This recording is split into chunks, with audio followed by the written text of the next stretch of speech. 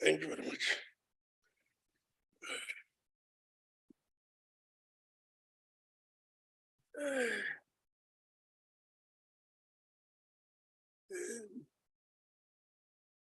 Before we proceed with our business, let me take this opportunity to introduce to the National Council of Provinces, Honorable F.J. Badenhorst, the new member.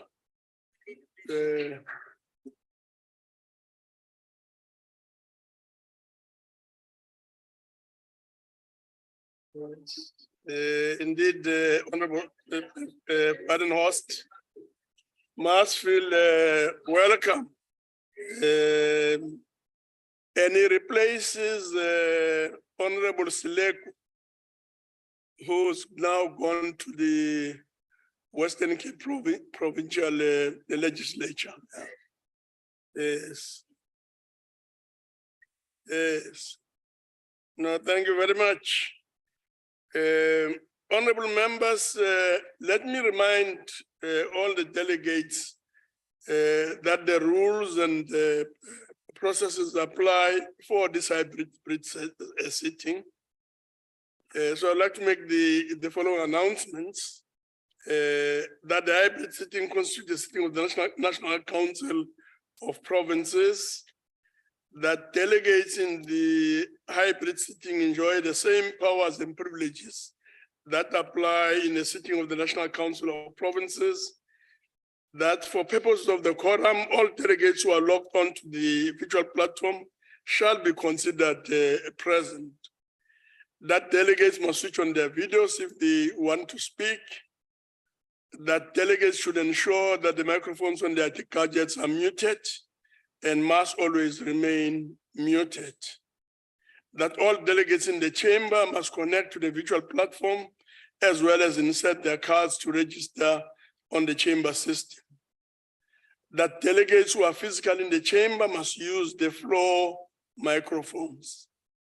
That all delegates may participate in the discussion through the chat room, and that the interpretation facility is active. All delegates on the virtual platform are requested to ensure that the interpretation facility on their gadgets are properly activated to facilitate access to the interpretation services. Permanent delegates, special delegates, and members of the executive in the chamber should use the interpretation gadgets on their desks to access the interpretation facilities. Honorable members, there will be no notices of motion or motions not notice, except the motion on the order by the chief whip on the order paper. So we will then proceed to the order, the matter on the order paper in the name of the chief whip, and I'm told Honorable Dango is replacing or representing the chief whip. Honorable Dango. Thank you very much, Chairperson.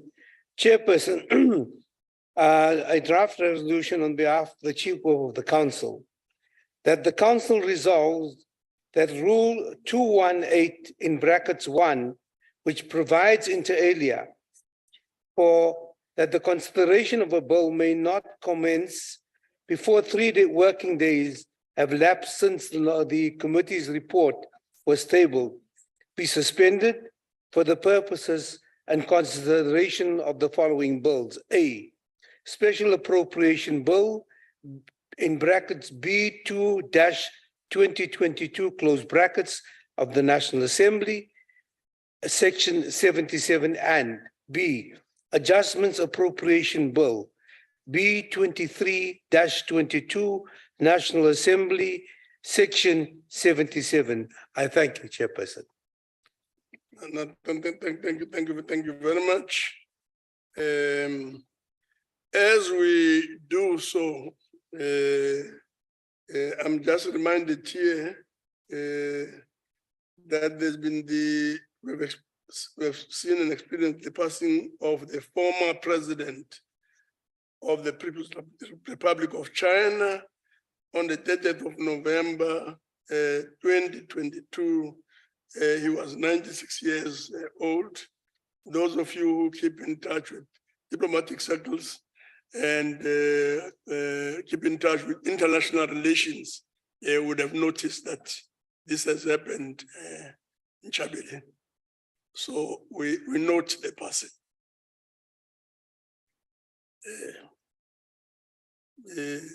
Honorable Sheikh, they will keep you informed. No, thank you very much. We will then proceed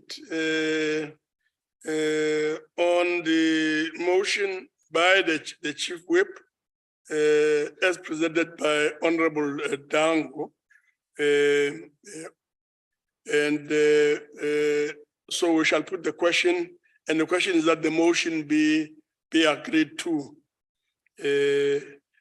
Before we proceed to voting, I shall now allow provinces the opportunity to make their declarations of the vote in terms of Rule 86, if they so wish. Again, as a reminder, maximum 3 minutes per declaration. Any province wishing to make a declaration? None? Chair, Mpumalanga would like to make a declaration. Who's speaking? MEC Hlaupe. Okay. You want to make a declaration, please proceed. Thank you very much, Chair, and greetings to all honorable members in the House. As in Mpumalanga Province, we welcome the Division of Revenue Amendment Bill 2020. Although Mpumalanga. No, we're not yet there, Madam. If you can hold on. Order, they will tell you when. On the motion as presented by Honorable Dango on behalf of the Chief Whip. Any province wishing to make a declaration? None. We will therefore proceed. I now call upon provinces to cast their votes, and when called upon, head of delegations must indicate where they vote in favor, against, or abstain. Will do so as we do it traditionally in alphabetical order. We'll start with the Eastern Cape. Eastern Cape?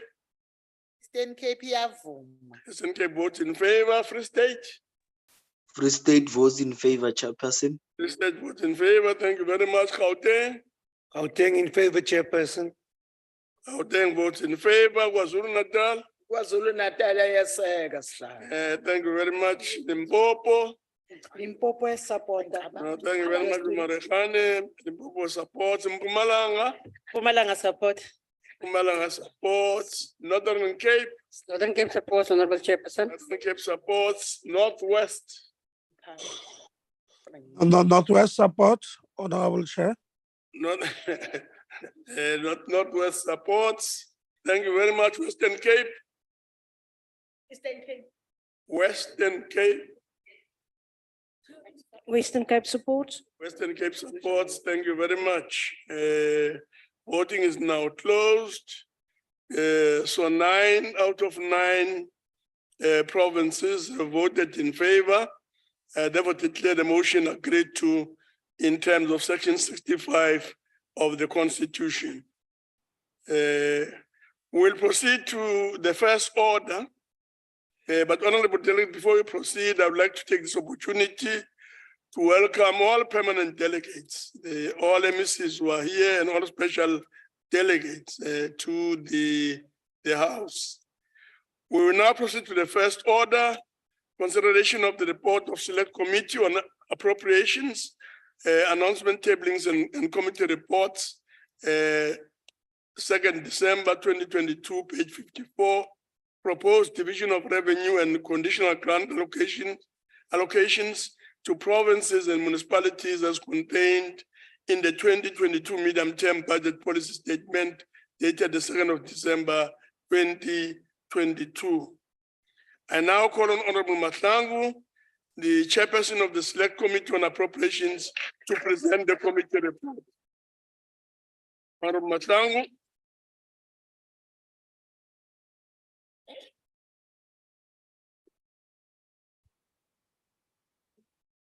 Thank you, Honorable Chairperson.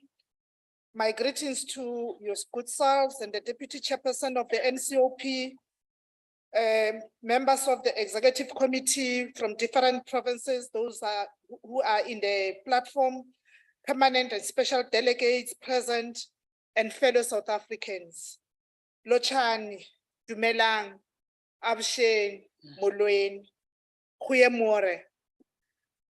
Honorable Chairperson, I am honored and humbled to be able to stand before this August House to report on the proposed division of revenue and conditional grant for provinces on local government as contained in the 2022 MTBPS on behalf of the Select Committee on Appropriations.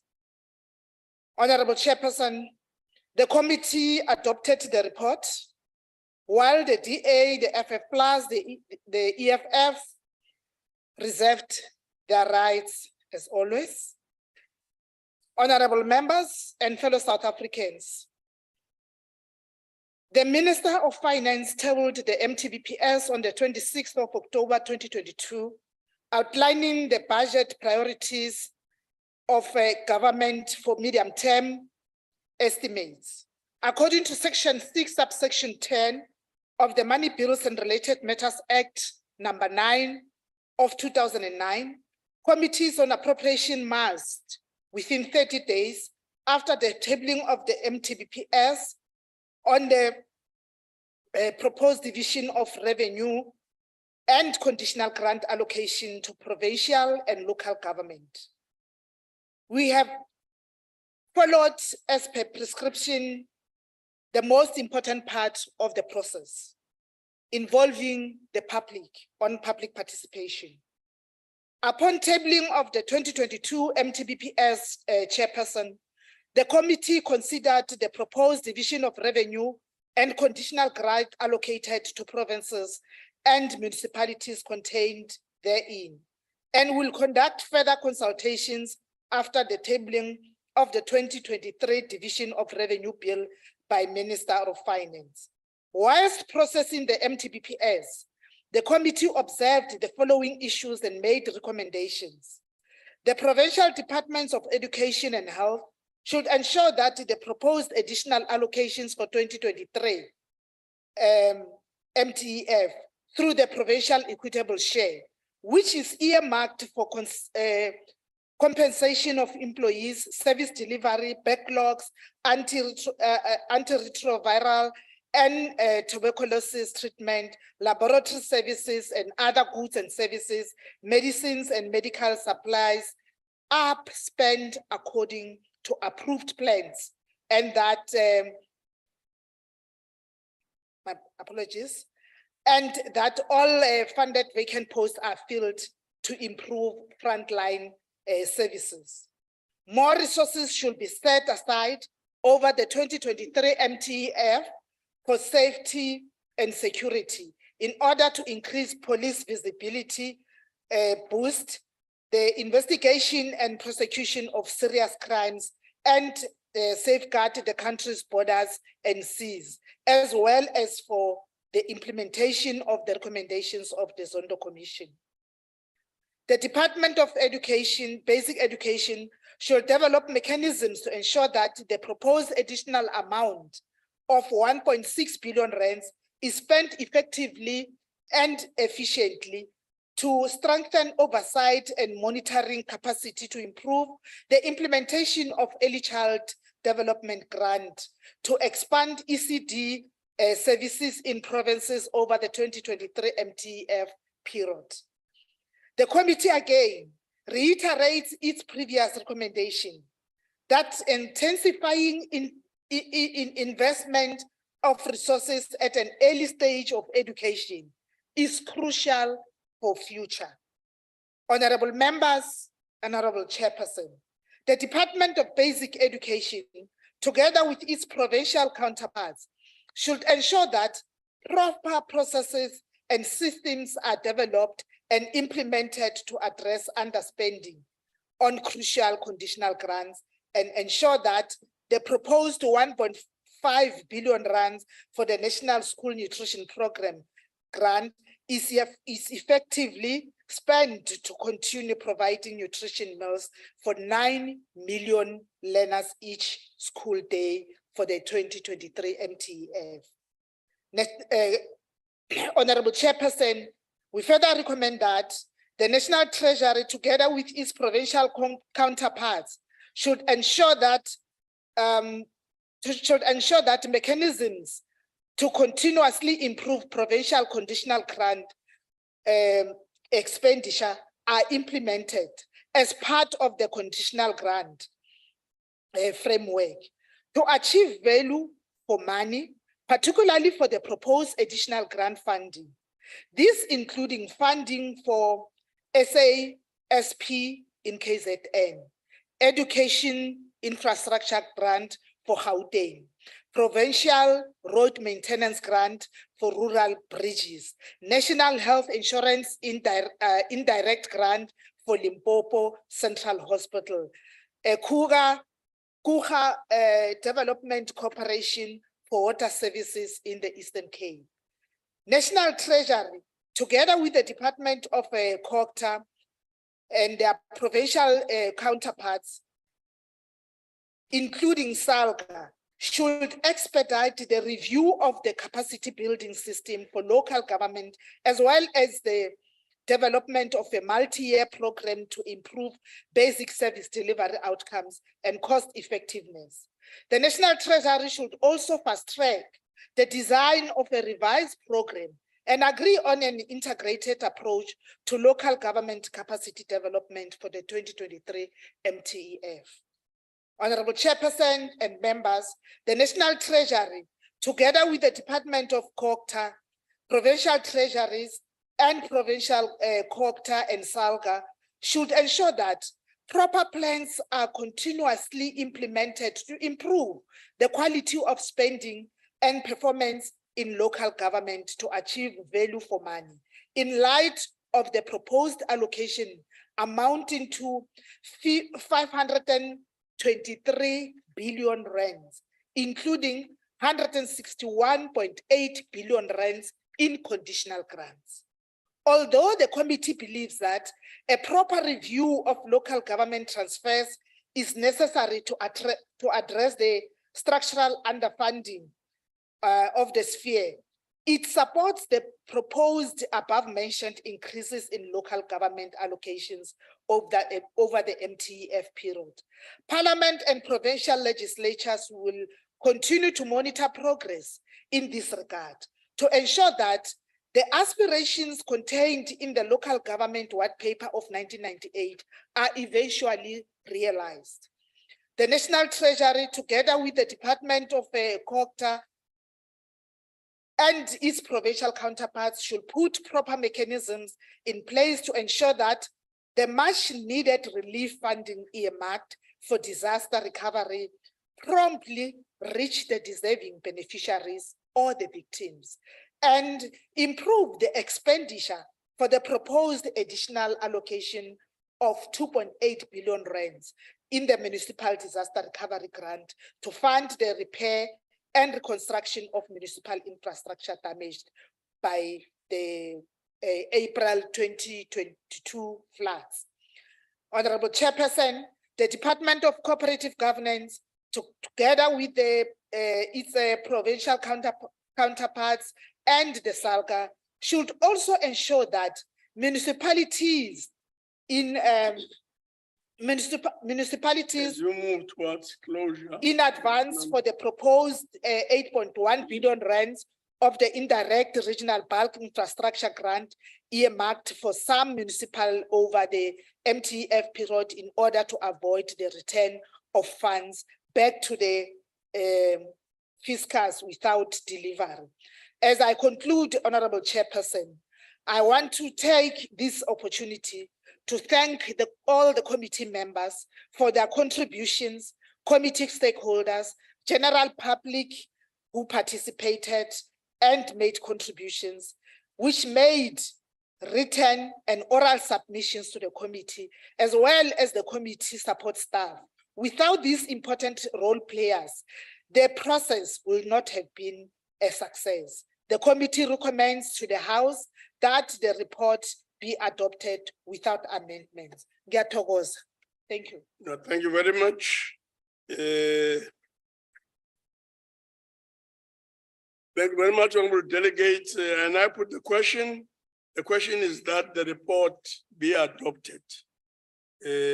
Before we proceed to voting, I shall now allow provinces the opportunity to make their declaration of vote in terms of Rule 86, if they so wish. Again, as a reminder, maximum 3 minutes per declaration. Any province wishing to make a declaration? Yes, Western Cape. Thank you very much, Chair. Honorable Chair, as much as we welcome the additional allocation of funds to the flood-ravaged KwaZulu-Natal province, we are concerned with the content of this bill. As funds are being shifted around, we see little innovation, little review of successes or failures. There is no reward for good governance by provinces and municipalities, and no consequences for those who continue to steal, misdirect, and waste. As we wait for the outcome of Census 2022, we find allocations lagging the lived realities on the ground. In provinces experiences high levels of in-migration and urbanization, we would expect to see additional allocations. In provinces with consistently excellent governance, audit outcomes and delivery against predetermined objectives, one would surely expect additional trust resulting in favorable allocations. And yet the opposite is true. The Western Cape province is seeing the erosion of its health component in the provincial equitable share. Where is the logic? As the man in the street suffers more and relies more heavily on government, we should be seeing a big increase in expenditure at the coalface of service delivery at local and provincial government level. And yet we see bailouts for failing SOEs, we see doubling down on vanity projects, we see large increases in allocations to national government and very little for real service delivery. The Constitution states clearly in section 214 that, and I quote, an act of parliament must provide for the equitable division of revenue raised nationally among the national, provincial, and local spheres of government, close quote. What we see in reality is the national fiscus being handed out to national departments, with the provincial and local spheres being almost an afterthought, picking up the leftovers after the feeding frenzy has abated. A full reassessment of powers and functions needs to happen, with funds always following function. We reject this report. I thank you. Thank you very much, Honorable Labus. We will proceed to Honorable Khai.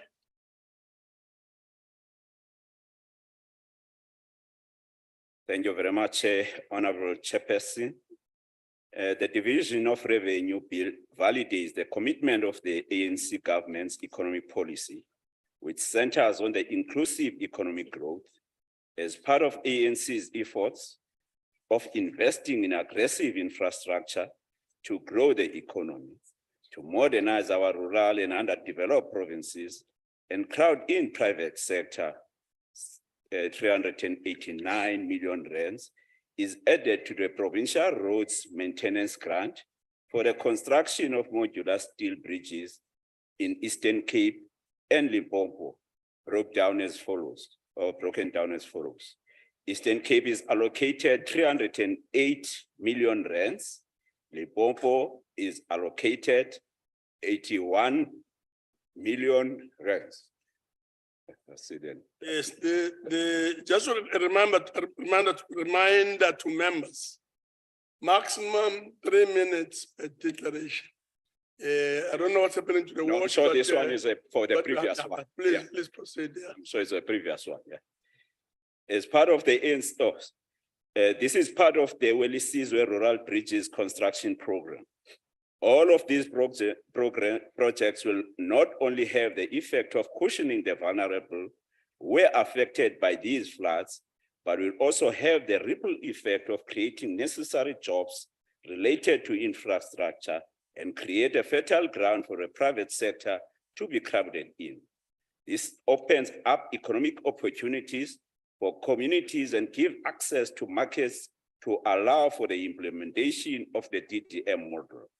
The ANC further welcomes the 3.2 billion allocation for the Municipal Disaster Recovery Grant for the reconstruction and rehabilitation of municipal infrastructure damaged by floods in KwaZulu-Natal, Western Cape, and Eastern Cape, as well as the 247,614 million to replenish the municipal disaster response grants, and 96,806 million for the provincial disaster response grant.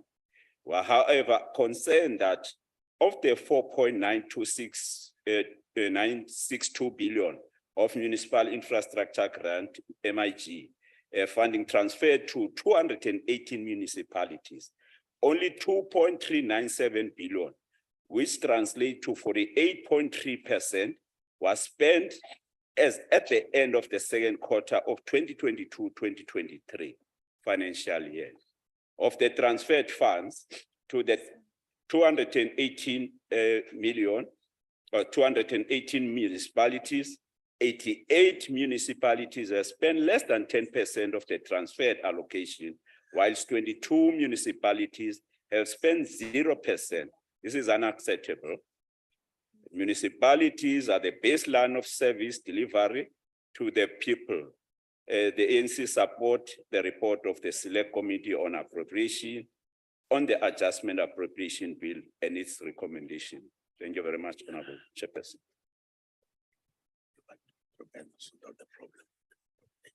Thank you very much, Honorable Khai. Any other province wishing to make a declaration? No.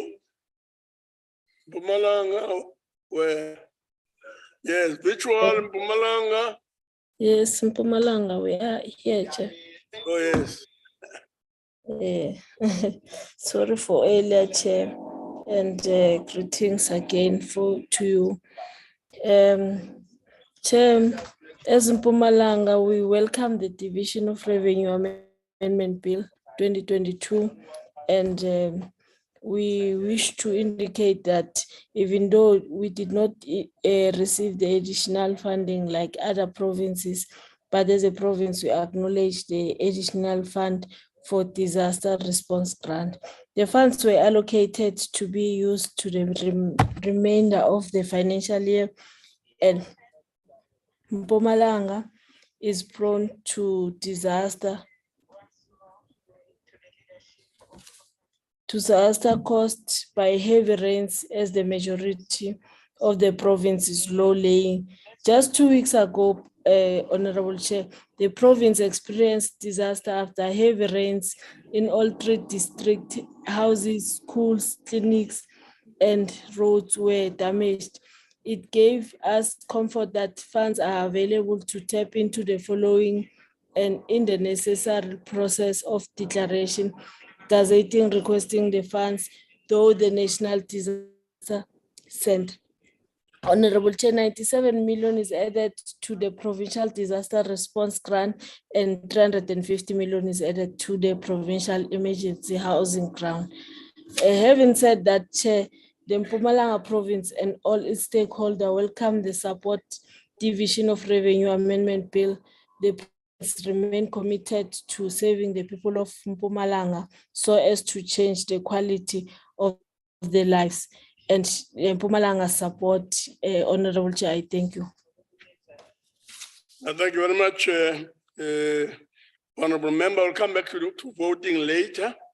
But for now, is there any other province wishing to make a declaration? None. We will therefore proceed to the voting on the question. And the question is that the report be adopted. I now call upon provinces to cast their votes.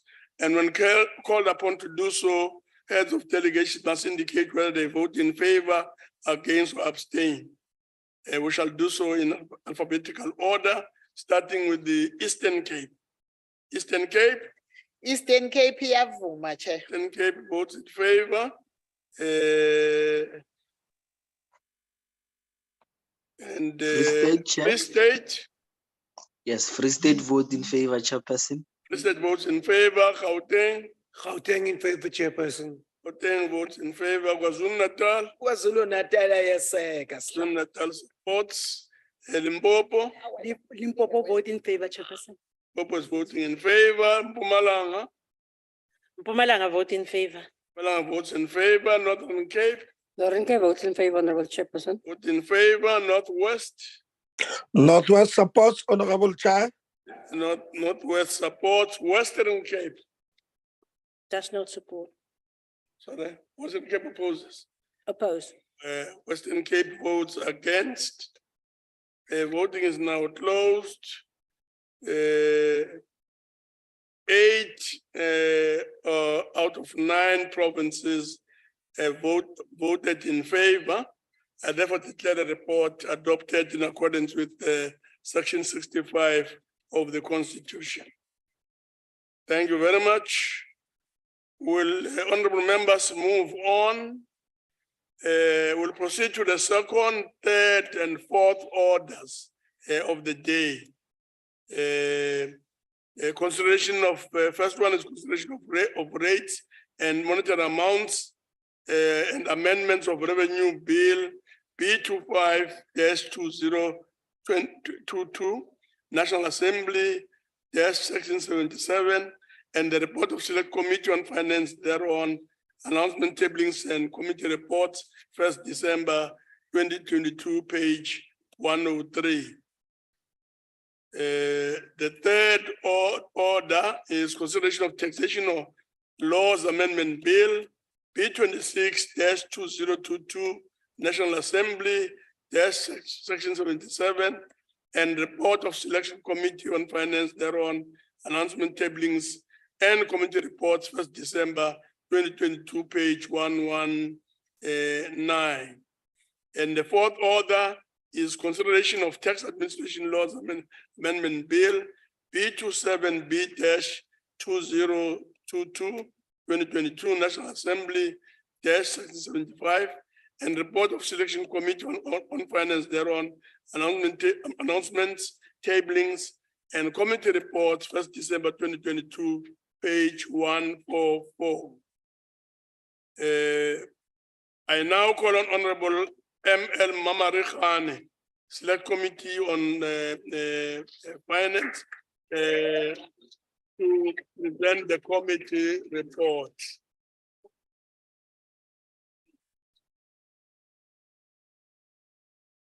Please proceed. A ke go dumediše mohlomphegi modulasetulo wa ntlo Ntate Amos Masondo. Ke dumediša gape le motlatša modulasetulo Mme Sylvia Lucas. Ke dumediša gape le Chief Whip ya rena Ntate Mohai. Ke dumediša gape le badira mmogo le nna le setšhaba ka moka sa South Africa. Ke re thobela Dimacheroni, Abusheni, Goeiemorgen, and good morning. Honorable Chairperson, the Select Committee on Finance on monetary rates and monetary amounts and amendment of revenue bill, laws bill of B25 of 2022, I'm sorry, National Assembly section 77 dated on 1st December 2022. Section 77 of the Constitution requires all money bills to be considered by a procedure for passing revenue bills established by the Monetary Bills Amendment Procedure and Related Matters Act 2009 of Section 11(1)(3) of the Money Bills Act states that in amending the revenue bills, the committee must ensure that the revenue raised in consistent with the fiscal framework. It considers equity, efficiency, certainty, and ease of collection, the composition of tax revenues, regional and international tax trends, and the impact on the composition of tax revenues, regional and international tax trends, and the impact on the development, investment, employment, and economic growth, section 11, in brackets 4, further requires the committee to hold public hearings on its revenue bills and report to the House. The Minister of Finance formally tabled the 2022 rates and monetary amounts and amendment of revenue laws bills, rates bill on 26 November 2022. The committee received a briefing from National Treasury and the South African Revenue Service on the 18th October 2022. The committee held visual public hearings on the 15th November and received a total of 8 submissions from the South African Medical Research, the National Council Against Smoking, the Congress of South African Trade Unions, the Consumer Goods Council of South Africa, Research Unit of the Economic of Excise Products from the University of Cape Town, the Tobacco, Alcohol, and Gambling Advisory Advocacy and Action Group, South African Sugar Association, and the Beverage Association of South Africa. Hodimo ga tseo ka moka, committee ile a tsetsenkela report ya tla ka di observations tse di latelang. The committee welcomes the high quality submission and the robust documents discussion with the stakeholders and the comprehensive responses by the National Treasury on the issues raised and recommendation made by the stakeholders.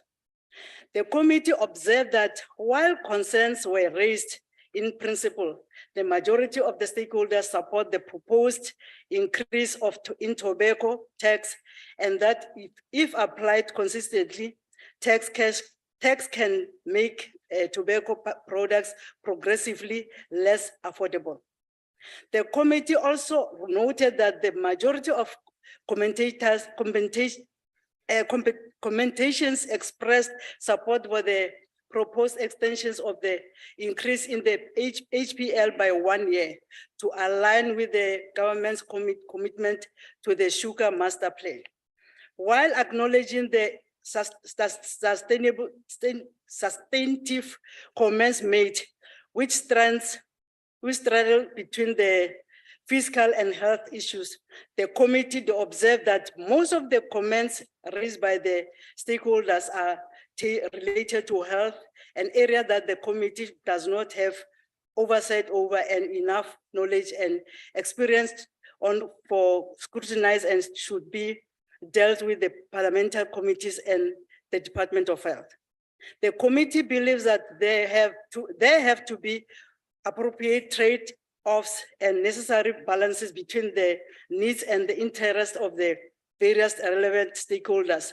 Even if health issues are primary, the considerations should include the health of the people and the economy, the needs of the sugar industry, including the emerging farmers and entrepreneurs and workers in the sector, among others.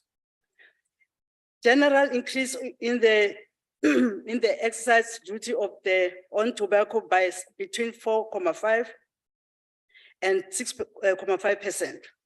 The committee noted the concern raised by the stakeholders that the proposed excise duty on tobacco increase is sustainable below the current inflation and will not yield desirable health and economic benefits.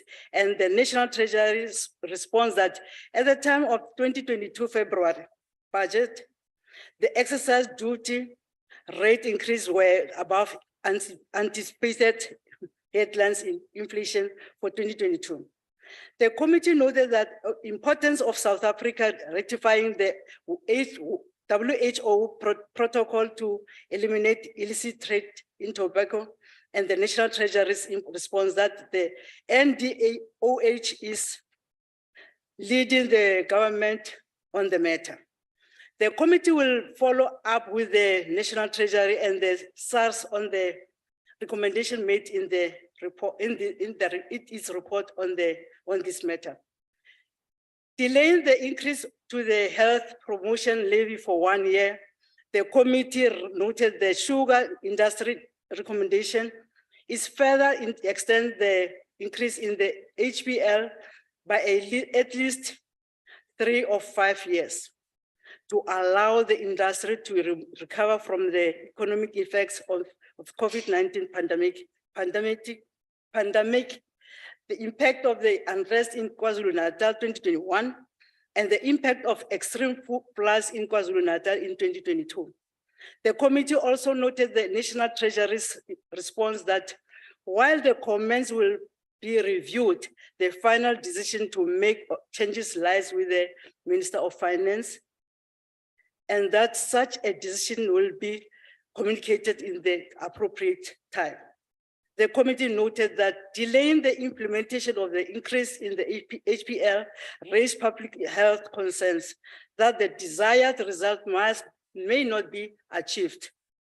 The committee further noted the impact of sugar tax on the general public, commercial and small scale farmers and the KwaZulu-Natal economy in particular, but also in other provinces. Then the recommendation of the committee is as follows. The committee recommends that the National Treasury should allow the adequate public participation and effectively engage with the stakeholders before the bills are brought to public, preferably between now and February 2023.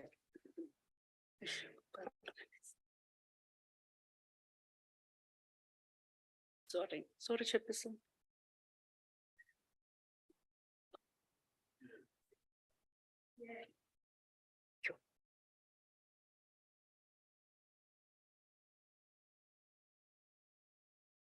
The committee encouraged the stakeholders to utilize the time from when the National Treasury first publishes the amendment bills for public comment and the National Assembly public participation process to start raising their issues and comments on the bills, and not only wait for the NCOP to process, given that the tax bills are not Section 76 bills, which NCOP committee have the same power as National Assembly to amend. While the committee supports the increases in the cost of tobacco products, it expresses its concern that these increases will serve to create space for the illicit tobacco market to grow, and that there is not enough attention being paid to acting against the illicit trade. The committee recommends that National Treasury and SARS should consider the issues raised by the sugar industry, particularly in KwaZulu-Natal, which includes the result of the socio-economic impact of the HPL in the NETLEX report, which shows that the HPL will affect the employment tax revenue and the sugar cane value chain. A socio-economic impact assessment system study, and that the total dietary intake study should be concluded. The Select Committee, as I conclude, Honorable Chairperson, the Select Committee on Finance have considered and examined the rates and monetary amounts and amendment of Revenue Laws Bill B25 of 2022, National Assembly Section 77, referred to it and classified by the JTM as a money bill, accept the bill. In our committee, Honorable Chairperson, the Democratic Alliance, Economic Freedom Fighters, and Freedom Front Plus reserved their position. I so move that the report be considered, Honorable Chairperson. Thank you very much, Honorable Marokane. We shall move on to declaration of vote on the second order. But before we proceed to voting, I shall allow political parties an opportunity to make their declaration of vote in terms of Rule 78 in respect of the second order, if they so wish. Any political party wishing to make a declaration? Ryder? Thank you very much, Honourable Chair. The sin taxes are again the main targets of this bill and were the subject of much discussion during the deliberations of the committee. The fact is that sin taxes are justified by the understanding that the sinners, through their actions, potentially cause substantial expenditure by the health portfolio in dealing with the consequences of those sins. One may argue that the alcohol side of this particular debate also has a bearing on the police, social development and justice portfolios as well. And yet, all of the taxes that are collected as a consequences of these sins are simply pooled into the national fiscus, instead of being ring-fenced to ensure that they actually deal with either programs aimed at reducing their negative consequences or dealing with the consequences themselves. It is furthermore a little bit too easy to jump, and I beg your pardon. It is furthermore a little too easy to lump the new technologies in the smoking industry together with the traditional cigarette, cigar, and pipe smoking products without proper understanding of the health impacts. By far, our biggest concern, though, Chairperson, is the impact of the health promotions levy or sugar tax on the provinces where substantial portions of the gross domestic product of the province is reliant on the industry. While the health concerns associated with the consumption of sugar must be considered, the impact on the industry appears to have been disproportionate, particularly on small-scale farmers. The effects of this tax, positive and negative, must be reviewed urgently to evaluate whether the desired impact has been achieved and what unintended consequences have arisen. Until this has been established, no further tariff increases in this regard should be contemplated. We do not support this bill. Thank you, Chair. Thank you very much, Honorable Ryder. Any other political party wishing to make a declaration? EFF. Yes, Mliton. Thank you, Chairperson. Chairperson, bills such as the Tax Administration Laws Amendment Bill deal with the administrative issues of the South African Revenue Services and technical matters such as pensions and retirement fund interest, definitions of what is an invoice, and other issues like that. The rates and monetary amounts and amendment of revenue laws and the taxation laws amendment bills deal with tools that we can use as redistributive tools in fiscal policy and are important. And we will deal with just a few fundamental and structural issues. SARS has failed to present a convincing and believable plan to collect maximum revenue from now booming online trading platform. We still don't have a clear plan to overhaul legislation to deal in a much more comprehensive way with illicit financial flows, base erosion, and profit shifting. And one of the reasons why there is some reluctance in the ANC is because the president stashed United States dollars bills inside his furniture. We therefore need to admit that all sectors, not just the mining sector, are involved in some form of illicit financial flows, base erosion, and profit shifting. And this has serious consequences for our ability to correct revenue that is rightfully ours, to fund free, quality, decolonized education, pay social grants, fix our healthcare system, and eradicate the infrastructure backlog that is sitting in billions of rands while we lose trillions of rands in revenue. The EFF reject laws and tax bills Thank you, Chairperson. Thank you very much, Honorable Letsane. Any other political party wishing to make a declaration? None?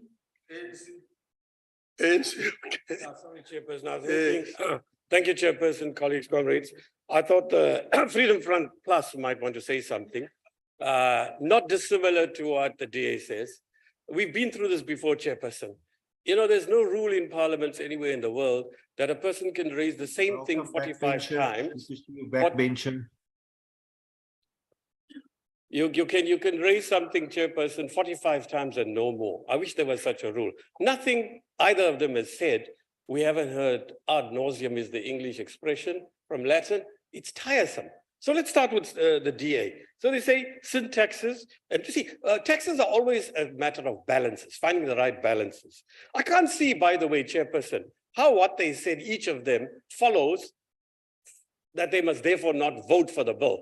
For example, we agree that we need to look into the issue of ring fencing. National Treasury's explained for years and years why they don't ring fence. The experience has been dreadful in the past. So if you decide you're going to use the health promotion levy only for health, that was what we argued in 2014. They came, they explained why you don't do that. It upsets all the balances. If you don't raise enough money from health promotion levy, then you haven't got enough for health, right? If you do, and you can't predict what's going to happen. So it's a lot of imbalance. It's not only South Africa, elsewhere treasuries also are very cautious about this. This was an old system. In principle, we agree with what Mr. Ryder says. In practice, it can't be done. The DA offers no alternative.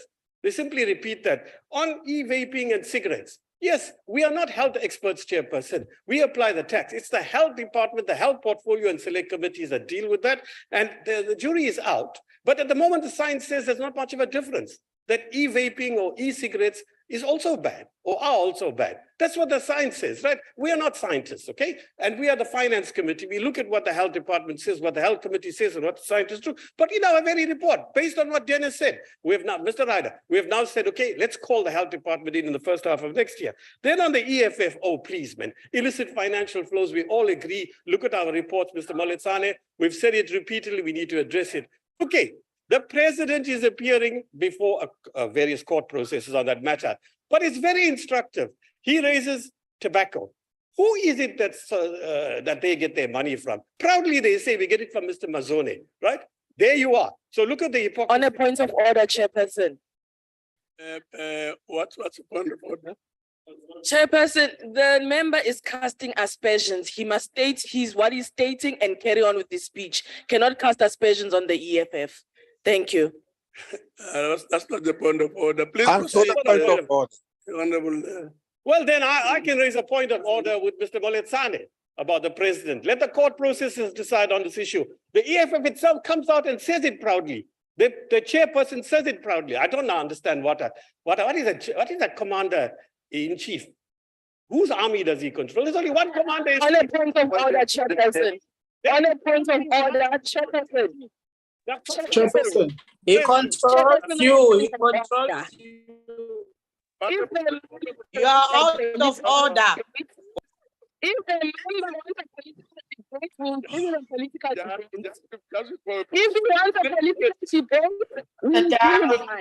Please sit down. we will give him one. If he wants a political debate. Why you like attacking people? You don't want to be attacked. Honorable members, I've had a situation like this before. Honorable Karim is out of order.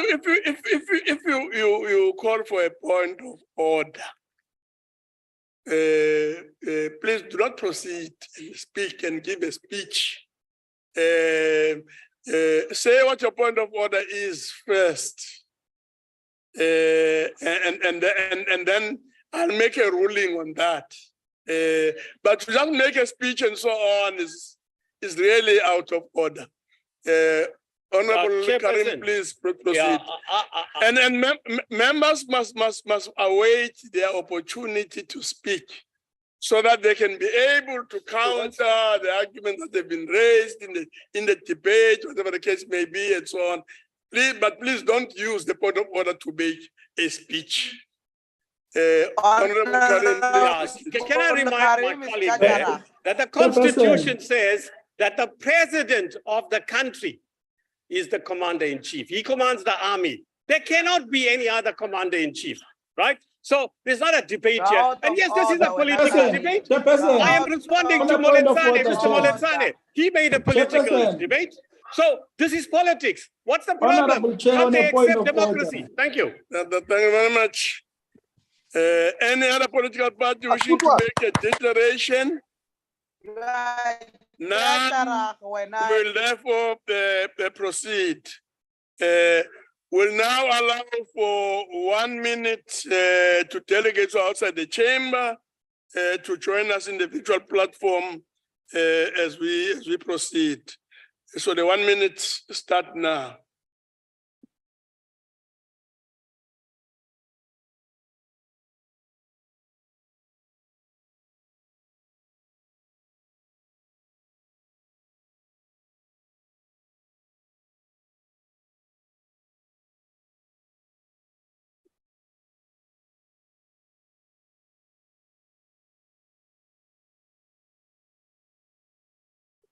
I'm sure members appreciate that now going forward, we will allow lesser time for this to take place.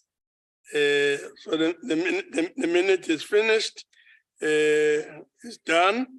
So we'll move on to voting on the second order. We now proceed to the question of voting on the we now proceed to voting on the question, and the question is that the bill be agreed to. So that's where we are. I will now ask all members who wish to vote in favor to please raise their hands, and please keep your hands up as the counting proceeds.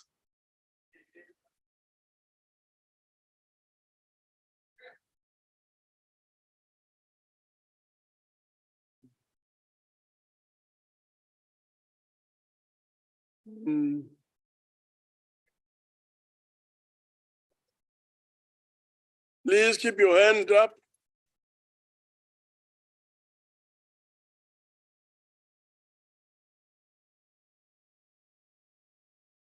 I'm sure the counting is now done.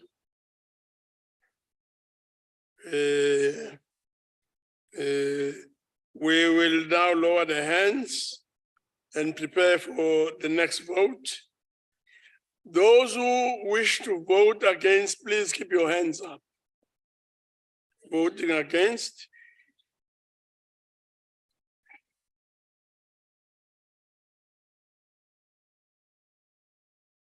Yeah, those wishing to vote against. This thing of raising two hands may look like a small little joke, but it can tend to be very serious and be very negative.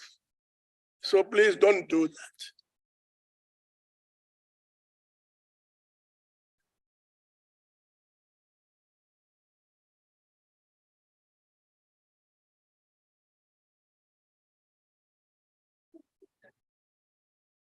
Are we done? I guess so. Please lower the hands. We'll now prepare for the next vote. And let's move on to the next vote. Those who are abstaining, please raise your hands. Those who are abstaining.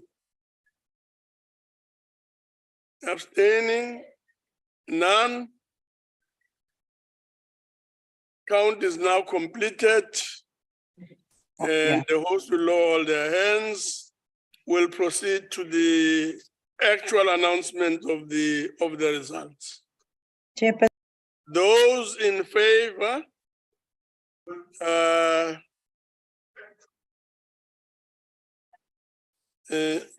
where's the number? This. Yeah. The vote as follows: 33 have voted in favor, 20 have voted against, and 0 abstentions.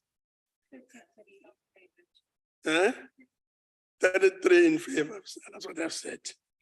The bill is therefore agreed to in terms of Section 75 of the Constitution. Thank you very much. We'll move to the third order. And before I proceed to voting, I shall allow political parties an opportunity to make their declarations of vote in terms of Rule 78 of the order, if they so wish. Are there any political parties wishing to make declarations? Any political party wishing to make a declaration?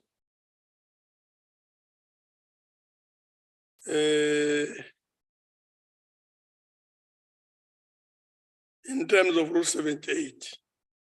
Forget about the other bit. Okay. Sorry. Yes, okay. No, thank you very much. I'm told Honorable Dwight is on the platform, on the virtual platform. Honorable Dwight. Thank you, Honorable Chair. Honorable Chair, I just want to confirm this is on Bill B24, 2022. Am I correct? Honorable Dwight, please repeat that again. Honorable Chair, I just want to confirm this is on Bill B24 of 2022. Am I correct? Am I audible, Chair? You are audible. You just stumped the chair. That's all.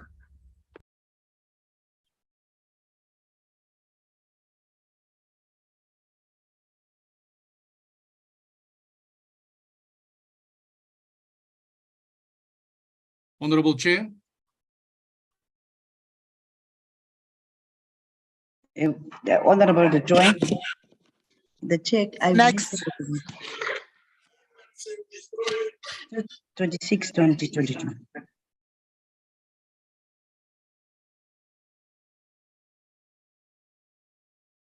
Honorable Chair, can you just repeat what you said, please? Any political party wishing to make a declaration? No, thank you very much. We will now allow 1 minute to delegates who are outside the chamber to join us on the virtual platform. And the 1 minute starts now.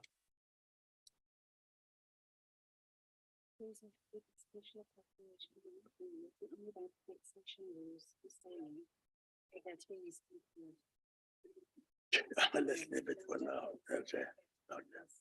All right. No, thank you very much. Where are we with the minute? Table. It's finished. Thank you very much. We now proceed to voting on the question, and the question is that the bill be agreed to. Can we now move on to find out those who are vote, find out the indication of the vote in relation to those who are voting in favor? And please keep your hand up.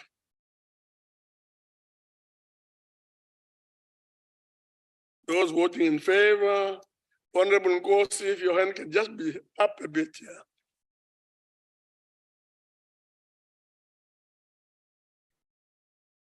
Please keep your hand up.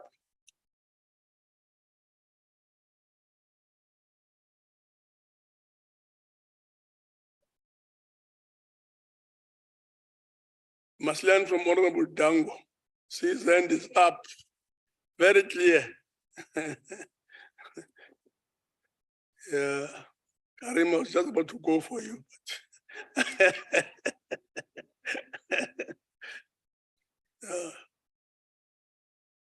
I'm sure we are done with counting. Please lower your hands as we prepare to go to the next vote. Those who are voting against, please raise your hands.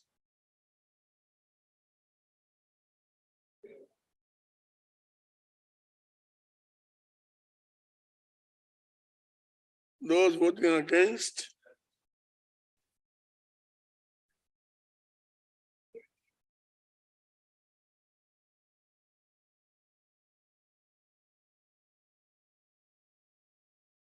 Are we done counting? We're done. Thank you very much. Let's lower all of those hands and move on to those who want to abstain, indicate abstention. Please raise your hands. No, none. The count is complete. All the hands are lowered and the results are as follows. In favor, 35. Against, 21. Abstentions, 0. The bill is therefore agreed to in terms of section 75 of the Constitution. Thank you very much. We now move on to the fourth order.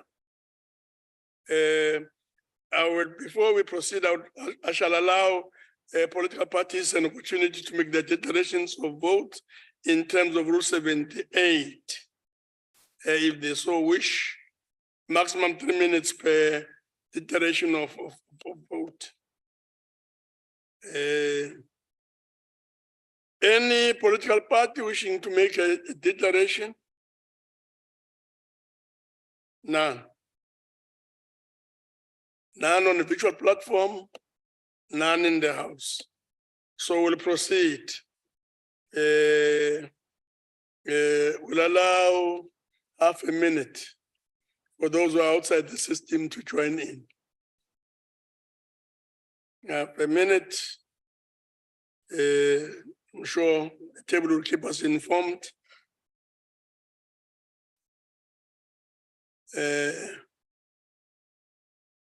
Are we done? Finished, thank you very much. We now proceed to voting on the question. The question is that the bill be agreed to. I now ask those delegates in the House who wish to vote in favor to please raise their hands. And please keep your hand up until the counting is done.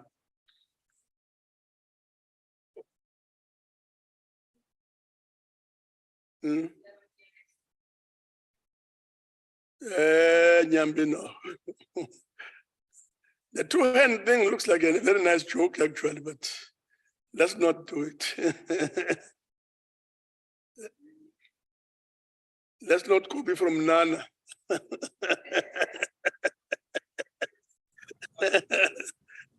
Thank you very much. I'm sure we're done. Hands may come down. Let's move on to those who want to vote against. Please keep your hands up.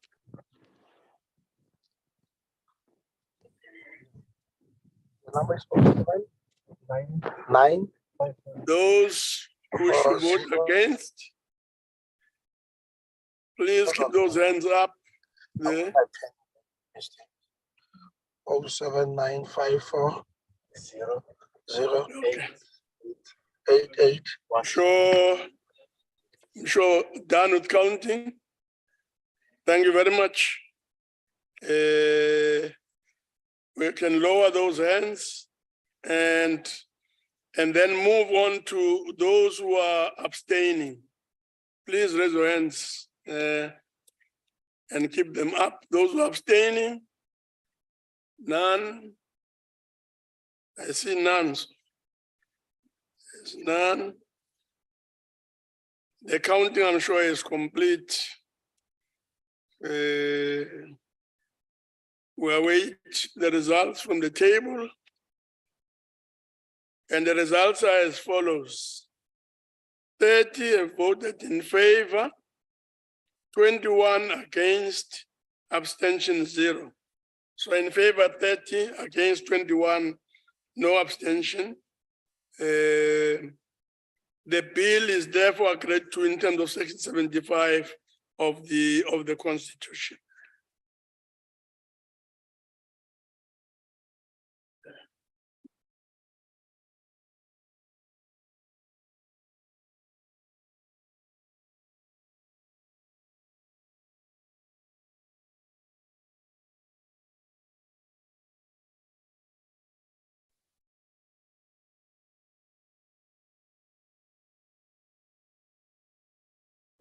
Thank you very much. We'll now move on to the votes and the schedules on the schedules. Honorable delegates, before we proceed to voting on the votes and schedules to the special appropriation bill and the adjustment appropriation bill, I wish to remind you of the following. Please note these points. The first is that each delegate, including special delegates, shall have one vote. Each delegate, including special delegates, shall have one vote. Secondly, where there is no call for a division, a vote shall be carried, and we shall proceed to the next vote. Thirdly, where a party wishes to object to a vote, that objection shall be noted, and there'll be no need for a division. Fourthly, a delegate wishing to call for a division must draw the attention of the chair to the fact.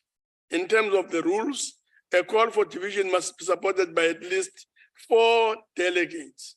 I'm sure members would remember this. Delegates who might be in the waiting room and outside the chamber will be given for the first vote 2 minutes to join the House and 15 seconds in respect of the votes thereafter. No delegate shall be allowed access to the House while voting is in progress.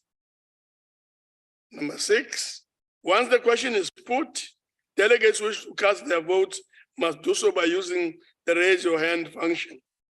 Delegates must keep their hands raised until voting closes. Procedural staff shall tally the votes. The host shall lower all hands after every vote.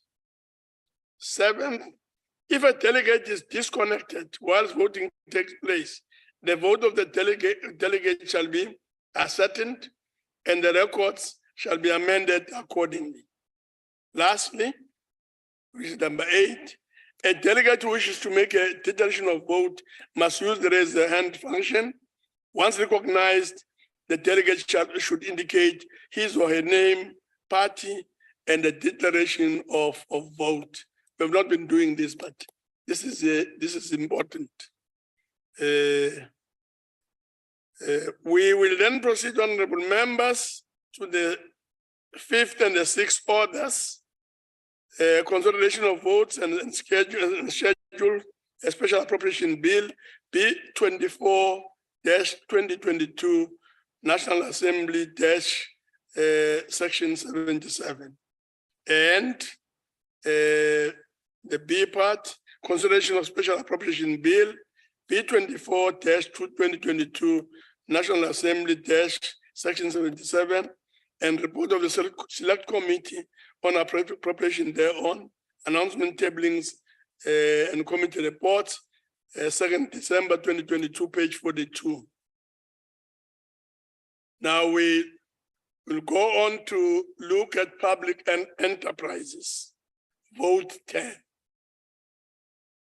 I put vote 10, the public enterprises. I've been informed that the following parties would like to make a declaration of votes in terms of Rule 78. Honorable Nana from the TA, Honorable De Brain from FF Plus, Honorable Arnold from EFF, and Honorable Zatim Kiva from the ANC. So we'll start with Honorable Nana.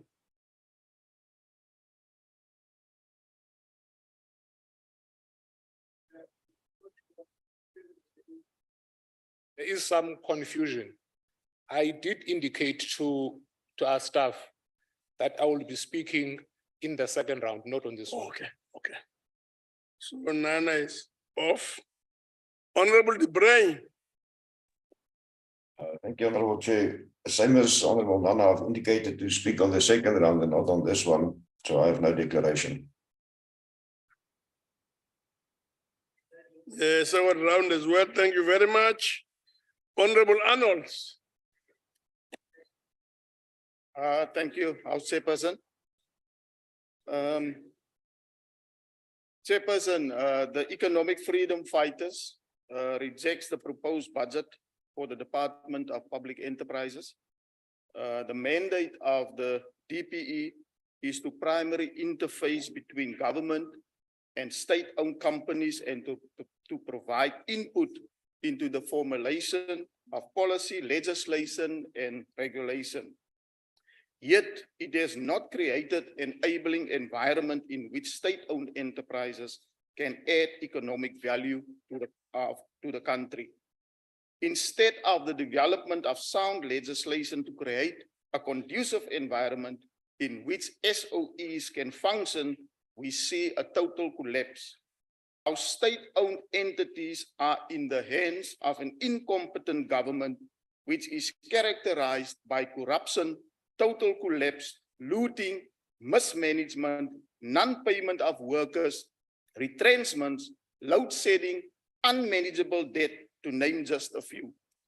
Under the leadership of the ruling party, this department has neglected the poor, rejected the working class, and failed to keep the lights on. Instead of creating jobs in various sectors such as energy, transport, and defense, all our SOEs such as ESCOM, the NEL, SAA, and the post office are setting jobs. The ANC is good in speaking about strategies to fix SOEs, yet none of these strategies are working. The Minister of Public Enterprises' empty promises and jobs for PLs have led to the massive retrenchments and load shedding. Instead of ensuring that SOEs are well run, effective and efficient, the ANC's mission is to privatize entities to benefit white-owned companies. As the economic freedom fighters, we reject this budget and we call on the electorate to punish the ANC in the 2024 elections for stealing their votes to benefit themselves. Thank you. Thank you very much. Thank you very much. We'll now proceed to the ANC. Honorable Mkiva.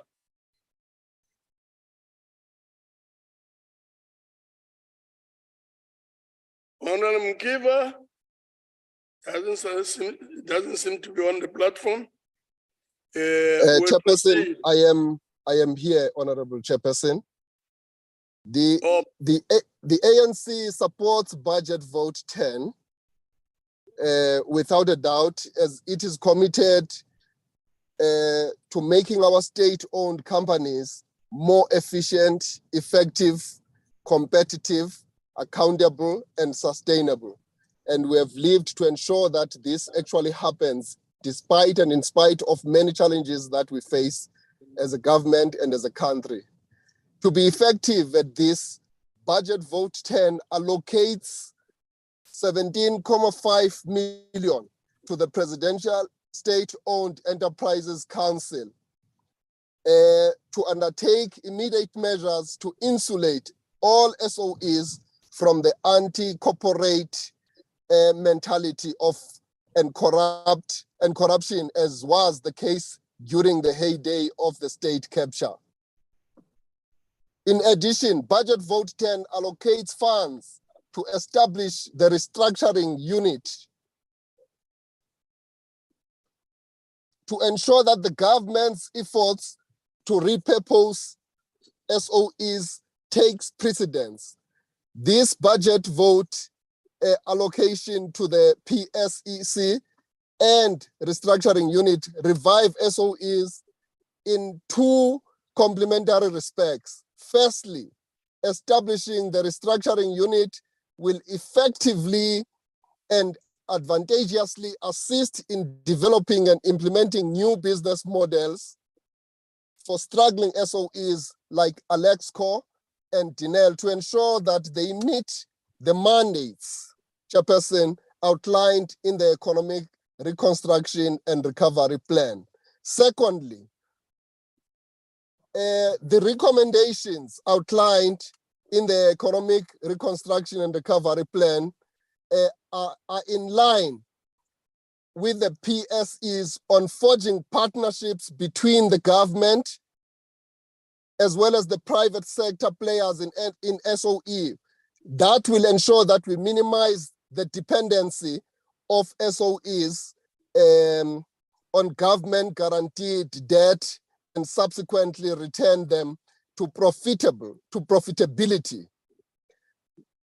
Just to illustrate, Chairperson, Budget Vote 10 allocates 1.8 billion to the South African Airways, that is the business rescue plan in particular, so that the reformed national carrier is not burdened with the legacy debt to implement its strategic equity partnership with Takatso Consortium. Similarly, Transnet is currently being transformed and reconfigured in order to improve the capacity of the ports and railway networks through a similar way of selling off slots to private sector players.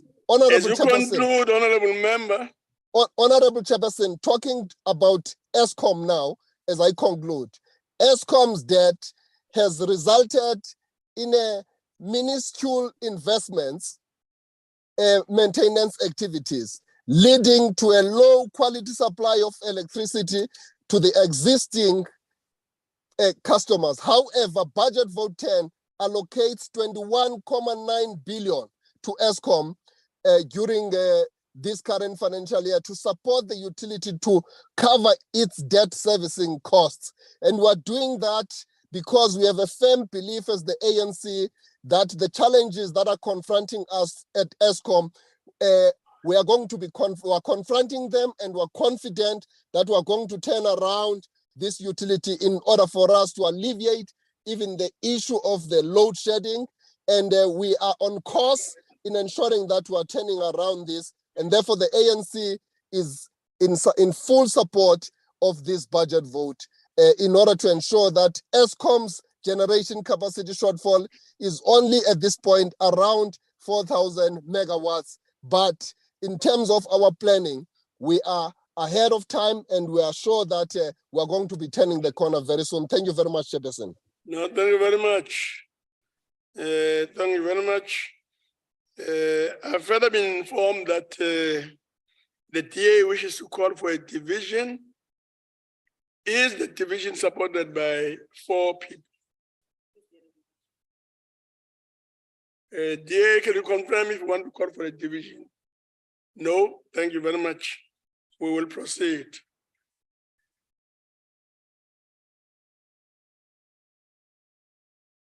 No, thank you very much. We'll now proceed to voting on the question, and the question is that the vote be agreed to.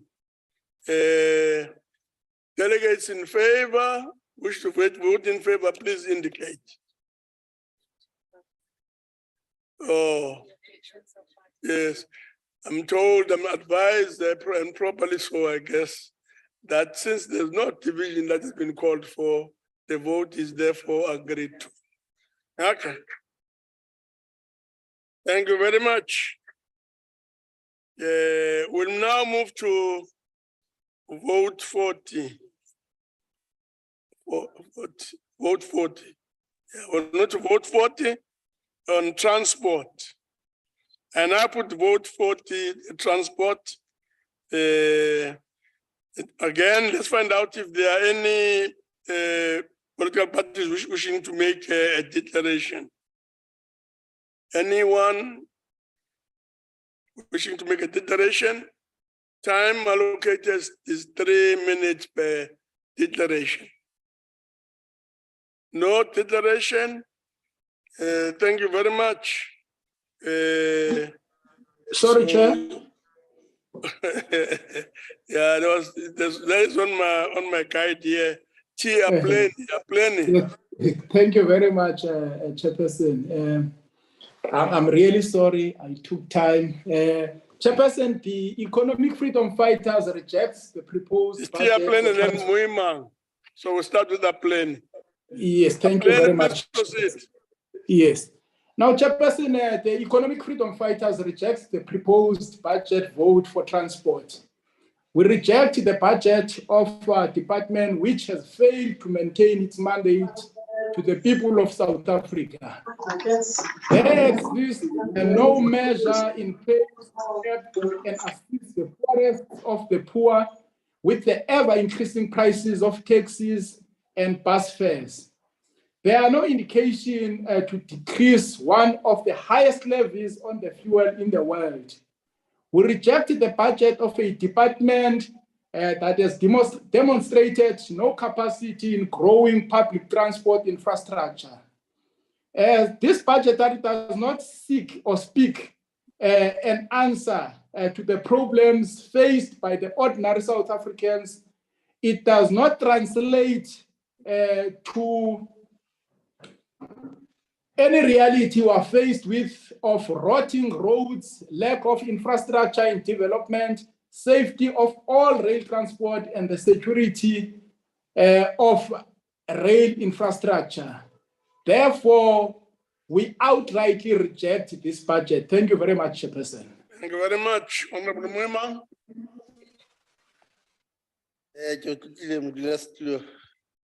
One to the province. Allow me on behalf of the African National Congress to rise in support of the Special Appropriation Bill, vote number 40. The support, Honorable National Chair, is buttressed by the fact that it is for funding for road development, and the special appropriation allocates funding for transport for the development of roads and rail. The funding made available by the Special Appropriation Bill for transport is significant for rail and road development. Indeed, this comes at a critical time as we refocus our country around infrastructure development, which is quite critical for economic growth and development. Moreover, this allocation, Chair, is informed by a number of opportunities around different categories for transports, as some 20 million has been made available for rail and transport. And this is over and above the budget allocation transferred to PRAZA of 14 billion to ensure the restoration and development of the commuter rail infrastructure to improve the rail services. This must result in an impactful spend on the part of the department and its entities to ensure that commuter rail is restored into an efficient services to improve the lives of the working class and the poor who are dependent on public transport. Honorable National Chair, the national government has finally resolved the issue of housing road issue through granting of SANRAL some 3.7 billion, which will normalize the finances of SANRAL to engage in further road construction projects. A further 1 billion was granted for disaster relief and restoration of road infrastructure damage during the recent floods. The province of KwaZulu-Natal was also allocated 365 million to ensure that toll roads damaged by the floods are restored. Some 386 million was granted for the Welisizo program for building bridges, which will ensure that communities are linked to markets and economic opportunities. I don't know why other parties are opposing the bill. Honorable National Chair, this is certainly significant and an indication that the ANC government is determined to ensure the restoration and development of transport infrastructure. This will certainly benefit the provinces and enhance economic growth and development. Thank you, Honorable Chair. The development of infrastructure is central to the implementation of the Economic Reconstruction and Recovery Plan, of which transport infrastructure is critical to enhancing economic development in both urban and rural areas. Therefore, the ANC support the Special Appropriation Bill on vote 40. Thank you, Chair. Thank you very much. The vote is agreed to. and the objection of the DA, IFP, EFF, FF plus are noted. Thank you very much. We'll move on to the schedule. And I put the schedule, honorable members. Are there any objections? Already objections of the DA, IFP, EFF, FF plus are noted. And the schedule is therefore agreed to. Yeah? Yes, Ryder. Thank you, Chairperson. Honourable Chair, the bailout for Sanral is a disgusting admission of guilt from this government. E-tolls have failed. You were warned by the Democratic Alliance, by civil society, by the public. Even the Gauteng ANC warned you, and yet the bloody-minded pursuit of the strategy continued. E-toll palaces were constructed around Gauteng to accommodate the droves of people just waiting to come and pay their bills, droves that never materialized. Gantries were erected and kitted out with state-of-the-art technology. Every major mall in Gauteng had an e-toll shop in it, fully staffed by board assistants without any customers. Printed bills went out, often in duplicate via the postal system. Account staff manned the offices to ensure that balances were brought forward and payments were reconciled and accounted for. Imagine what all of this cost. Of the huge amount that is now being given over to Sanral, most of it is not made up by the cost of fixing the roads. Most of it is made up by the vanity project trimmings that added to the bill. And not one head has rolled for this disgusting abuse of power and arrogance. But even more concerning than that is the lack of a real solution. The Gauteng province has been told to deal with 1/3 of the costs and bear all future maintenance costs for the roads. This will have a massive impact on their ability to provide the services that they are required to provide in terms of the Constitution, and has the potential to place a massive burden on other provinces, either through disproportional demand or through massive migration as people move to find services. The bailouts being handed to Transnet and Enel have a similar appearance of being a short-term reaction without a long-term plan. The question must be asked whether the national government is still capable of running these institutions. When will capable provinces be given a chance to take over key functions from Transnet, where they are demonstrably better at meeting the needs of residents? When will government admit its failures and focus on its core mandate? We reject this bill. Thank you, Chair. No, thank you very much. So the objection of the DA is noted. So is the objection of the IFP, EFF, and FF plus. Honorable Chair.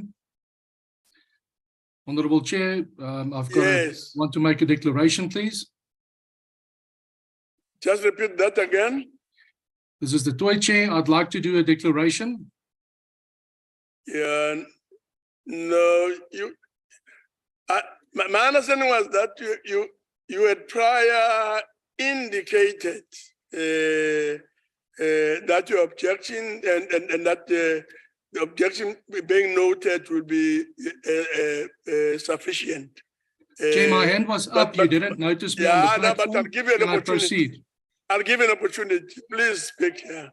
Thank you, Honorable Chair. Agbare voorsitter, vir hoe lank nog moet die belastingbetalers die rekening vir u regering se onvermoë om oneerlik besigheid te doen voed?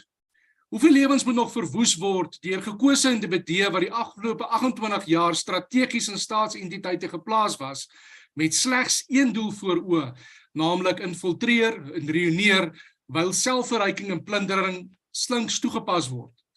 Uit meer as 700 staatsentiteite, voorsitter, was 'n skamele 1 in staat om aanvaarbare positiewe finansiële state te lewer en die regering spog dat hy in belang van werkskepping en groeiende ekonomie optree. Die regering spog dat transaksies deursigtig en eerlik en in lyn met finansiële voorskrifte plaasvind. Dis belaglik, voorsitter. As of late, the word bailout is not accepted anymore. It's almost unparliamentary. And all of a sudden, the moment government admits that it failed to do the honest transactions, failed to manage state entities successfully, failed to pay employee salaries on time, and failed to pay salaries at all, it apologizes. And that apology is sufficient to set the record straight and cleanse it of any and all blemishes and failures, in spite of the fact that some employees may have committed suicide because of the dire financial situation its employer, government, had put them in. Government expects to be forgiven for causing people to lose their houses, their cars, get medical treatment, or have broken homes because it failed to appoint qualified, skilled, and capable, honest management that was supposed to act in the best interest of SOEs, but rather in the best interest of the power-hungry ANC. Voorsitter, Suid-Afrika kan nie bekostig om weer nog 6.2 miljard rand aan Denel en ander entiteite toe te ken, net om weer geplunder te word nie. Voorsitter, as 'n regering na 28 jaar die soveelste omkeerplan daar stel, moet vrae gevra word. Hierdie gaan net finansiering en nog 'n plan gee, om broodnodige fondse weer eens te laat verduister, net dat die ANC vir die soveelste keer om verskoning kan vra vir die gemors en diefstal, sonder dat daar gevolge vir die plundering is. The ANC was serious about, if the ANC was serious about good governance, Chair, and the welfare of South Africans, they would not support this bill. If they were serious about addressing rising unemployment in the country, the repair and maintenance of projects related to locomotives would have been on schedule and another bailout would not have been necessary. The Freedom from Plus, as an opposition party, is not here only to criticize and oppose the ANC, only because we're an opposition party, Chair. It is our mandate to act in the best interest of not only our constituents, but also the country, by identifying the root cause of the problem and the demise of South Africa. The root cause of South Africa's failure is not a blamed past, but the real and current cancer called the ANC. Die Vryheidsfront Plus kan nie hierdie begroting ondersteun nie, voorsitter. Dankie. Thank you very much. Honorable members, we will now proceed to the speakers list in respect of the sixth order. So we note the objections and we move on. I now call on Honorable Gigi Matlango, Chairperson of the Select Committee on Appropriations, to lead us in a short speech.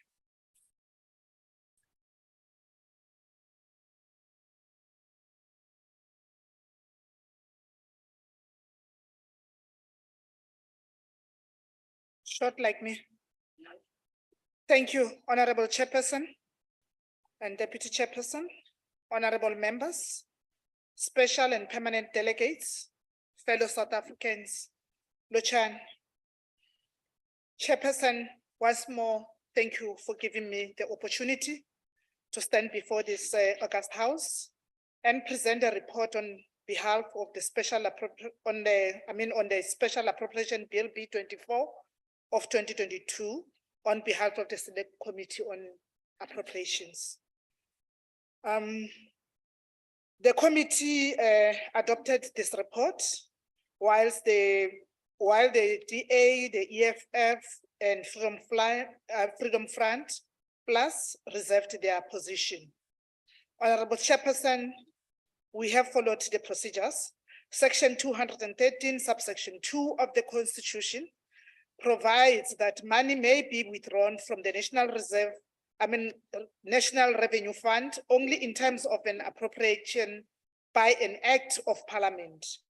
The Special Appropriation Bill was tabled by the Minister of Finance on the 26th of October 2022 during the tabling of the 2022 MTBPS and was referred to the NCOP and committee for concurrence on the 1st of December 2022 after it was passed by the National Assembly. Honorable Chairperson and members, to facilitate public participation and involvement and in compliance with the Section 72 of the Constitution, an advertisement in all 11 official languages was published in national and community newspapers on the 30th of October 2022, inviting the general public and all stakeholders to comment on the bill. Subsequently, in addition to receiving a briefing from National Treasury on the content of the bill and consulting with the FFC and PPO, the committee received written submissions from COSATU, Public Service Accountability Monitor, and OUTA. All stakeholders made oral submissions on the 25th of November 2022. Honorable Chairperson, here are the recommendations from the committee, having made some observations. The Minister of Finance should gazette the proposed additional funding allocations with clear conditions, as indicated in the special appropriation bill amounting to 23.7 billion rands for the South African National Roads Agency for repayment of its maturity debts and debt-related obligations, 3.4 billion rands for DENEL for the implementation of its turnaround plan, and 2.9 billion rands for Transnet for the acceleration of the repair and maintenance of locomotives. Honorable Chairperson, the Minister of Finance, together with the Minister of Public Enterprise and the Minister of Transport, should ensure that the pre and post conditions prescribed for all the bailouts are fully complied with, and that clear consequences are explicitly outlined as part of such conditions, so that the appropriate actions will be taken against the transgressors in the case of non-compliance. Furthermore, the committee is of the view that in order to encourage transparency in public finances, any bailout must have conditions that are publicly available for continuous accountability. Honorable Chairperson and members, the committee recommends that the Minister of Public Enterprise, together with the DENEL board, should take concrete steps to ensure that the process of paying outstanding salaries for DENEL employees is fast-tracked. The Minister of Finance, together with the Minister of Public Enterprise, the Minister of Transport, they should ensure that all additional funds earmarked for their respective departments are spent accordingly to the approved plans and within the ambit of the special appropriation bill, that is B24 of 2022, and ensure that clear internal controls and financial management systems are put in place to prevent poor, wasteful, and fruitless expenditures, and that consequences or consequence management is really enforced. Honorable Chairperson, Parliament should continue to monitor the implementation and expenditure of such allocation through regular in-year monitoring by sector committees and the Section 32 reports of the PFMA. The Department of Transport should expedite the process of developing a draft road funding policy, which should then be promptly published for public comment. The public must be given sufficient time to respond, and public comments must be taken into account to ensure public buy-in. Whilst recognizing the need for a government to intervene where there is market failure, the committee believes that the provision of continuous financial support to state-owned entities directly from the fiscus will continue to compromise social programs for the poor and other developmental obligations. As part of the overall SOE turnaround strategy, the Department of Public Enterprises, the National Treasury, the Department of Transport, and other departments with ailing public entities to strengthen oversight, leadership capacity on boards of directors, and financial management capacity, and to ensure the appointment of suitably qualified and experienced officials to turn around the balance sheet of those entities within a reasonable period of time after the adoption of this report, hopefully today. The committee does not encourage the tabling of special appropriation bills in Parliament unless they are absolutely necessary and dictated for by exceptional circumstances, as it may signal budgeting challenges related to fiscal uncertainty. When these bills are introduced, it needs to be done timelessly so that Parliament has sufficient time to engage with the public and process them accordingly. And while I conclude, Chairperson, allow me once more to really appreciate and thank the members of this committee, irrespective of party line, for their commitment, the support staff, the media, the stakeholders, and the public in general. The committee recommends to this House that the bill be adopted without amendment. Thank you very much. No, thank you very much. Any party wishing to make a declaration? No, none.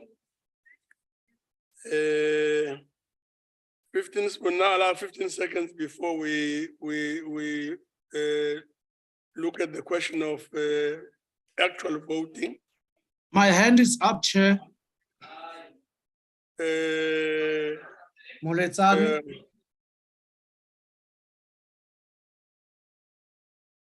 Yes, Plenary. Yes, Moletsane, Chairperson. Thank you. Okay, Moletsane, please. Thank you, Chairperson.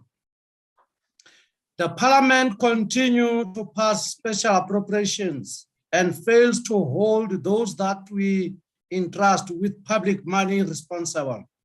The reality is that we are passing a special appropriation to give Transnet and Denel money without a concrete and tangible plan to salvage these SOEs. The EFF reject this special appropriation bill. Thank you, Chair. No, thank you very much. Any other declaration? None. Okay. Jadu. Thank you very much, Chairperson. Chairperson, on behalf of the African National Congress, the Special Appropriations Bill was tabled by the Minister of Finance with a medium-term budget policy statement and makes an important intervention, a number of ailing SAUs. Moreover, this intervention is important as these entities are located within critical spheres of economy and make an important input to economic development and job creation. Furthermore, it also makes funding available for the Well-Seized program of building bridges, which enable the improvement of people's lives in different provinces throughout infrastructure development. Chairperson, the development of the transport sector and infrastructure is a critical part of economic development as it enhances access of communities to markets and economic communities. Therefore, the efficient functioning of SANRAL is critical for that. Government has assisted SANRAL to normalize its finances and reduce its debt. SANRAL has many national road projects which requires implementation and it cannot be burdened by major debt. The Gauteng N1 toll project issue will be resolved through this financial assistance to SANRAL from government. Chairperson, the support for the support for Denel to enable to import its turnaround plan is crucial for stabilizing and restoring an importer's SOE for the security of the country. It is the entity that is engaged in technology development, which is of economic benefit to the country in terms of location and industrial development. SOEs have an important developmental agenda, but these entities also required ensuring their financial sustainability through commercial development rather than seeking fiscal support or recapitalization. This in turn requires optimization, asset usage, and market development to increase revenue. The African National Congress support this bill. Thank you very much, Chair. Thank you very much. There being no other declaration, you want to speak, Honorable Lamskagh? Chairperson, yes, I rise on a point of order. I just want to ask that we do not go on a vote because we still have to work through the schedules. Yes. Because we can't vote on the bill before we've done the schedules. Thank you. Now, I think that those are sobering words. There's a long way to go, honorable members. There's a long day. Now, the more you keep on making declarations that were not meant to be there when you consulted initially, the longer will stay in this chamber.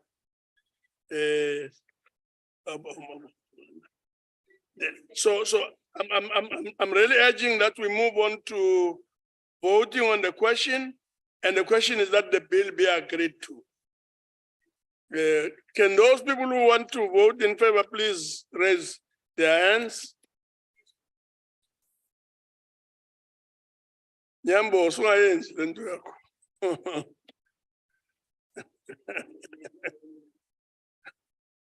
Please keep that hand up.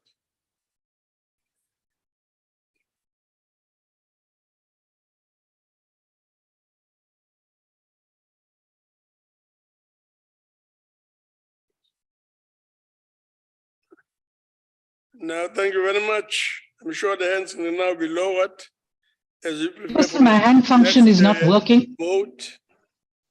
And who's speaking? It's Honorable Governor from KZN. My hand function is not working, but I am in support of the vote. I'm sure the point will be noted. Yes, I understand.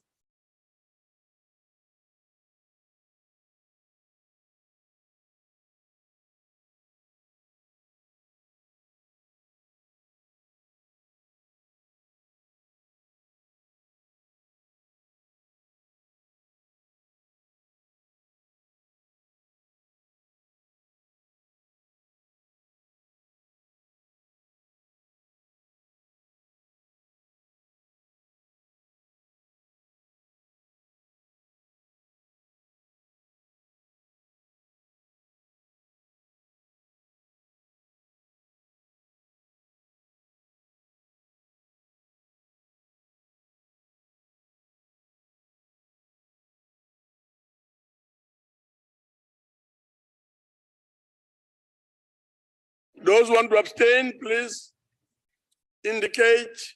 None. Sure, the heads can be lowered if they're there. But, doesn't seem like there are any hands. Abstention. Voting is now closed. Those in favor, 32. 32 in favor. 13 against, 13 against, and 0 abstentions. The bill is therefore agreed to in terms of Section 75 of the Constitution. Thank you very much. We'll then move on to the 7th and the 8th order. Chairperson, sorry, did the people online voted against? Were they counted? People voted against at 13-1-3. Thank you. Yes. Okay. No, thank you very much.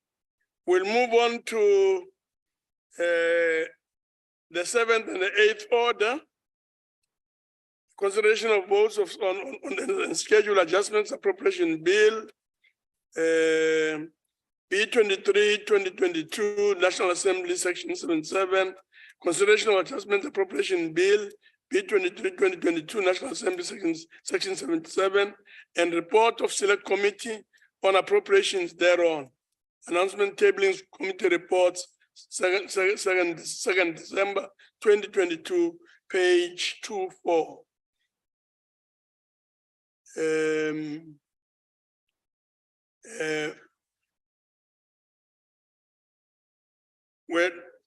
We'll then move on to vote 1, the presidency. I now put vote 1, the presidency. I've been informed that the following parties would like to make the declaration of vote in terms of Rule 78. And there are 2 individuals mentioned here, Honorable Emo Mukause from the EFF and Honorable S. Mohai from the ANC. Let's start with Mukause. I'm going to. Yes, okay, Arnold. Thank you, House Chairperson. The Economic Freedom Fighters rejects budget vote 1 for the presidency. We reject the budget vote of the presidency, which has a president at the helm which currently stands accused of money laundering, abduction, torture, bribery, and misuse of state resources after millions of foreign currencies were stolen at the Palapala farm. We reject the budget of a president that has violated his oath of office and the Constitution. We reject the budget of a president who deliberately concealed a crime and in the process displayed unhindered tactics in doing so. We reject the budget of a president who does not declare foreign currency to the South African Reserve Bank and runs a money laundering operation where he uses his employees to avoid direct accountability. We reject the budget of the president that has not stepped down from his office so to allow investigations into the Palapala to occur without undue influence. Chairperson, we reject the budget for the presidency. Thank you. Thank you. Thank you, Honorable Arnold. Thank you. We will now go to the Honorable S.J. Mohai. Thank you very much, For the Deputy declaration. Thank Chairperson, honorable members.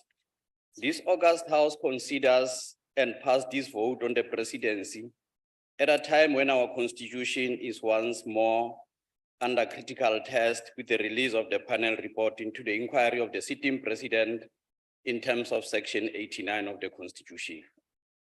Whilst we have noted the different views expressed by South Africans across various sectors on this matter, we also note that the Constitution as the supreme law of the country empowers the National Assembly as elected tribune of the people as the final arbiter on the question by either rejecting or accepting this report.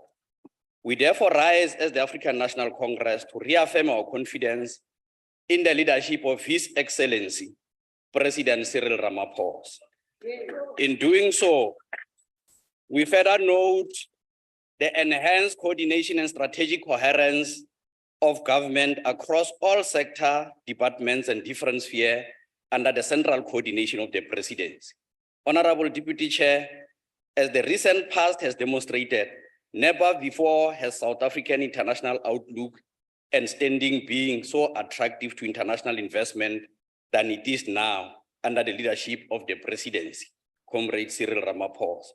This is demonstrated by, among others, the continued positive rating of the country by international rating agencies and the steady recovery of our economy, as demonstrated by upward increase of employment over the last 2 quarters of the 2022, and the continued daily arrest of criminal syndicates who have and continue to sabotage even NCOP, and that has to continue. We need to combat acts of corruption in our country without fail.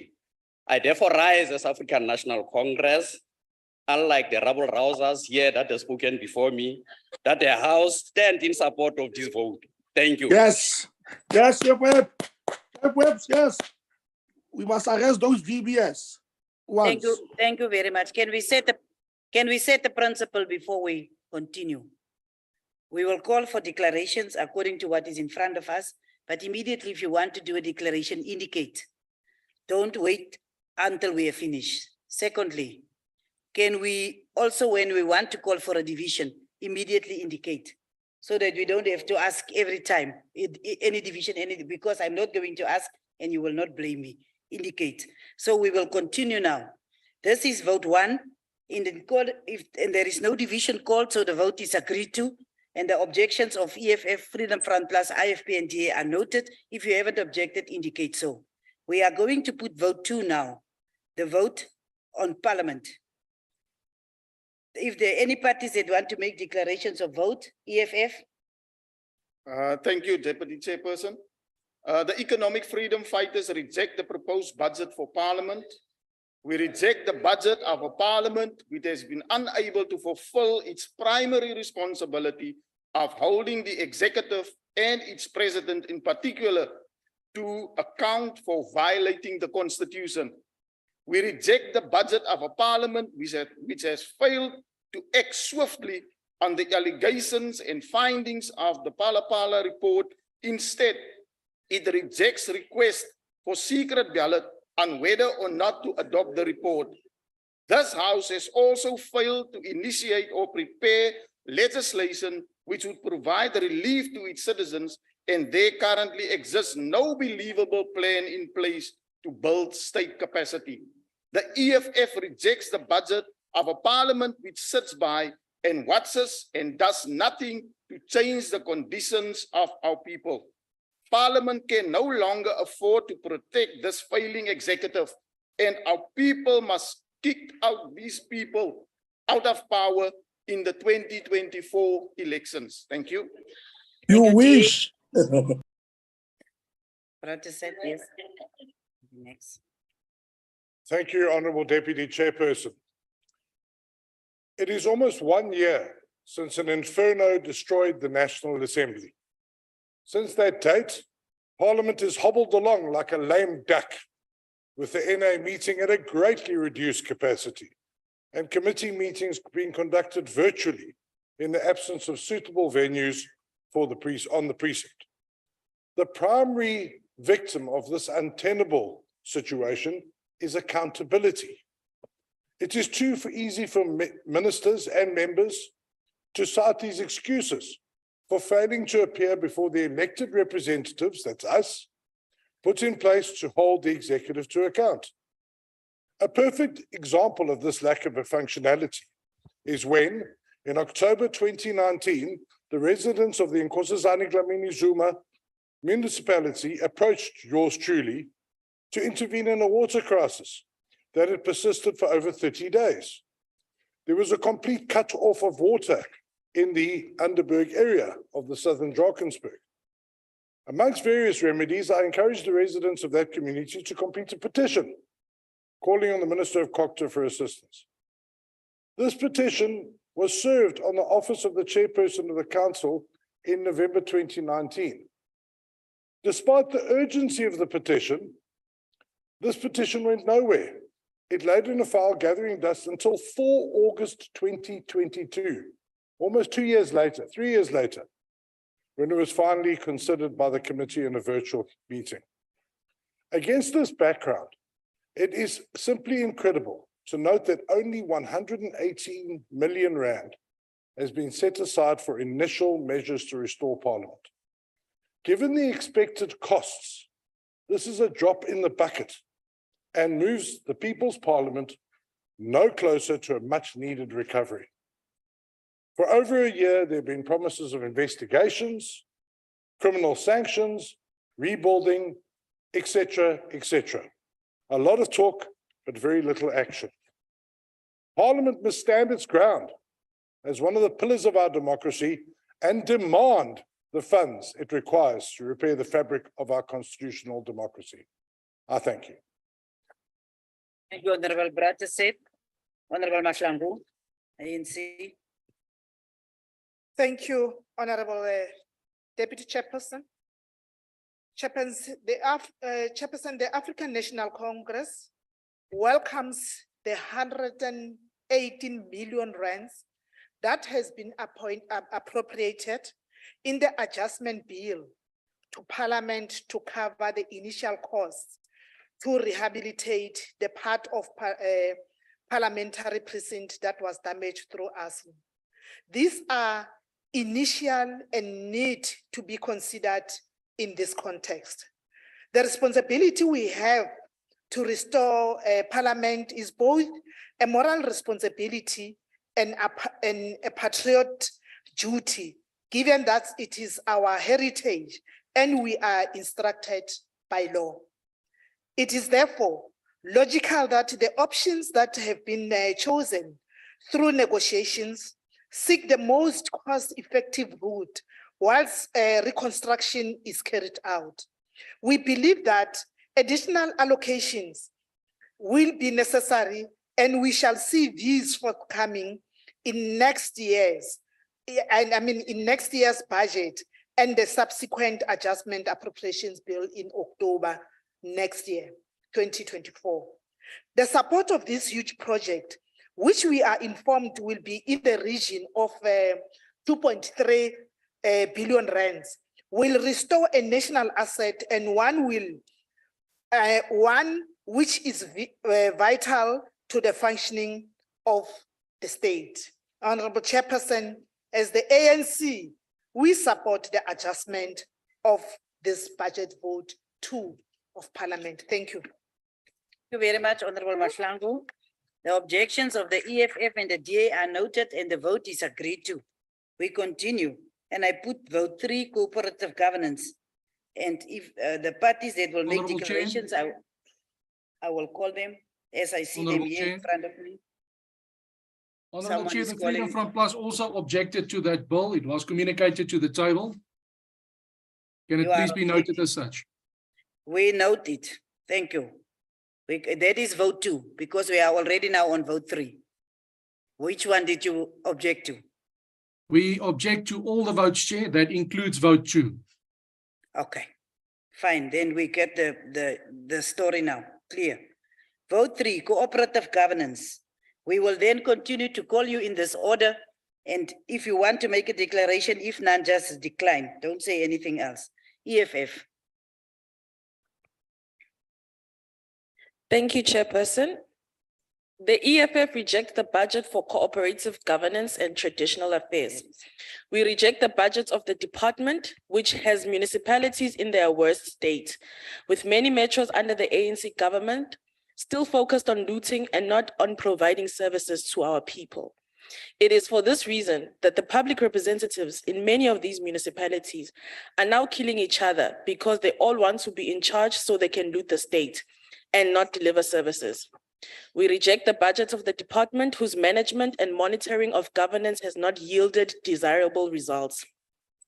Municipalities are faced with numerous backlogs, such as infrastructure, and ultimately losing the core of their existence to be the instrument used to eradicate poverty, as municipalities sit right at the belly of the needs of the people.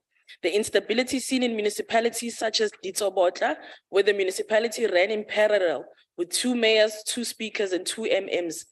In Mfuleni local municipality, where we witnessed assets being attached after a 1.3 billion judgment has been granted against the municipality, and the very tight financial strain faced by Likwa municipality.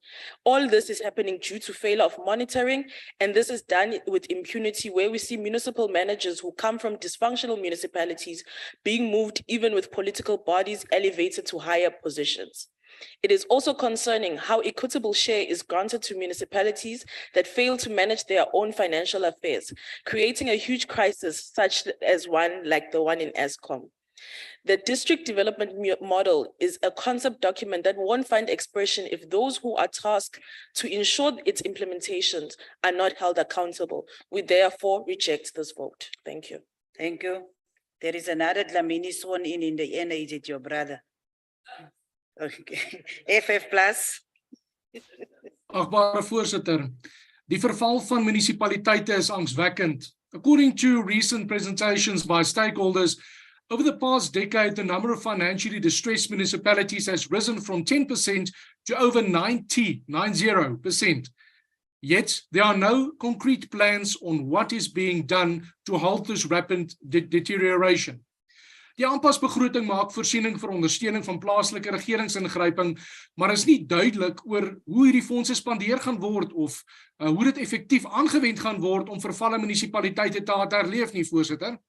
Daar word berig dat verskeie munisipaliteite soos Kopanong, Mokari en ander in die Vrystaat nie salarisse sal kan betaal nie, en ook dat verskeie munisipaliteite al vir maande nie statutêre aftrekkings soos medies en pensioen aan die relevante instansies oorbetaal nadat dit van werknemers en raadslede se salarisse afgetrek was nie. Chair, it's an undisputed fact that local government is in need of additional funding to address, among others, the issues related to insufficient and dilapidated infrastructure. Service delivery is non-existent in some municipalities. This is not new news. Maar voorsitter, geen befondsing aan plaaslike regering sal voldoende wees voordat die verrotting van korrupte amptenare en gierige politici uit die weg geruim is nie. Die Vryheidsfront Plus steun nie hierdie begroting nie. Dankie, voorsitter.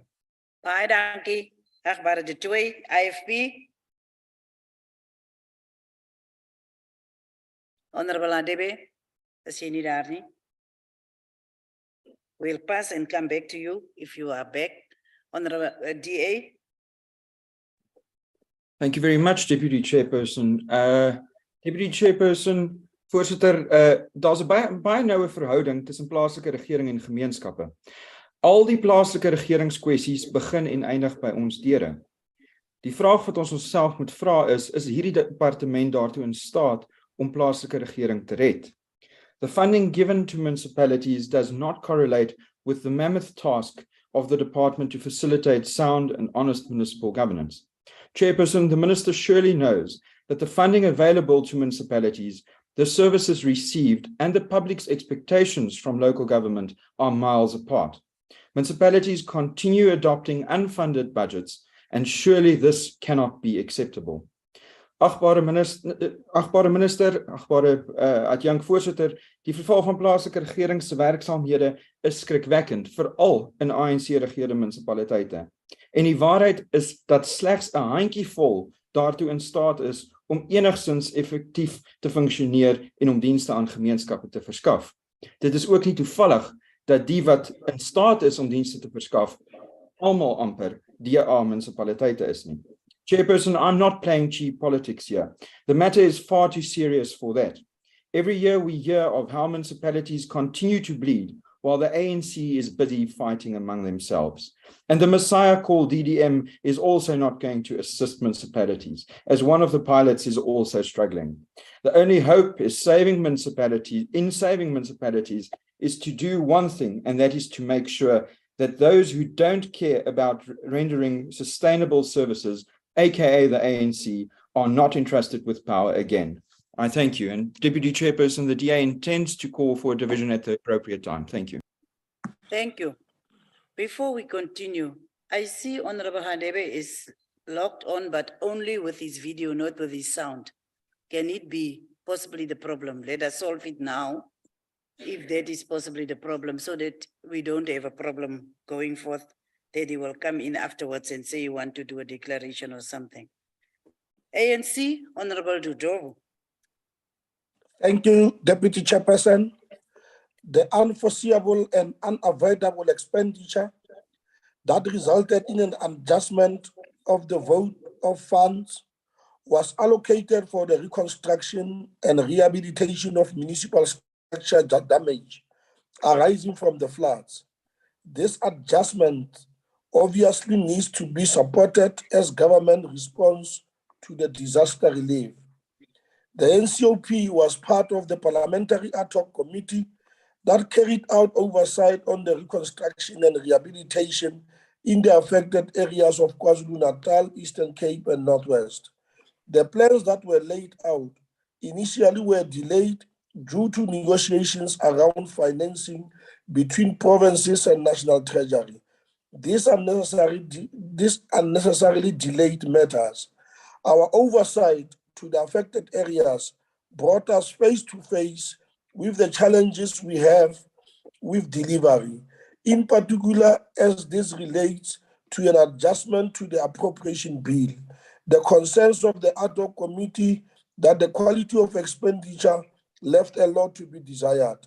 Therefore, Honorable Deputy Chair, in support of the adjustment fund, more time is needed to attend to this issue. And the expenditure of the National Treasury and provinces is necessary on the assessing of the quality of the expenditure itself. And this remains a huge weakness. With regard to replenishing the municipal disaster response grant and support for the provincial disaster response grant, all of these are necessary functions that the adjustments appropriations have to support, given the nature of the ongoing effect on climate change. An assessment of the quality of the 3.2 billion that has been put aside for this purpose in the adjustment appropriation bill will be a necessary function of our oversight as Parliament going forward. In the sense, Honorable Chairperson, the ANC supports vote 3, that is cooperative governance. Thank you very much. Thank you very much. The DF called for a division of the House. Can it be supported by 4 delegates? 1, 2, 3, 4. Yes, Honorable Michelakas have called for the division. It is supported by 4 delegates. We will now allow a 15-second window for delegates who are outside the chamber and the virtual platform to join the House. 15 seconds. I'm beginning to count.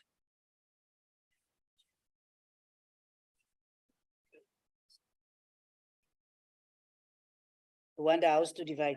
Well, we do it every time. That is the problem. No, we will be able to deal with it in this way. Otherwise, we will have to do it every time. Unless we now divide the House, and those that know that they will generally not agree. Sit on this side, and those that will agree, come. Divide quickly while the 15 seconds is on. Can we quickly do it? Bartlett?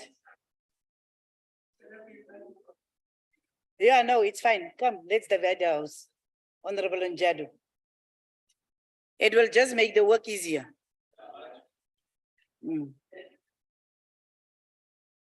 Kenny, 15 seconds, the date is clear. You are making the 15 seconds now 30 seconds. Come.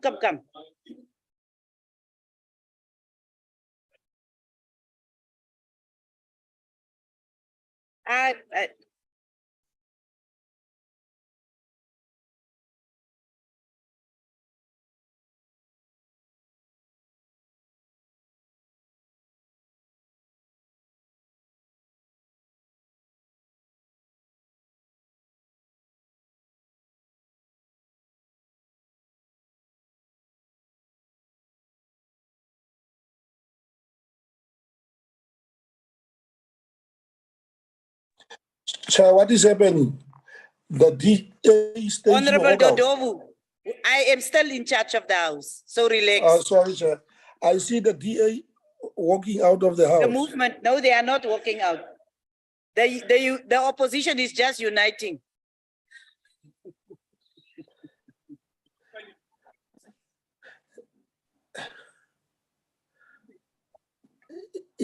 Uniting.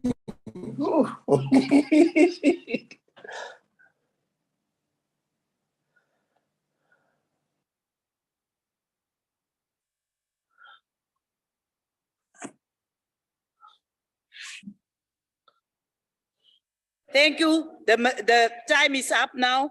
We will continue. The House is properly divided. Those that are there, I must start with in favor. We will now proceed with the voting on the question. And the question is that this vote 3 be agreed to. So we now ask the delegates who are voting in favor to please raise their hands and keep your hands raised until we indicate otherwise. Who's counting? Ndongeni, what are you doing? Can you please, Ndongeni? Ndongeni, Salapansi CC2.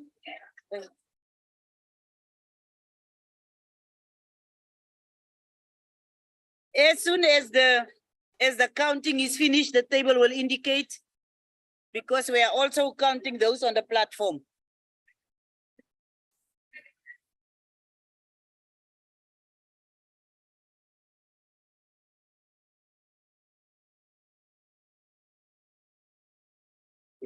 So you've concluded. Hmm? I will wait for when I'm finished.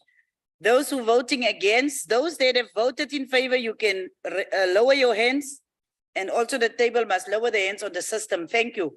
It is done. Those that are voting against, both on the platform and in the house, you may raise your hands.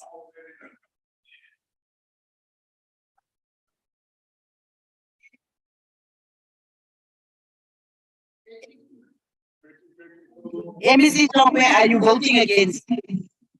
So can you please, if you are not voting against, drop your hands.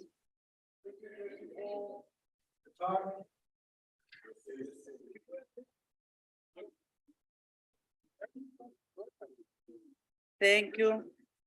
Thank you. If the table is concluded, the tally, we will go to those that are abstaining. I see who is abstaining? Am I abstaining? Have I raised my hand? Then I will raise my hand, but I'm not raising my hand. I'm the chair. As that is now when the rules will say the chair must be apolitical or whatever. The chair must not be partisan. That Honorable Abskagni, can you remind them that the chair must not be partisan? Thank you very much. We will now give the count is completed. We will now give the results, and the results are as follows. In favor is 34 and against is 21, and there is 0 abstentions. So vote 3 is agreed to. I now put vote 4, Government Communication and Information System, and parties that would make declarations of vote. I will call them. DA, Honorable Nana, you ask them to come and sit with you. Now you are looking for them. Thank you very much, Deputy Chairperson. Government Communications and Information System, GCIS, has 2 agencies that were established under its executive authority. And they are International Marketing Council, the IMC, and the Media Development and Diversity Agency, MDDA. The IMC was established in August 2000, whose mandate is to create a positive and united image for South Africa. Its mission is to establish a brand for South Africa which positions the country in a positive light in terms of its investment and creditworthiness, exports, tourism, and international relation objectives. Quite frankly, at the moment, our country's image in the eyes of the world is probably at its lowest. And its own website, which is the IMC, does not give much information except about gambling and betting. With the situation in our country, with the governing party consumed by its internal factional fights, lack of policy and leadership uncertainty, no sound-minded investor will look our way. Under GCIS's watch, the IMC has failed to achieve its 3 objectives. MDDA is a statutory entity responsible for developing media in South Africa. The less said about this entity, the better. Again, under GCIS's watch, this entity has gravitated into chaos and an epitome of corruption and maladministration. Its CEO is earning more than a provincial premier. By law, employees and administration costs should be kept at the maximum of 25% of the total budget, I'm sorry. However, in 2020-2021 financial year, MDDA has overspent by 10%. Allegations of conflict of interest from board members Nepotism, staff victimization is the order of the day. The board seems to be law unto themselves. The minister in the presidency is well aware of these problems, but is either too scared to act or does not want to act. The Democratic Alliance cannot support this adjustment appropriation bill. Thank you. Thank you, Honorable Nana. EFF. Thank you, Deputy Chairperson. The EFF rejects the budget for government communication and information system. We reject the budget of a department which carries the mandate of providing our people with information that is timely, accurate, and accessible. Yet citizens in rural areas are still lacking behind when it comes to access to information. The GCIS has not done enough in terms of its outreach programs to interact with communities and make them aware of opportunities, especially rural communities. More effort should be put in recruiting people with adequate skills instead of these cadre deployments, which has become a prominent feature. Unresponsive communicators, misalignment communication strategies, and hiring of unqualified, inexperienced celebrities and politically connected communicators should be a thing of the past. The disjointed, reactive, and ineffective communication that has plagued public service communication must be replaced by strategic, structured, and effective government communications. The EFF reject this budget vote. Thank you. ANC. Thank you very much, Chairperson. The African National Congress supports the budget vote for GCIS. Chairperson, as we commemorate the 16 days campaign, a United Nations campaign which takes place annually from 25th November, which is International Day of No Violence Against Women, to 10th December, which is International Human Rights Day. We would like to make a clarion call on our government, the private sector, and the civil society in general to integrate a gender equality perspective at all stages and levels of policies, programs, and projects. Together, we can eradicate prejudice and work for equal rights and respect for all. Gender bias and gender-based violence is undermining our social fabric and devalues all of us. As a result of the heightening level of violence against women, girls, children, persons with disability, elderly women, the LGBTQIA+ community, women migrant workers, women refugees, and asylum seekers, as well as sex workers in the country. The campaign has over the years evolved into the 365 days program of fight the scourge of gender-based violence and femicide. GBVF and the brutal killing of children in our country have reached crisis level and has been declared by President Cyril Ramaphosa a pandemic. Hence, we can no longer only talk about these issues during 16 days of activism, but this fight should form part of all our daily lives.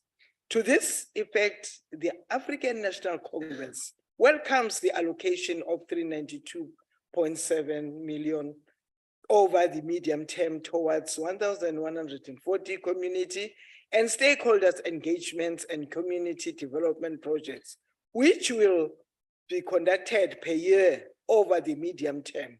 These will be the form of dialogue, meetings, and radio talk shows with various communities around a range of topics and national importance, such as GBF, ERRP, crime and corruption, job creation and service delivery interventions, amongst things. We further support the allocation of the 1.3 billion towards the content processing and dissemination program as well as the allocation of the 375.4 million towards intergovernmental coordination and stakeholders management program, which together accounts of 75.6% of the department budget over the medium term.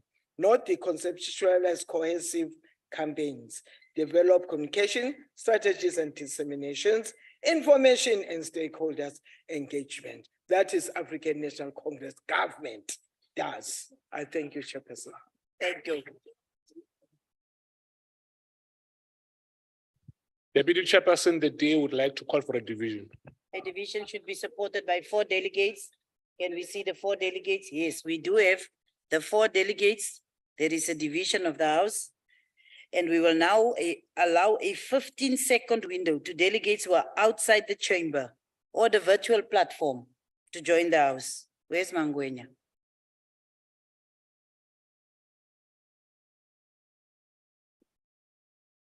So now those are Mahlangu will vote on the platform.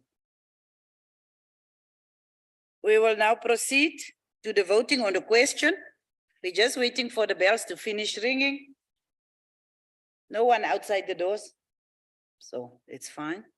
We will then continue. Can delegates who vote in favor, please raise their hands and keep your hand raised until we indicate that the tallying is concluded.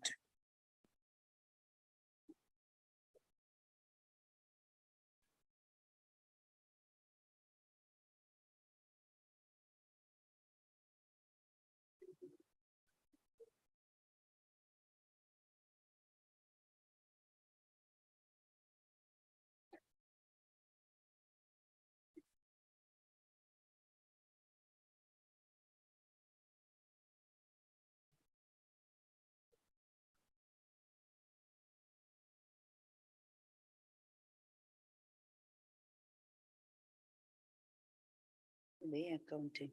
So I can continue? Yes. So we will now request the host to lower all hands and we proceed to the next vote. Those that are voting against should please raise their hands. Again, keep your hands raised until we indicate that the tally is concluded.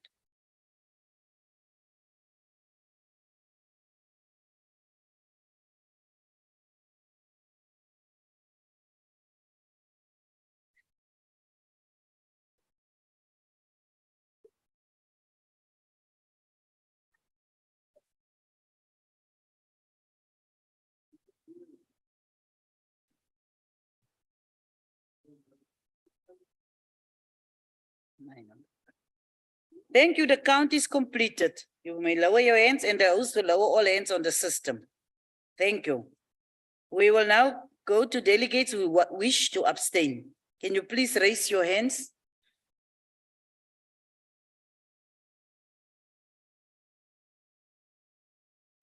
I see Lehi is abstaining.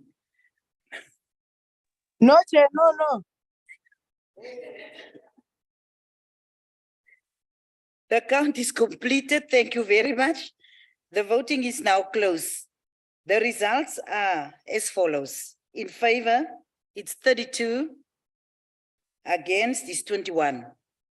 Abstain is 0. And this vote is thus agreed to. I now put vote 5, Home Affairs. Parties that want to make a declaration of vote, we will call them. And we are calling on the EFF, Honorable Lee.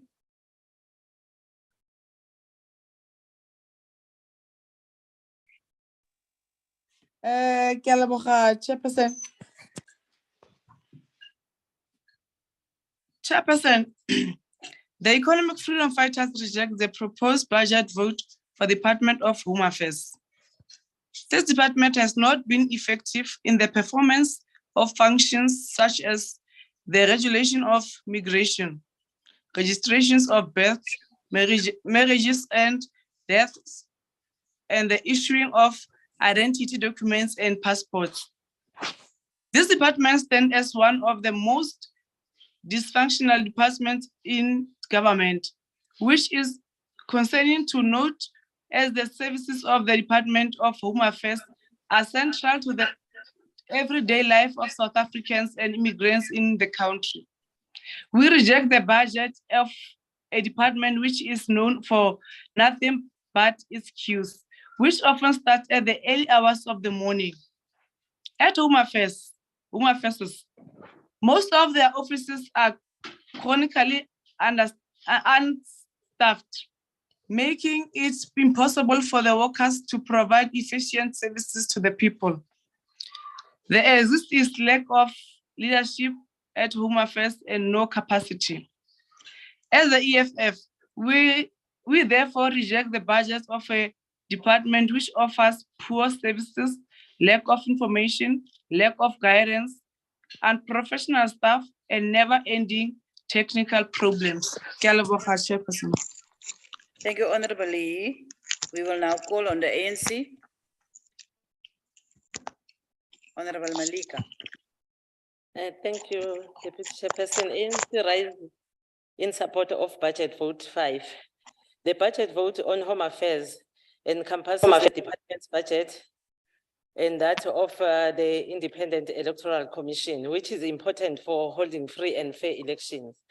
It also encompasses that of government printing works, which is responsible for printing certain documents in secure manners such as passports.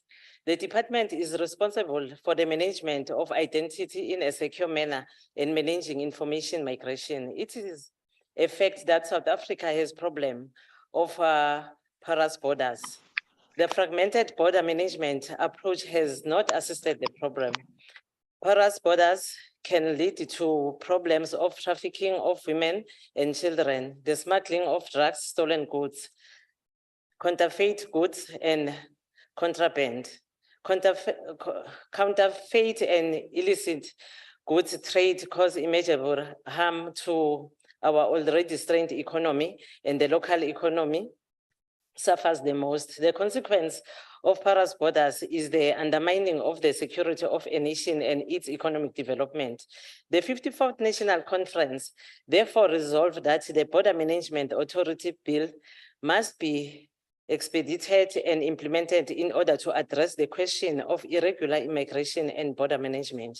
The African National Congress government took a decision to establish a border management authority to take responsibility for all functions related to the management of our borders in an integrated manner. Legislation to this effect was passed by this parliament. We wish to convey our appreciation for the work that has been done in operationalizing the Border Management Authority.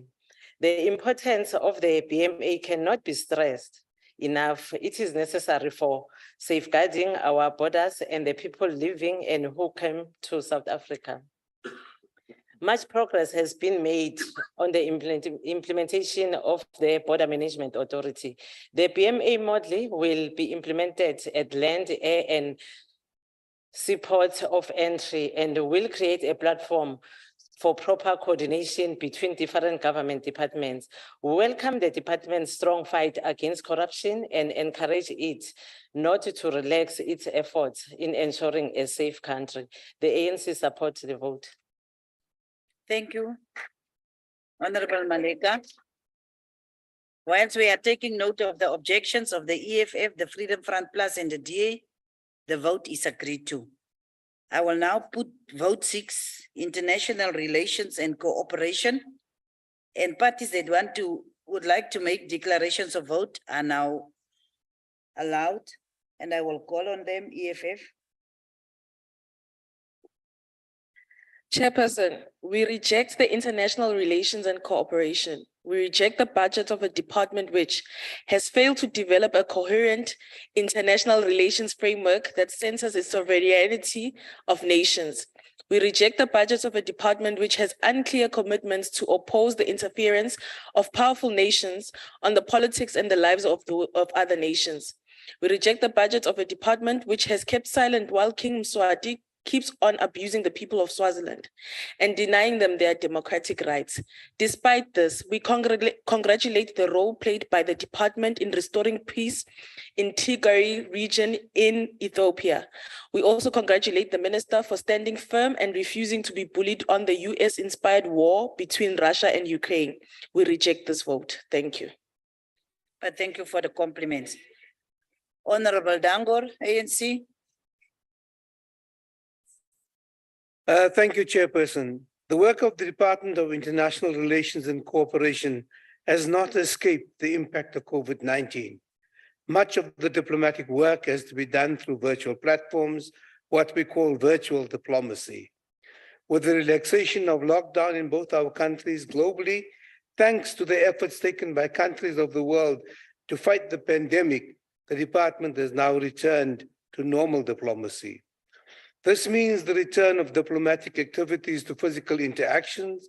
The department and its missions abroad has since intensified their diplomatic activities that include economic diplomacy, among other things. We emphasize the economic diplomacy because, as a country, we're engaging in the process of economic recovery.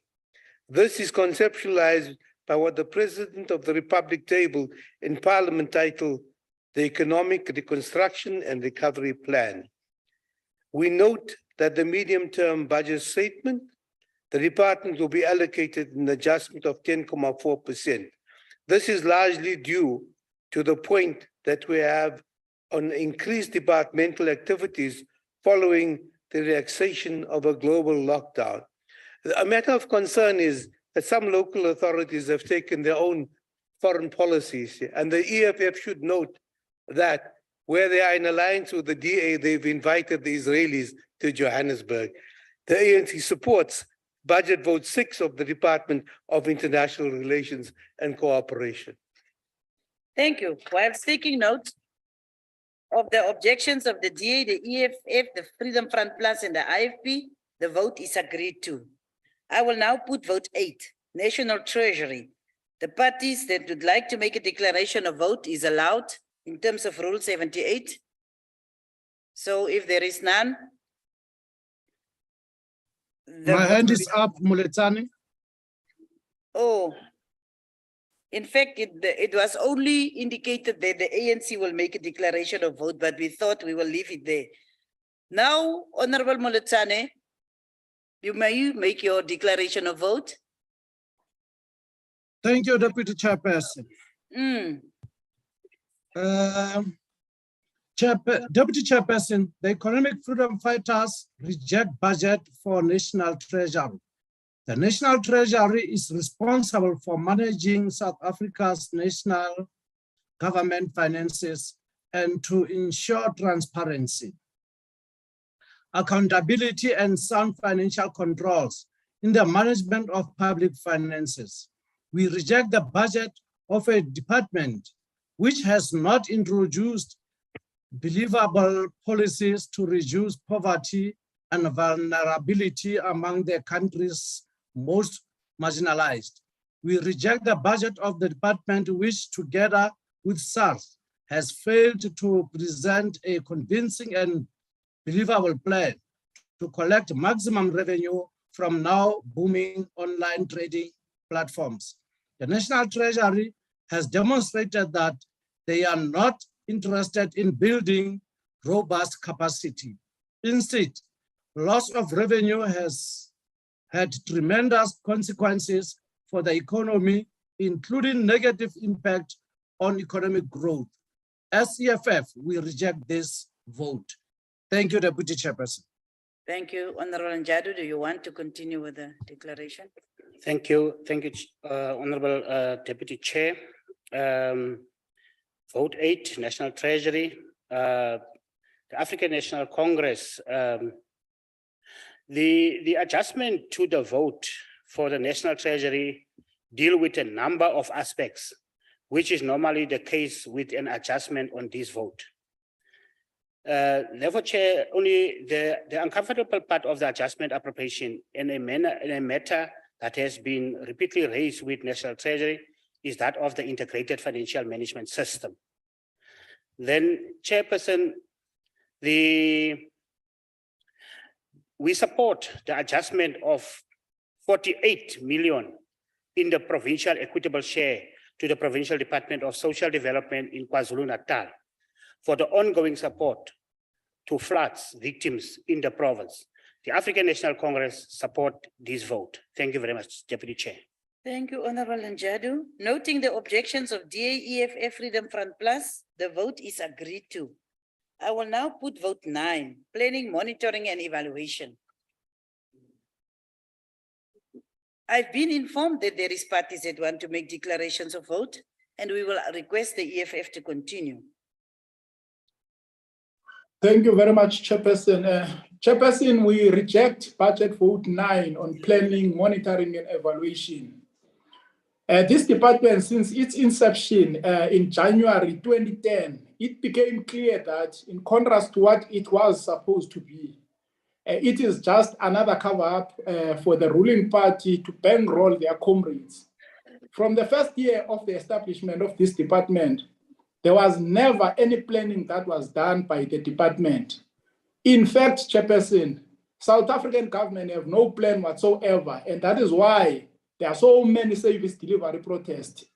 We reject a department which cannot point to any policy improvement made in this country through its intervention.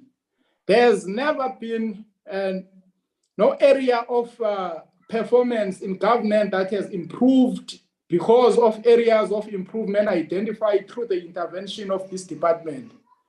Its minister cannot stand up and speak with any conviction on any intervention they have made in working with these municipalities to improve their management. This department is simply an addition to the already bloated cabinet, and it does not serve any purpose. We reject this budget and we will work tirelessly to ensure that the vast majority of citizens of this country reject the ruling party as well in 2024. Thank you very much, Chairperson. Honorable Aplenny, can I please request that you put another photo there? I'm really very serious. Please, my dear. What? Change your. I'm so sorry. That one. Honorable ANC.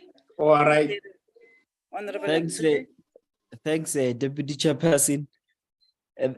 The vote on planning, monitoring and evaluation should receive our most critical observation given its central role in the life of the state planning. This department is central to the coordination.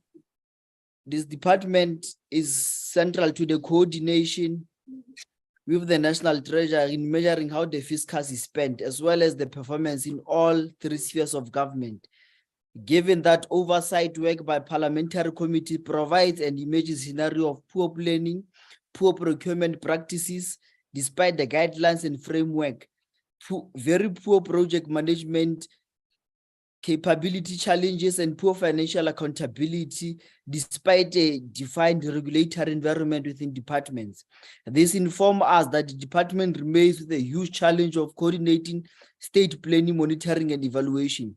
Strategic, in particular, annual performance plans of departments remains a challenge in terms of the integrity of the information supplied. Noting that the department entities, including brand SA, the department needs to assist brand SA to evaluate its APP and ensure the indicators and targets are aligned to that of the APP. Greater intention by the department must be assessed to provide for better planning and coordination, coherence, particularly in provincial and local government. The appropriation needs to assist provincial government to speak to the issues that DPME picked up when conducting monitoring and impact assessment in provinces. The adjustment largely reflect transfers and subsidies as well as payments for capital assets. There are reductions in terms of the reprioritization across all 5 programs. The ANC supports vote 9 of the Department of Planning and Monitoring and Evaluation, Chairperson. Thank you very much. Thank you, Honorable Nsube. Taking note of the objections, Taking note of the objections of DA, EFF and Freedom Front Plus, the vote is agreed to. Honorable members, I put now vote 10, public enterprise, to the vote. Parties that want to make declarations, I will call them the Freedom Front Plus. Dank u, agbare voorsitter. Agbare voorsitter, as die verlede en die hede ons een ding geleer het, is dat hierdie departement geensins die vermoë het om enige fondse te kan bestuur nie. Veral nie as gekyk word na Denel, Transit en Sanral. En dan praat ons maar eerder ook nie oor die tragedie wat Eskom is. Voorsitter, geen hoeveelheid geld gaan enige van hierdie entiteite kan red, solank dit onder die ANC regering bestuur word nie. En gaan net verseker dat daar groter wanbestuur en korrupsie plaasvind. En hierdie aanpassings gaan ongelukkig net kaders en entrepreneurs baat en nie die belastingbetaler en die armes van Suid-Afrika nie. Agbare voorsitter, ons kan nie bekostig om die onvermoë wanbestuur en die korrupsie van die ANC verder te finansier nie. And no right-minded person, and surely not the Freedom Front Plus, will support this vote. Thank you. Thank you, Honorable De Bruin. EFF. Thank you, Chairperson. We've already done our declaration earlier. So Thank you. We reject the budget. Thank you. DA. Honorable Nana.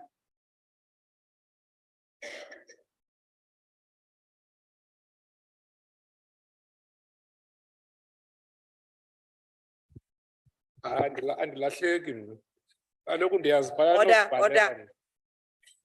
Thank you very much, Honorable Deputy Chairperson.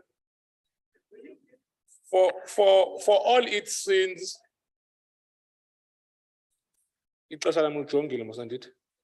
are keeping my chair. Thank you very much. Honorable Deputy Chairperson, for all its sins, a while ago, Transnet appeared before the Select Committee and gave a satisfactory account of its activities. However, two seaports in the Eastern Cape, namely Port of Elizabeth Gqeberha and the Port of Ngqura, both situated in Nelson Mandela Bay, are ranked 312 and 363 respectively in terms of the World Bank's Container Port Performance Index. At this rate, these two ports are operating far below global standards.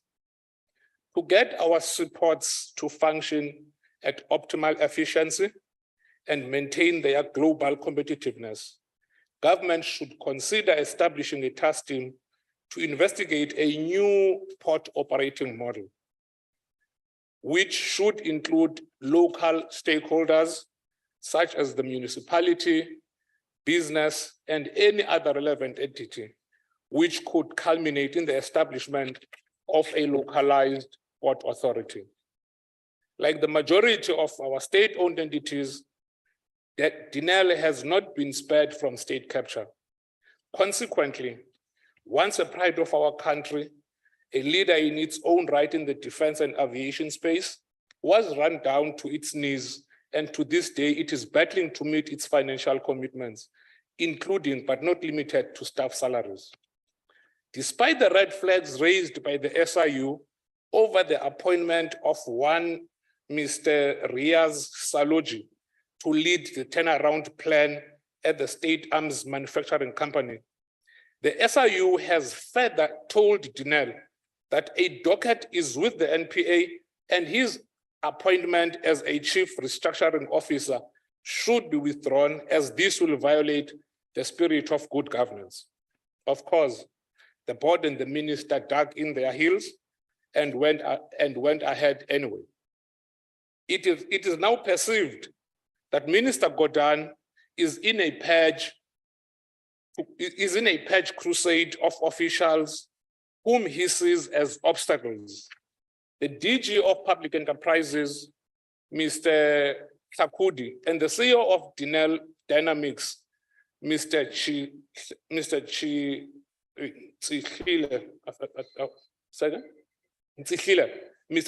were both in recent months suspended for unrelated dubious reasons.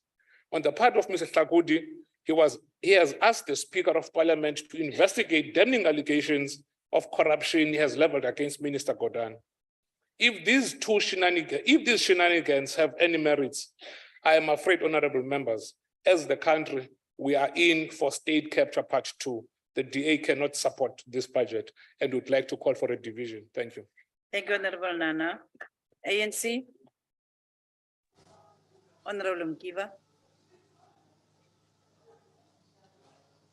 Chairperson, Deputy Chairperson, thank you very much. The ANC is unequivocal in its support for this budget vote 10, because the public enterprises portfolio is very strategic in terms of the economy and the financial health system of our country. We are therefore more than committed in making sure that our state-owned companies are more efficient, competitive, accountable, and sustainable. The sustainability of these SOEs actually plays a very fundamental role in turning around the fortunes of our economy. For them, therefore, in terms of their effectiveness, this budget vote has allocated 17.5 million to the Presidential State-Owned Enterprises Council in order to undertake immediate measures which will help us to insulate these SOEs from the anti-corporate mentality and corruption, as was the case during the heyday of the state capture. In addition, this budget vote has allocated funds to establish the restructuring unit to ensure that the government's efforts to repurpose the state-owned companies take precedence. This budget vote allocates this amount to the Presidential State-Owned Enterprises Council, and the restructuring unit will revive the SOEs in two complementary respects. The first one is the fact that the restructuring unit will effectively and advantageously assist in developing and implementing new business models for the struggling SOEs like Dinel, amongst others. And secondly, the Economic Reconstruction and Recovery Plan will help us on the recommendations made by the Presidential Council on forging partnerships between government and private sector players in order to ensure that there is no romanticization of dependency of the SOEs on the grants which are given by government. And this will go a long way. Just to illustrate, Budget Vote 10 has allocated 1.8 billion to our national carrier, South African Airways, which, by the way, is already back in the skies and is servicing many major points in the country as well as in the continent. And there's a trajectory that it is going to go back all the way to international destinations. So that 1.8 has helped us in the business rescue plan so that it be reformed as a carrier and it will no longer be a burden with the legacy debt together with the strategic partnership that is there in place with Takaso Consortium. Secondly, Transnet is currently being Honorable Mkiva, your time is up. Chairperson, conclude. Allow me then to conclude to say that in order for us to have success of these amendments, they hinge on this budget vote because of the criticalness and the strategic nature of public enterprises. I therefore say on behalf of the ANC, we definitely support this budget vote. Thank you very much, Deputy Chair. Thank you very much, Honorable Mkiva. The DA have called for a division. Can we see support for the division? 4 delegates need to support the division. Thank you. I was just surprised to see that there is no support for the division. Division having been called, let us allow 15 seconds for delegates who are outside the chamber and the virtual platform to join the House. Those that are outside that want to come in. Is there anyone? Anyone? Chief Whip? You are just in time. Honorable Bartlett? Candidate Javius.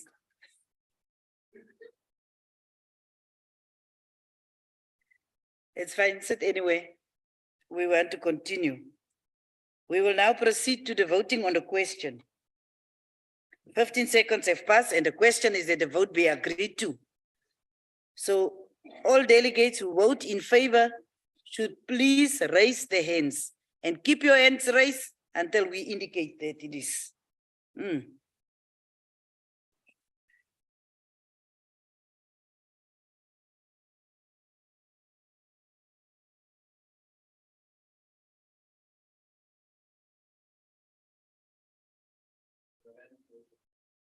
Thank you. Thank you very much. The count is complete. All hands are lowered. We will now go to those that vote against. Please raise your hands and keep them raised until we so indicate.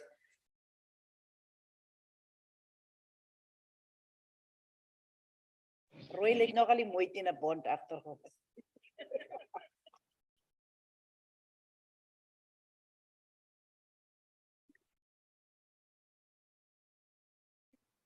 Thank you. The voting is completed. You may lower your hands. Thank you. We are going to request those that want to abstain to please raise their hands. It seems as if we don't have any abstentions. The count is completed. All hands are lowered. The voting is closed and the results are as follows. In favor is 31, against is 21, and abstentions is 0. There was an indication twice from someone from the Eastern Cape that she's been kicked out. Just make sure I'm mentioning it because we made provision for that. That means that vote 10 is agreed to, and we are now putting vote 11, public service and administration. We will just conclude about 2 or so, then we can go for lunch. Parties that want to make declarations, EFF? Thank you very much, Chair. Chairperson, the EFF reject the budget of the Public Service and Administration. We reject the budget of the department, which is a state of decay at the key institution, which are responsible for providing service to our people. The department and the entities has failed to develop a coherent public service training method that produce competent civil servants. We reject the budget of the department, which despite all the skill gaps identified over a period of time in the public service, still a very slow movement in government technical capacity. We reject the budget of the department, which has not yet cleared the backlog of suspended corrupt employees. We reject the budget of the department, which took a decision to unilaterally implement a wage increase. As the EFF, we reject this budget vote. Chairperson, thank you. Thank you. Does the DA want to make a declaration? None. Then we will go to the ANC. Okay, Honorable Moima. Thank you, Adjunct Voorsitter. I rise on behalf of the African National Congress to support vote 11, Public Service Administration, because it is a platform towards creating a single public service deputy chair. More so, it creates a platform to have a functional, developmental, and a capable state with an aim to provide the people of South Africa with the necessary services to sustain themselves and improve the technical capability and capacity of the state. Deputy Chair, the legislative framework to provide for an integrated single public service is in place. Of course, the challenge is how do we ensure that these operational constraints are mitigated. Working towards a single public service, an integrated one, will enhance performance and accountability, given the funded policy imperatives of the governing party. More so, this vote will further enhance the professionalization of the public service, which seeks to build a new public service cadre, who is conscious and diligent of the duty and responsibility to assimilate government policy through programs and projects with the February appropriation bill that was outlined. The adjustment appropriation bill largely deals with transfers and subsidies as well as transfers. These are located within the program of the modernization of public service. There are reductions across 3 of the 5 programs, with the transfers going to government services access and improvement as well as administration.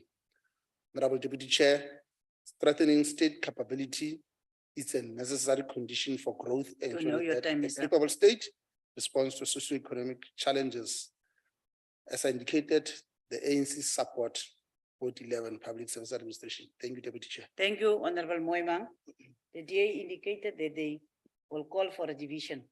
So can we see, yes, can we see support for that? Yeah, no, it's not in the guide, but they have indicated so. So we will continue, and the division is supported. Thank you. And we will now allow a 15-second window to delegates who are outside the chamber and the virtual platform to join the House. 15 seconds on my horologe.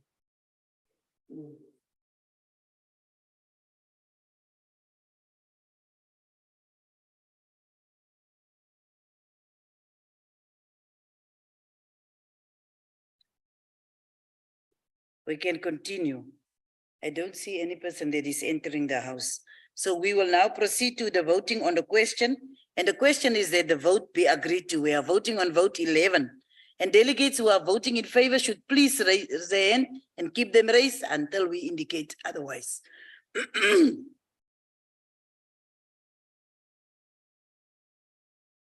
Where is that?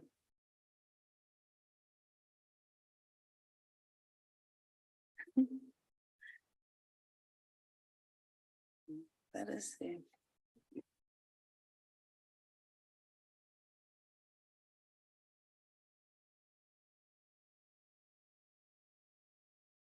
So this voting is complete. You may lower your hands, and you will also lower those on the system. Can we please see them lower? Thank you. Delegates who are voting against should now please raise their hands. Also those on the platform.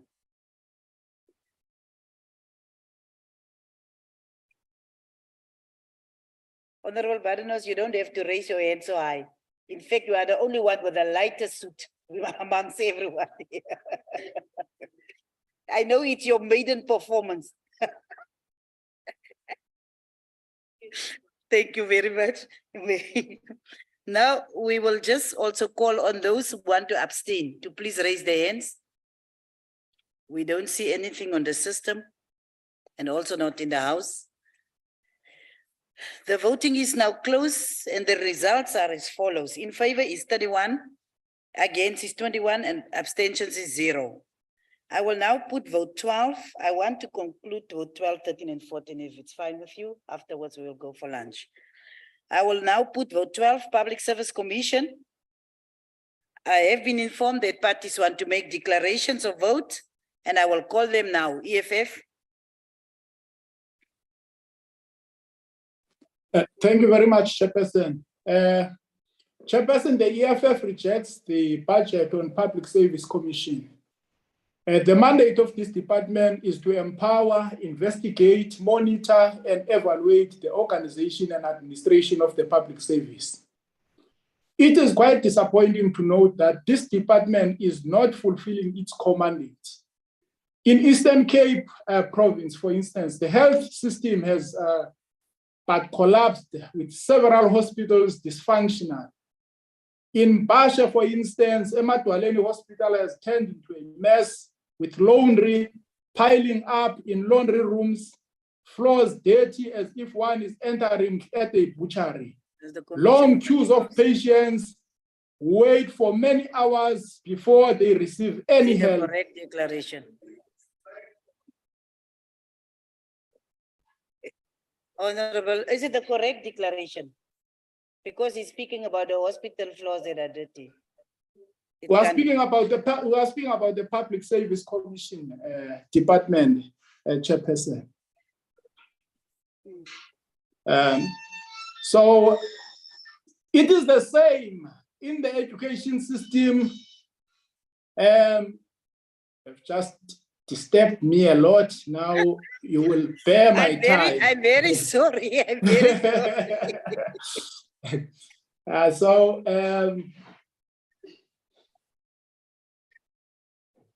it's fine. You will do it in the next. You will do it in the next vote when you come in again. Is it now let me continue, Chairperson. Yes, please. You have to still have got, you've got 1 minute 15 seconds. But you have to return that. You have got 1 minute 15 seconds. Continue.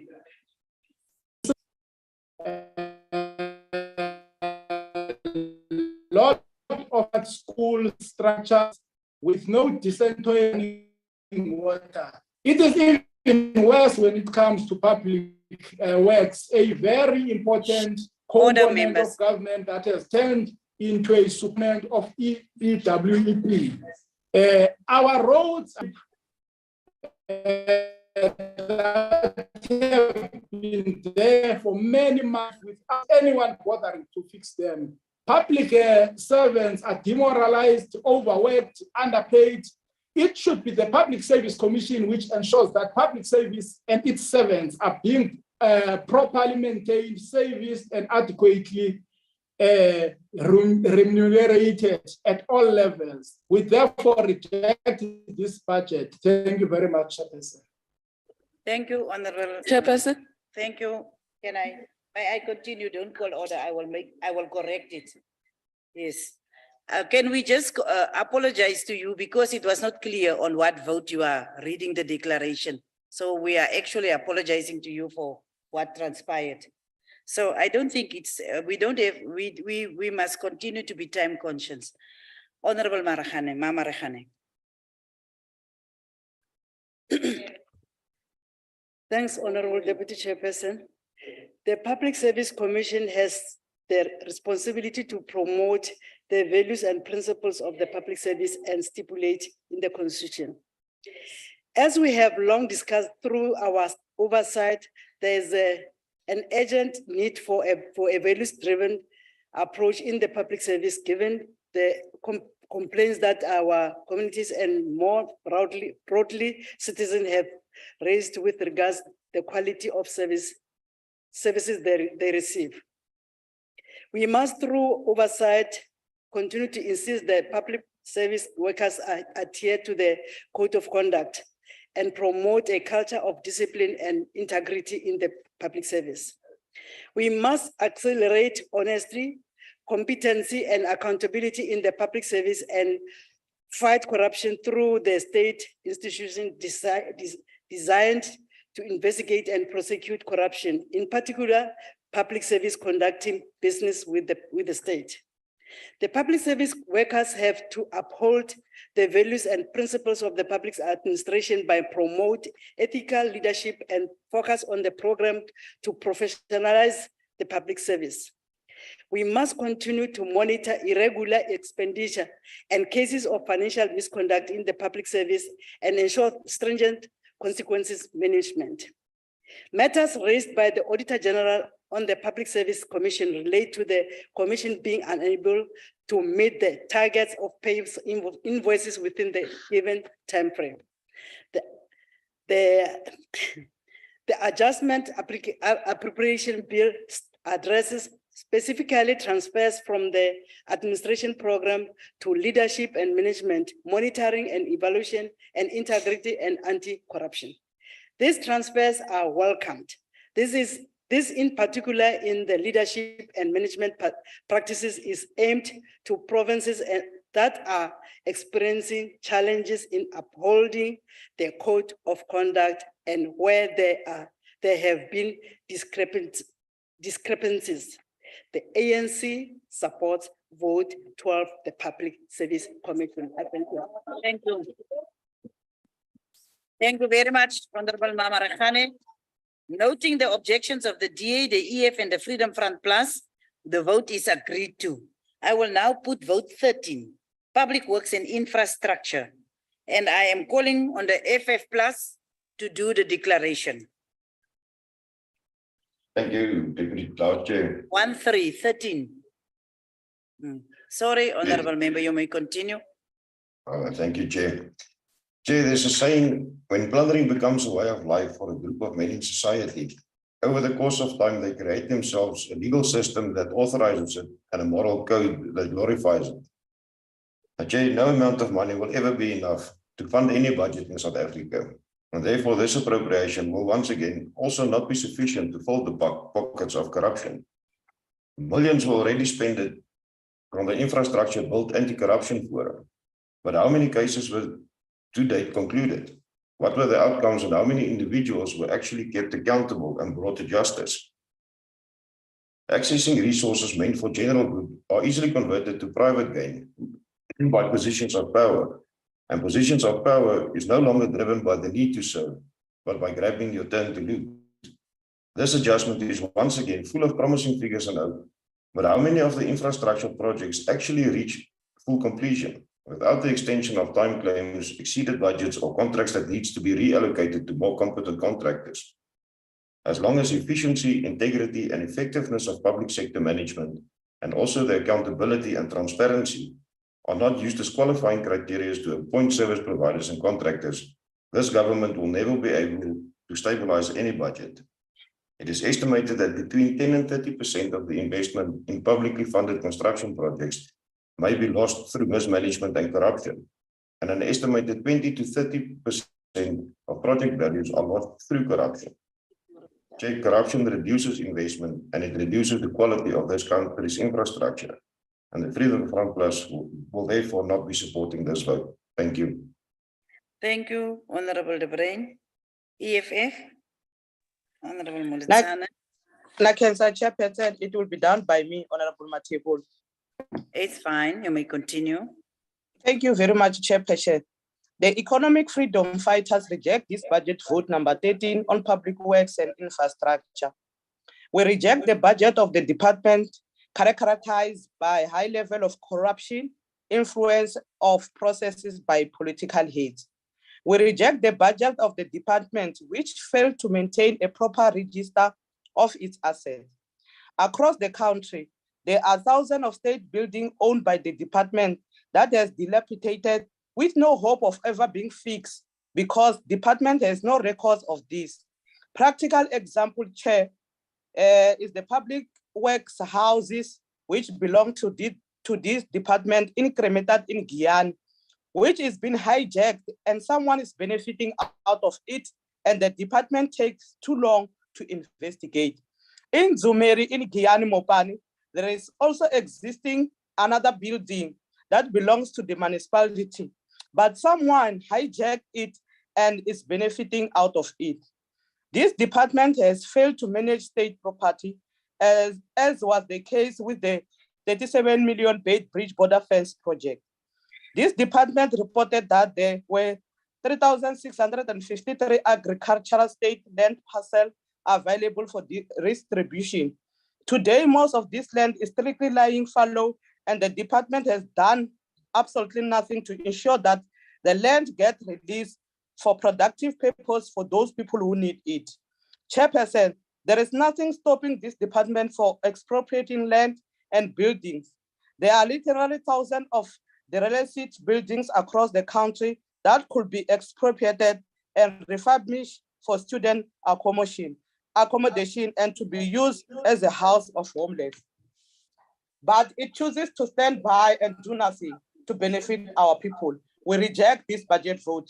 Thank you very much, Chairperson. Thank you, Honorable Matebula. DA. Thank you, Honorable Deputy Chair. Deputy Chair, you know, the purpose of today is to talk to the adjustments to the budget, not the department and the entire budget. So I'll focus on that, which is what we're supposed to be doing. The only adjustment to this department's budget is the allocation of 389 million rand, which has been transferred to the Department of Transport for their rural roads program, specific for the Welly Sizwe Rural Bridges project. The DA certainly cannot argue against funds being used to give poor rural communities safe access to schools, clinics, and other services which have been so difficult for them to access in the past. It's interesting that the EFF and the Freedom Front Plus seem to vote against these communities being connected, but anyway. However, the concern that this raises is a trend. And that trend is that increasingly departments are requesting the funds from the Department of Public Works to be given to them directly, which is a spectacular indictment on the Department of Public Works, and effectively says, we don't trust you to do the work for us. We will do it ourselves. The Department of Defense is in the process of taking back as many of the powers and functions as they possibly can and as quickly as possible from the Department of Public Works and Infrastructure. Parliament, where we stand today, has recently announced that they will be taking the responsibility for the entire rebuild of Parliament, to the tune of 2 billion rand, in a stunning display of a lack of confidence in the ability of the Department of Public Works and Infrastructure to manage a project of this magnitude. We are clearly heading towards a country without public works. This department must consider seriously how they will regain the trust of their client departments and to get things done on time and within budget. I thank you. Thank you, Honorable Bratase. We will now call on the ANC. Ms. Shodi.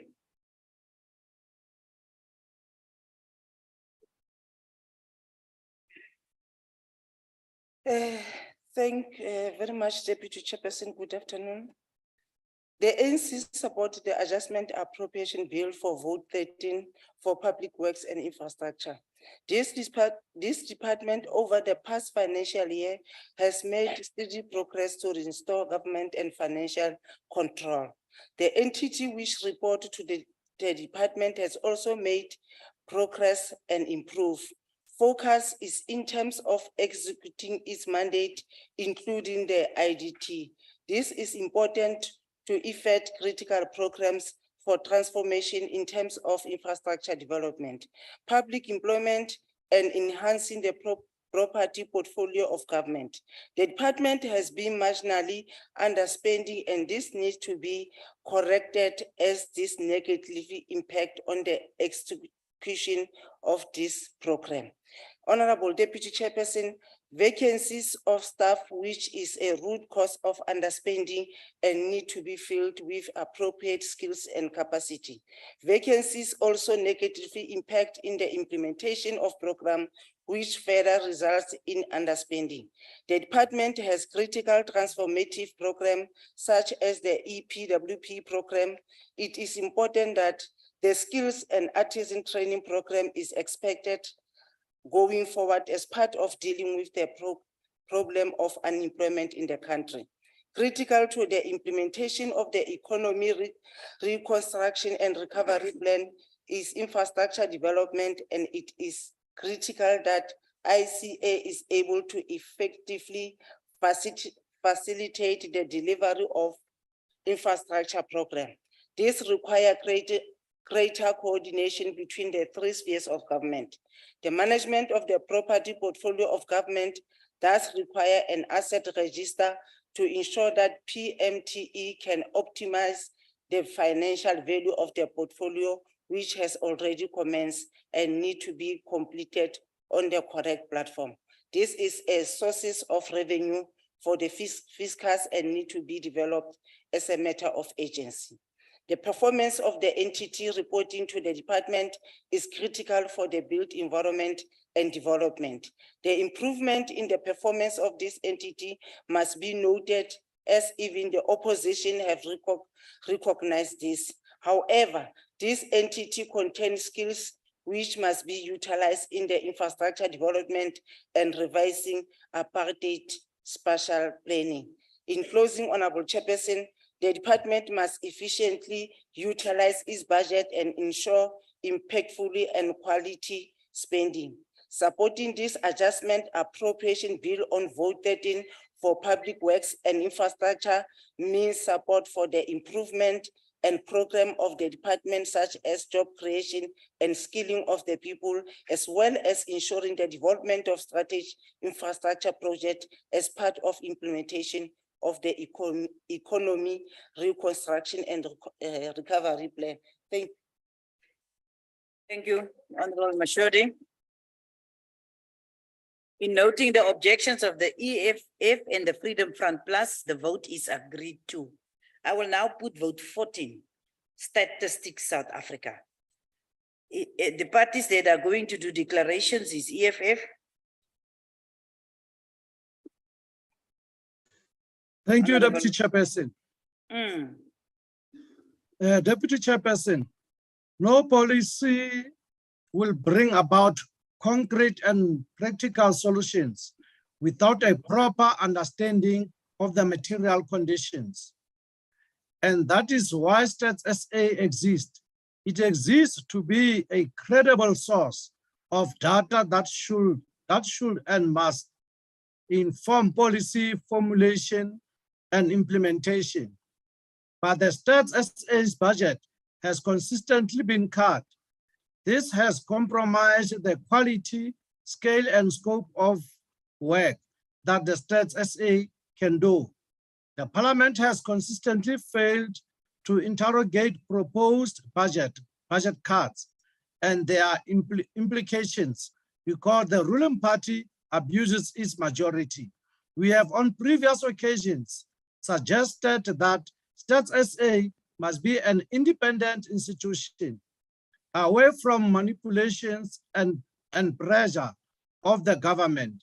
It must be standalone, like a Chapter 9 institution that issues data without fear or favor. Parliament must also look closely at the impact caused by many years of defunding of Stats SA.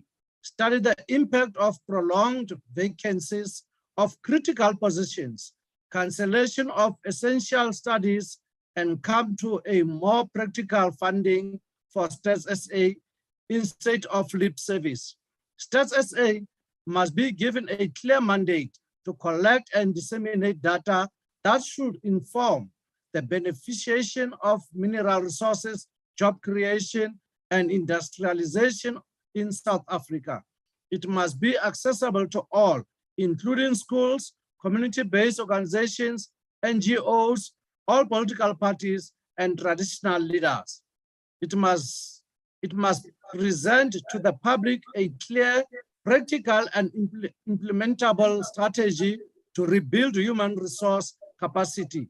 It must pay all field workers as set up clear and adequate communication processes to resolve as many of these unpaid claims by field workers as possible within a short space of time.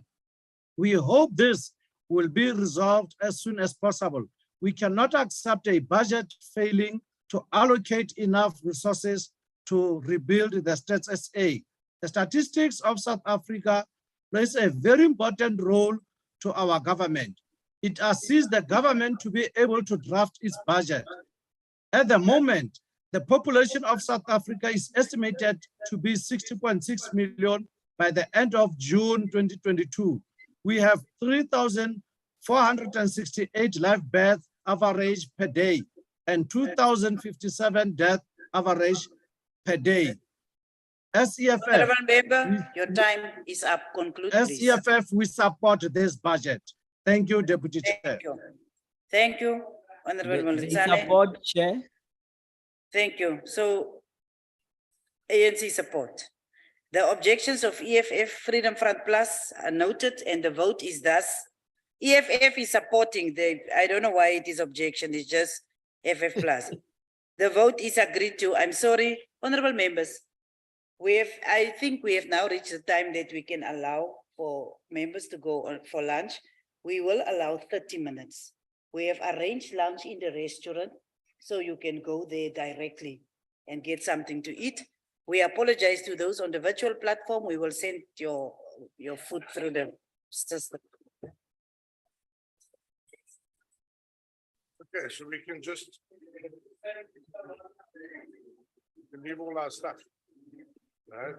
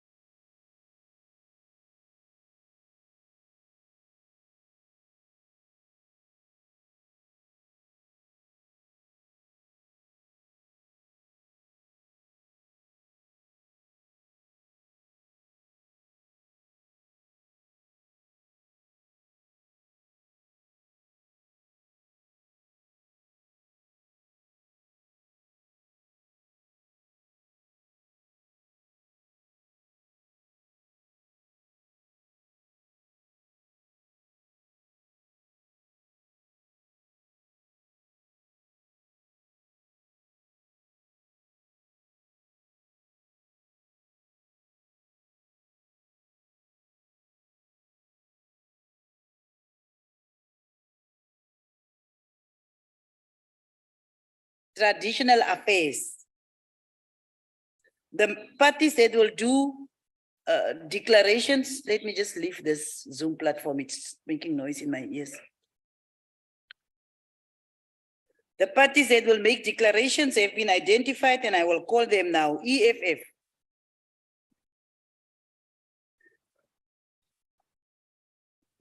Chairperson, the EFF rejects budget vote 15 on traditional affairs. The Department of Traditional Affairs' main aim is to coordinate traditional affairs activities across government through development of appropriate policies, norms and standards, and cohesion.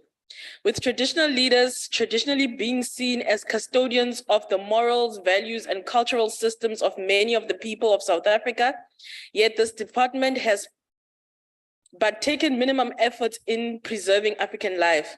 It has showed limited capacity in overseeing issues related to traditional affairs and provides support to the development and stable African community. Chairperson, we reject this budget. You reject the budget vote. IFP, Honorable Hadebe. Honorable Hadebe. Must I call you by your clan name?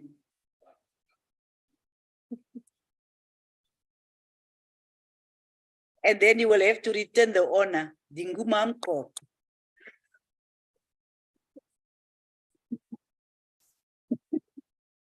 I see Honorable Adeba. I saw him on the platform. That's why I'm giving him a bit of time. If he's not coming to the party, we will continue.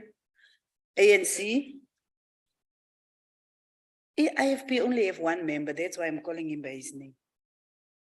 Thank you, Deputy Chairperson. ANC support vote 15 traditional affairs. There is a very minor adjustment in this year's adjustment appropriation bill on the vote on traditional affairs. This relates to funds being reprioritized to research, policy, and legislation, critical functions where we consider the mandate of the department. These funds are taken from administration. This will be used for the development of appropriate policies, norms, and standards within a regulatory framework to promote culture, heritage, and social cohesion. This critical ongoing work must enhance existing rural socio-economic programs and provide the basis of support to development in these areas. The ANC support vote 15 corporate governance. There is generally a mistake that was made in the guide to say that the DA is calling for a division. There is no division called, so the vote is agreed to. That is traditional affairs. I now put vote 16, basic education. I've been informed that parties would like to make declarations of vote, and I will call the parties now. FF plus. FF plus. Again, FF plus. We don't get response No there. declaration, thank you, Chair. Okay. Honorable Detoy, you may continue. It's your party. No declaration. Then we continue. EFF. EFF. No declaration. May we continue? I see there is an indication of a declaration, but no one is responding. Unfortunately, my laptop the battery is now charging, so I don't have it here. I usually also check on the system. No, it's fine. We will continue. Democratic Alliance. Thank you, Deputy Chair. The Department of Basic Education's financial health is concerning. This, amongst others, due to the delay in settlement of accruals and payables within 30 days. Can we have order, please? There is too much noise in the house. I'm sorry, Honorable Christians. You may continue. I'm just sorry. There was too much noise. All right. Thank you, Deputy Chair. The Department of Basic Education's financial health is concerning. This, amongst others, due to the delay in settlement of accruals and payables within 30 days to the amount of 145 million rand. The department will incur the interest, which will result in the incurrence of fruitless and wasteful expenditure. Furthermore, it takes the department more than 830 days to collect the accrued department revenue because the overpayments on the projects are due. This due to delays in finalizing projects after they have reached the practical completion stage. The department has reported 2.7 billion rand worth of irregular expenditure incurred in the previous financial years and 412 million incurred in the current financial year. According to the annual report, the investigations into some of the fruitless and wasteful expenditure cases were not performed, and therefore disciplinary steps were not taken against officials who had incurred fruitless and wasteful expenditure as required by the PFMA. Furthermore, compensation of employees is overspent at 152.22%. The National School Nutrition Program noted numerous findings, which is deeply concerning as no learner can be expected to concentrate without a nutritious meal. According to the annual report, the percentage of Black, African or colored grade 12 candidates taking at least one niche technology-focused subject in matric remain unchanged between 2018 and 2021 at 9%. The budget should be directed towards an increase in learners taking technology-focused subjects, as well as a maximum support to schools and educators in this field.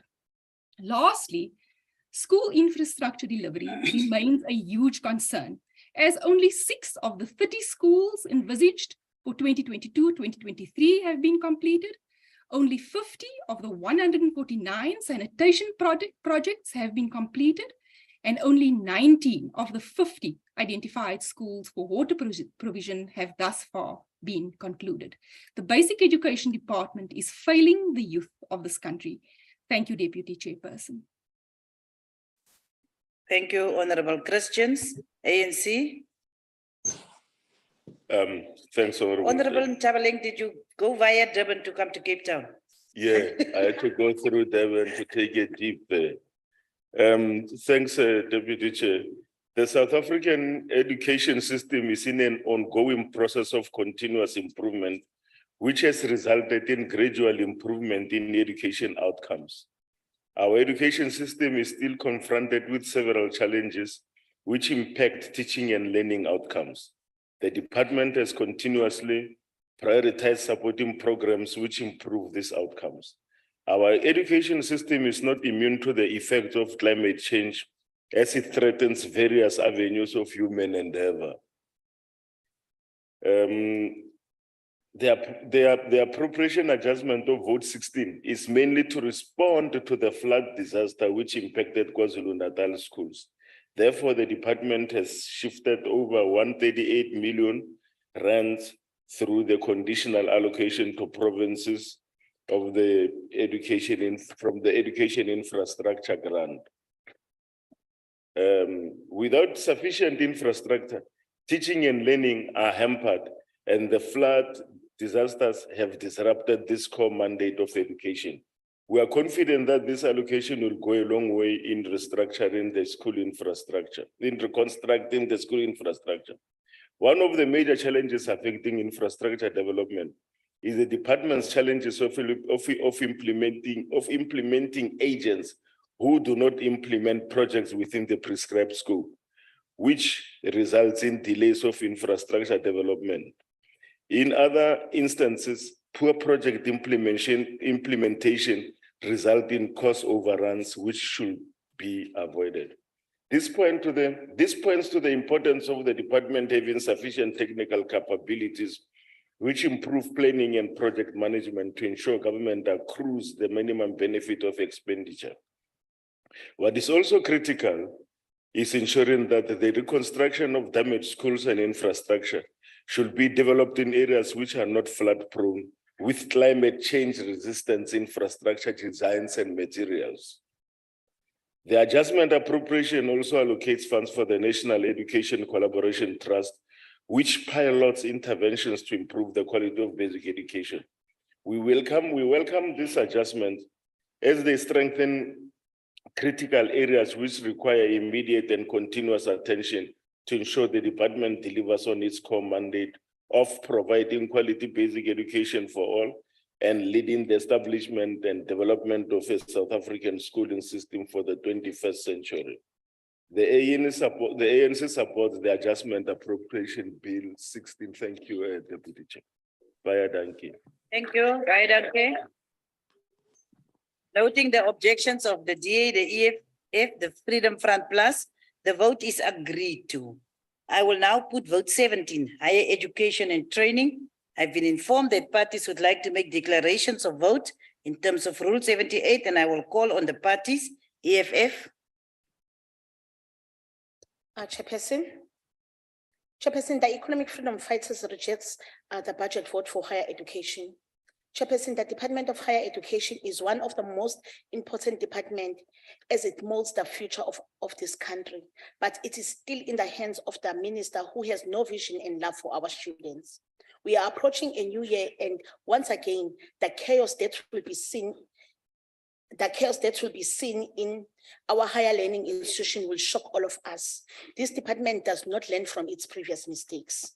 We reject the budget vote for this department, which has done nothing at the face of the general collapse of governance in universities and TVET colleges because of the corrupt and unethical council members, some of whom are deployed by this department. Universities such as VUT, MUT, WSU, and many others that have experienced unprecedented corruption. This department provides no support to this institution with infrastructure and efficient grant to develop a university-owned student accommodation that is safe and conducive for learning. Our TVET college sector lacks the professional capability of staff and makes no link between the college and the labor market by making programs offering a more response and improving the placement of college graduates in jobs. We reject this budget, we reject the executive of this department, and most importantly, we reject Plate Simande. Thank you. Honorable Lutuli, can I just call you to order to stand up again and say Honorable Plate Simande? Because if he's here, he's a member of this house. Chairperson. Yes, no. Just Lee. Yes, Chairperson. Can I please read my notes? Vote 16. There is no such that will happen. We have passed there. You were not there. Even if we were still at that vote, but we are already past there. We are at vote 17. So I'm sorry. You are too late. Can you please just correct that? You shouldn't be calling any member. Mr. Plate Simande. It's fine. I will accept that. We are continuing. ANC.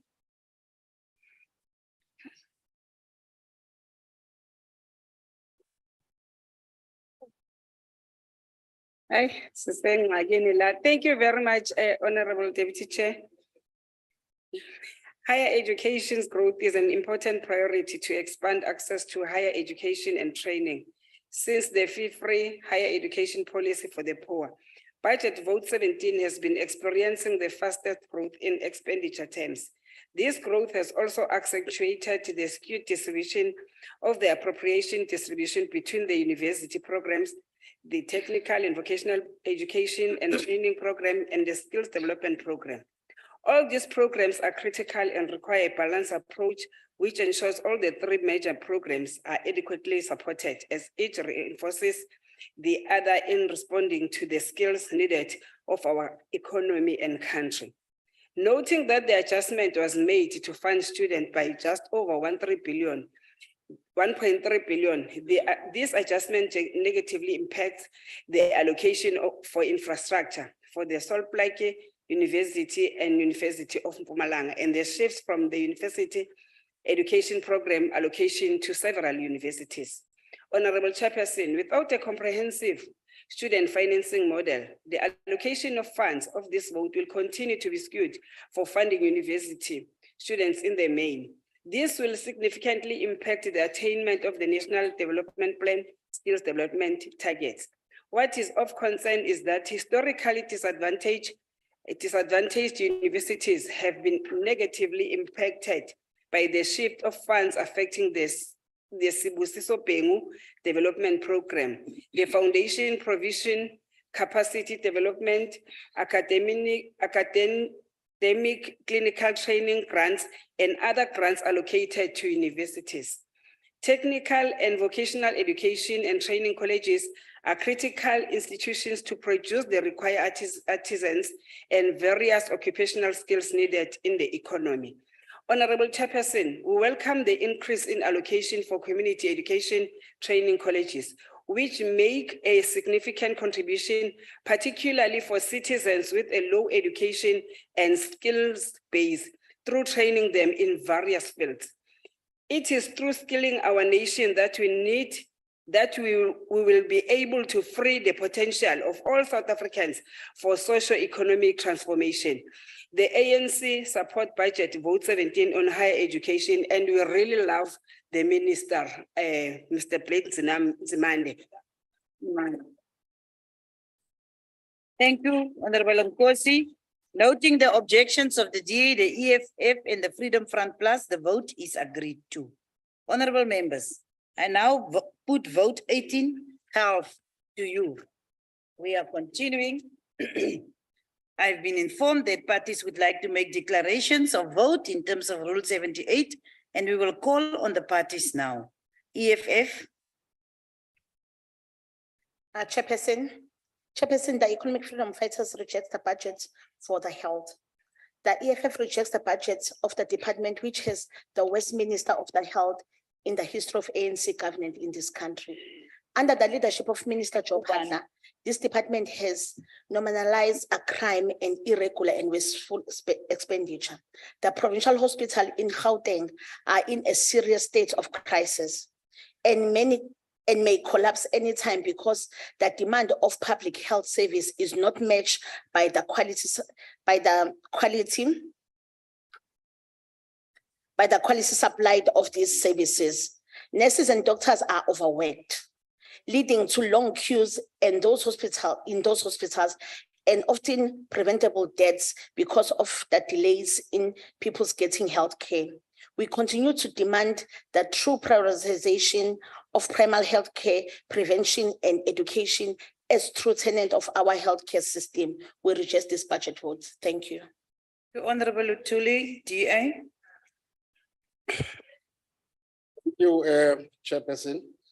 Honorable Chair, the Auditor General has reported an irregular expenditure of 1.3 billion from the Department of Health, which is a 42% increase from the past financial year.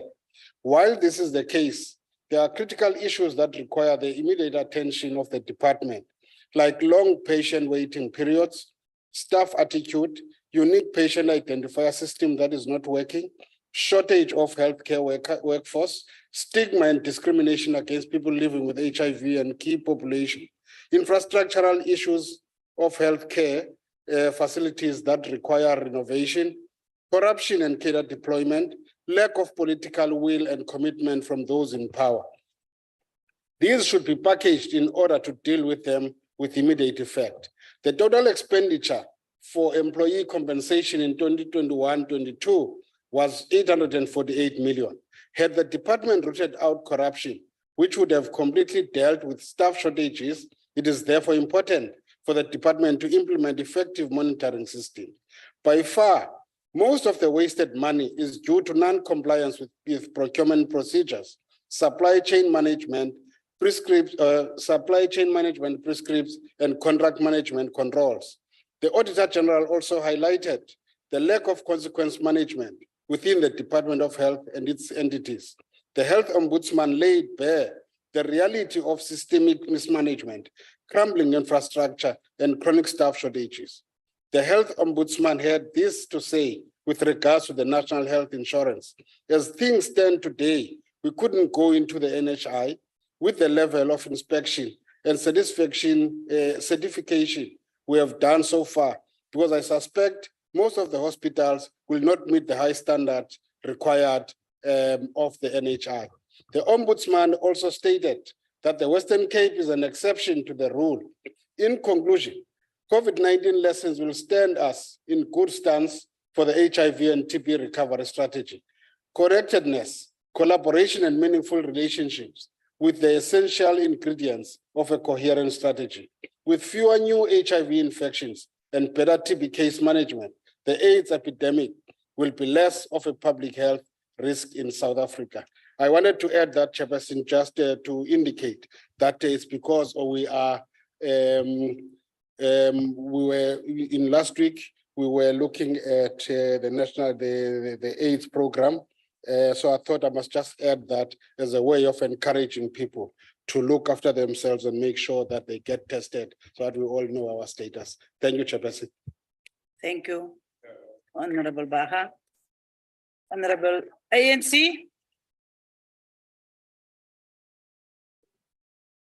Honorable Deputy Chairperson, the African National Congress rises to express its support for the adjustment appropriation vote 18. The ANC is convinced that achieving justice and equity in healthcare is important. We have so stated that National Health Insurance, which is before the National Assembly Portfolio Committee, is necessary for universal healthcare coverage. Without providing all South Africans, regardless of class, with an equal opportunity to obtain high quality healthcare, full justice cannot be achieved. As the ANC, we welcome that the largest portion of the budget has been allocated towards the social weights and will thus help low-income households and the most vulnerable members of our society. The amount being 3.56 trillion rand over the next 3 years, or 59.2% of the total non-interest spending. Improving health outcomes remain one of the most important goals of the Department of Health. And we are of the view that these adjustments enable a context where this can happen. While awaiting the finalization of the NHI bill processes, we believe that it is necessary that improving of primary health services should not be compromised, and the improvement of health infrastructure being an important part of this. In this regard, the ANC welcomes that the adjustment appropriation bill as an important part of improving the delivery of health services. We are, however, aware that the state of the global economy has an effect on local development initiatives, such as the cost of infrastructure for development. Indeed, provinces play an important role in the provision of the health services in the South African health system, and we look forward to the strengthening of health services, particularly in those provinces where access to quality health services is significantly constrained, and believe that this budget vote presents an opportunity for this to happen.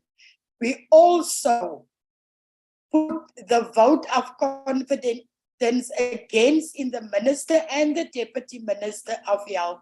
I thank you, Deputy Chair. Thank you. I don't see any division being called, so we will continue with the vote.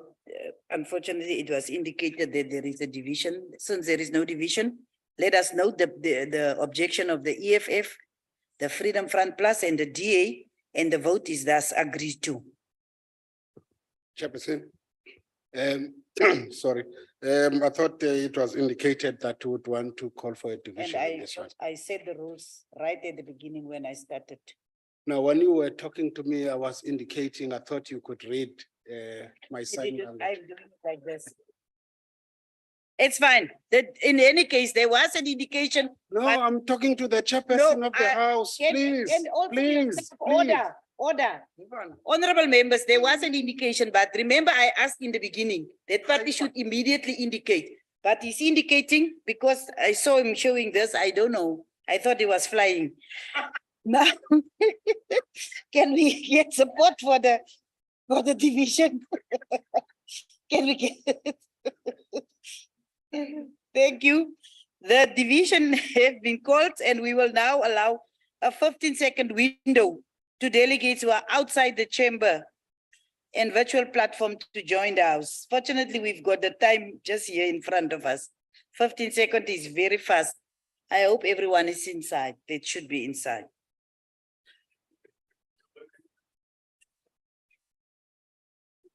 I thought your pulse has become. Thank you very much. 15 seconds is gone here on my system. So we will now proceed to the voting on the question. And the question is that the vote be agreed to.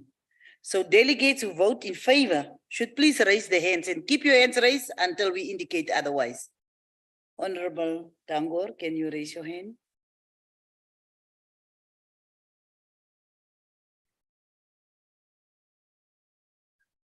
I don't have one.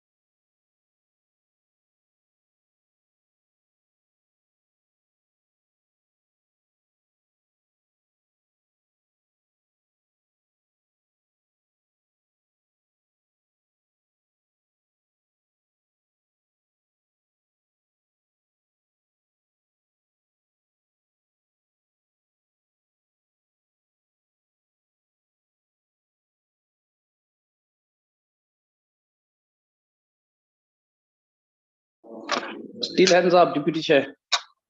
Oh, it's fine. It's exactly the person that we were speaking about. Thank you, Chief Wood. We noted that you are on the platform. The count is complete. We will now ask delegates who vote against to please raise their hands.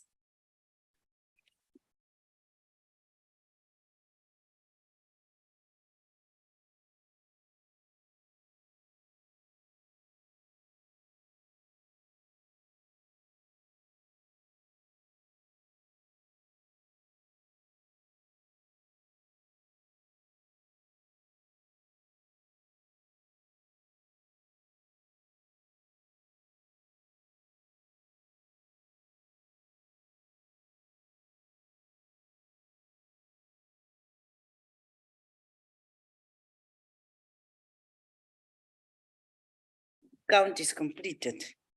You can lower your hands. Thank you. Let's go to delegates who abstain. Should they please raise their hands?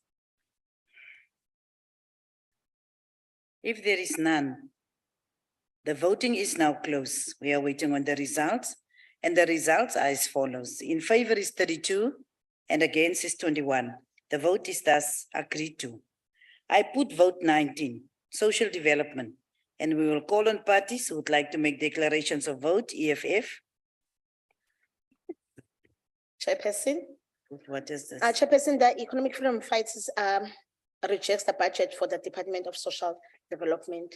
The department has been unable to provide any tangible solution for the many social issues faced in this country. Every day we bring to the attention of this department an incompetent minister the challenge faced with the shortage of social workers. It is now towards the end of 2022, and we are still telling the department that we have a shortage of social workers. To date, there is still no understanding of social needs for children and elders following the devastating floods in KwaZulu-Natal early this year. Up to now, there are thousands of desperate men and women who apply for the 350 SRD grant who have never received a cent, while public servants have been helping themselves in this money. No plan to make the lives of people living with disability a little more livable. The department keeps on proving how clueless they are in solving the social needs of our people. And there is no hope of there ever being any tangible solution offered. We reject a budget which is known for nothing but poor service from SASSA offices. The EPW program that is given to our people is the way of this department to tell them how much it doesn't care for them. Chairperson, for these reasons, EFF rejects this budget. Well, thank you. Well, I thank you again. Thank you, DA. DA.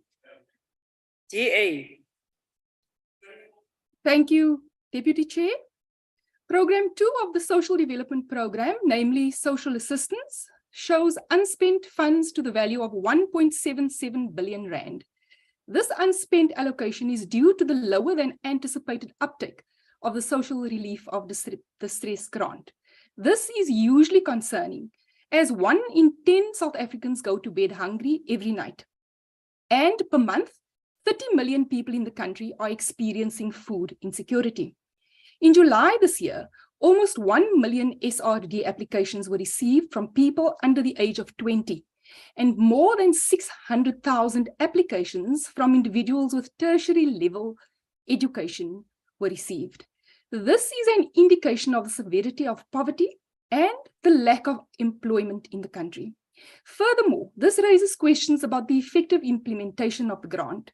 The 1.77 billion rand, which did not reach millions of vulnerable South Africans who struggle to put food on the table, is an indication of the grant's poor implementation, which may have excluded many eligible applicants who ultimately were kept out through imposed restrictions and an inflexible application process. The department also suffers a further 3.6 billion rand adjustment, while the country is in desperate need of social workers to help curb the increasing drug abuse amongst youth, as well as programs and mechanisms to end gender-based violence that is absolutely not abating. The department's budget experiences huge adjustments every financial year. The money would have been much better spent alleviating poverty, creating jobs, implementing programs to prevent gender-based violence, and curbing the multiple other social ills plaguing the country. We would also like to call for a division. Deputy Chair, I thank you. Thank you, Honorable Christians. Honorable Ndongeni.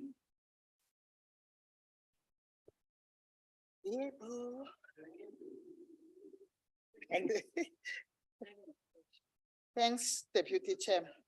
Honorable Chairperson, South Africa remains highly unemployed country, with the majority of its people being imprisoned to poverty and unemployment. Social services as provided for through the Department of Social Development, therefore offer an avenue that can enable government to address these ills, whilst attempting also to minimize the impact of the inequality. The African National Congress is still dedicated to the goal of creating a democratic, non-sexist, non-racial, and affluent national democratic society. All South Africans will have the desire of social and economic independence in the society. The ANC notes with concern some of the challenges that inform the areas of services delivered that are concerned as identified.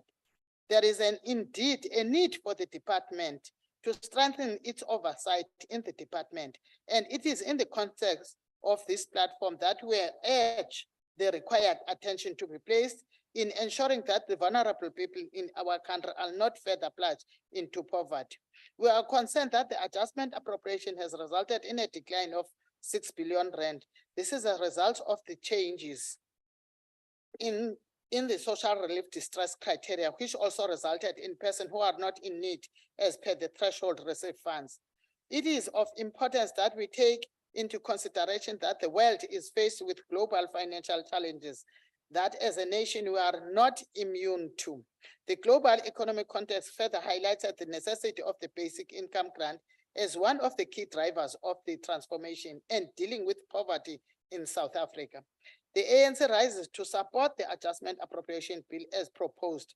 We further emphasize that importance of ensuring that there is a prioritization of the Batupeli principle and ethical government and leadership in the implementation of the department program henceforth. So the ANC love with passion the Minister of Social Development, Lutu. I thank you, Chair. Thank you very much. There is a wish from the D for a division. Can we see support? Thank you. A division have been called. We will now allow a 15-second window to delegates who are outside the chamber and the virtual platform to join the House.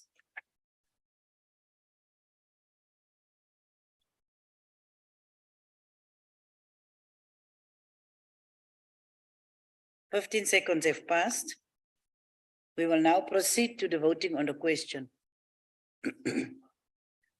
Unless you see someone still come running, like they do at the airport. The question is that the vote be agreed to. And delegates who vote in favor should please raise their hands and keep their hands raised until the count is completed. Are you guys not voting, Ndongeni?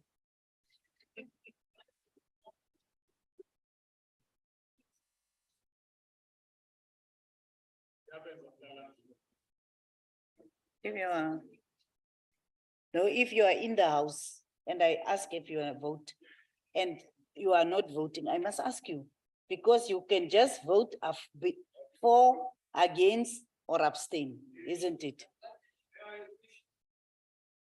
No, I don't want to be addressed. I just want the voting now is voting. And the rules also say nothing else must happen when we are voting.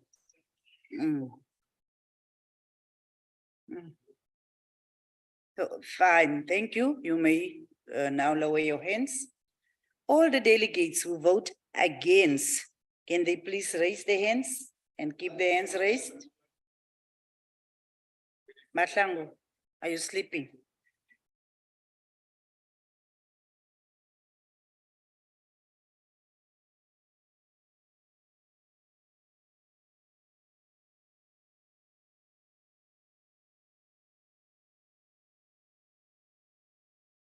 You may lower your hands now.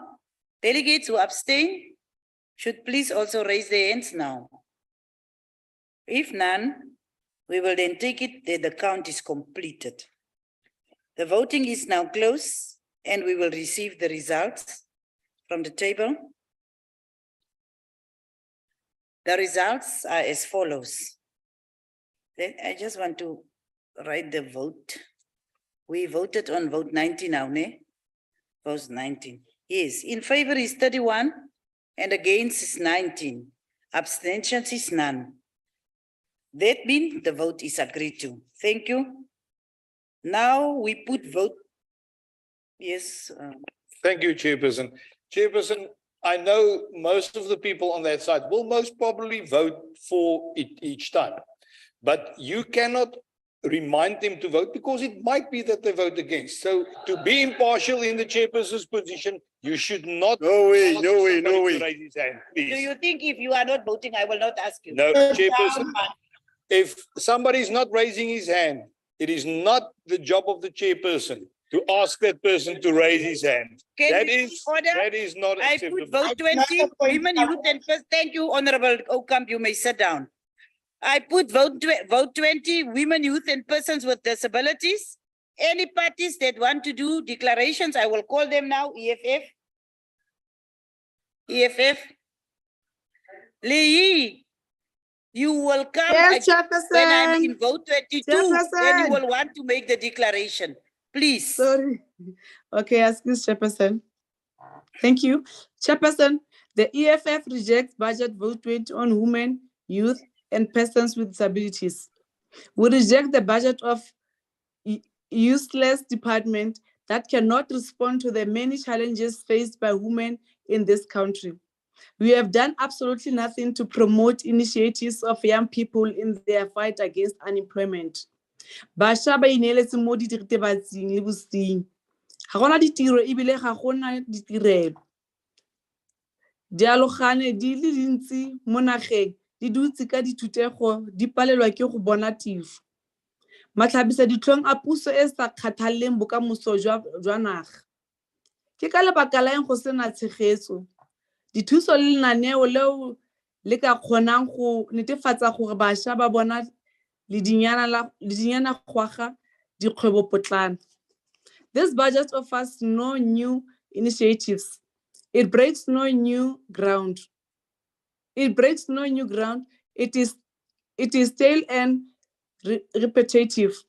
There are still shocking levels of discrimination against women and persons with disabilities. The law is not intentionally in ensuring the security and assertive measures are implemented in different departments, beginning with the young minister. How many officials in your department are disabled? How many are in your top management? Your department has to take intentional measure to ensure gender parity enforced thoroughly.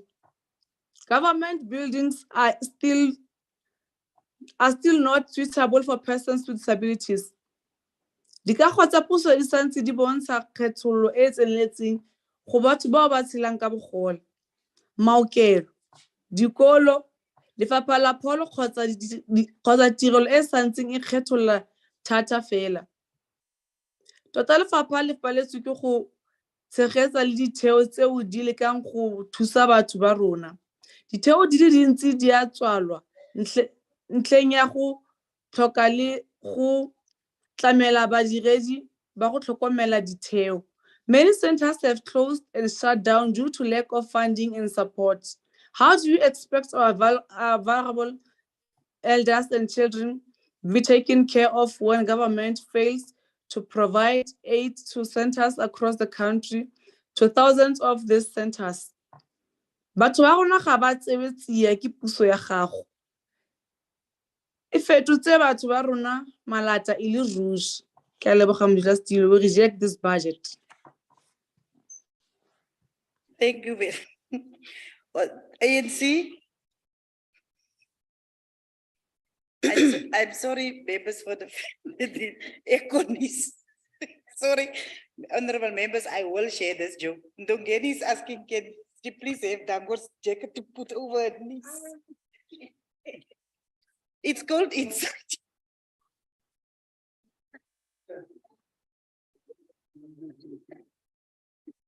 It's all level. It's all level.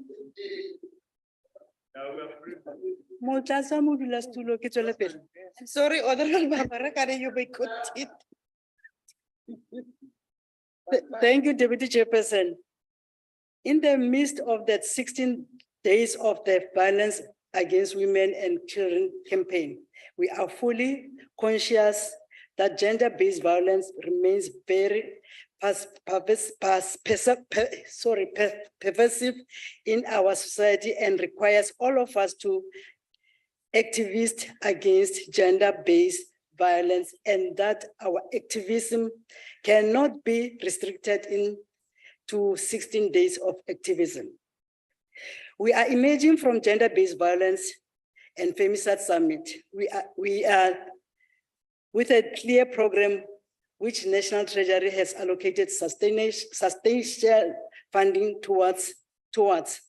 This calls upon us to work actively to implement the outcomes achieved in a structured manner, ensuring that the resources used provide quality results against police. The fight against gender-based violence and femicide requires a collaborative effort between all stakeholders. Young people today are facing numerous challenges, especially unemployment, gender-based violence, poverty, and mental health related issues.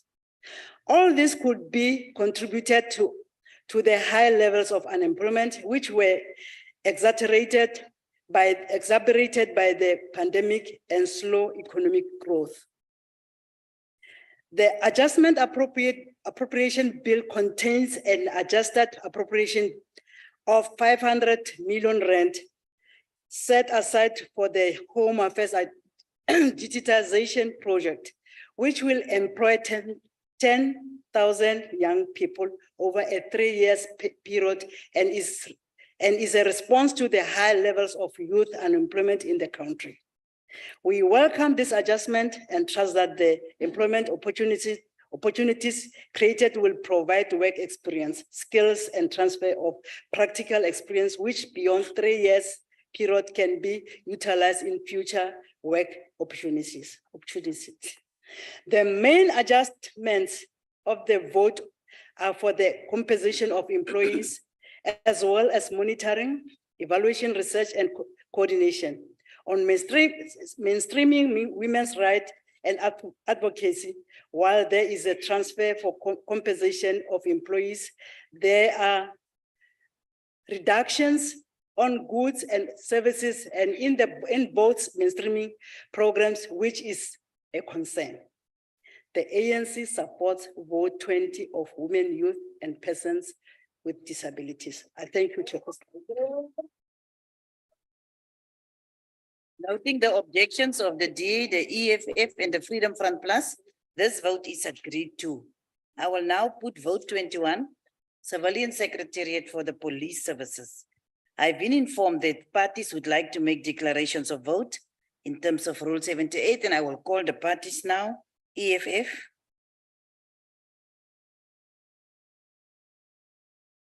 Thank you, Chairperson. The economic freedom fighters reject the budget for civilian secretariat for the police. We reject the budget of a department which has failed to monitor the performance of the police, its policies and measures. As the EFF, we note with the deep concern how police performance and conduct has deteriorated over the past 2.5 decades, with the priorities remaining unchanged. South Africa also experienced a high level of police brutality, with the large number of report cases of the police violence, even though there exists an IPAD oversight body that is responsible for making sure that the police are accountable for their acts of violence. Our police officers are simply not well trained to do their job. Their training does not speak to the challenges which officers face on the ground. South African Police Service training needs to be reassessed and improve. The crisis of July 2021 demonstrated this. For the greatest challenge facing the police is a political one, where the crime intelligence in the country has been collapsed, leading to the ominous and effective crime prevention strategy in this country. The EFF reject this budget. I thank you, Chair. Thank you, Honorable Mutsamai. ANC.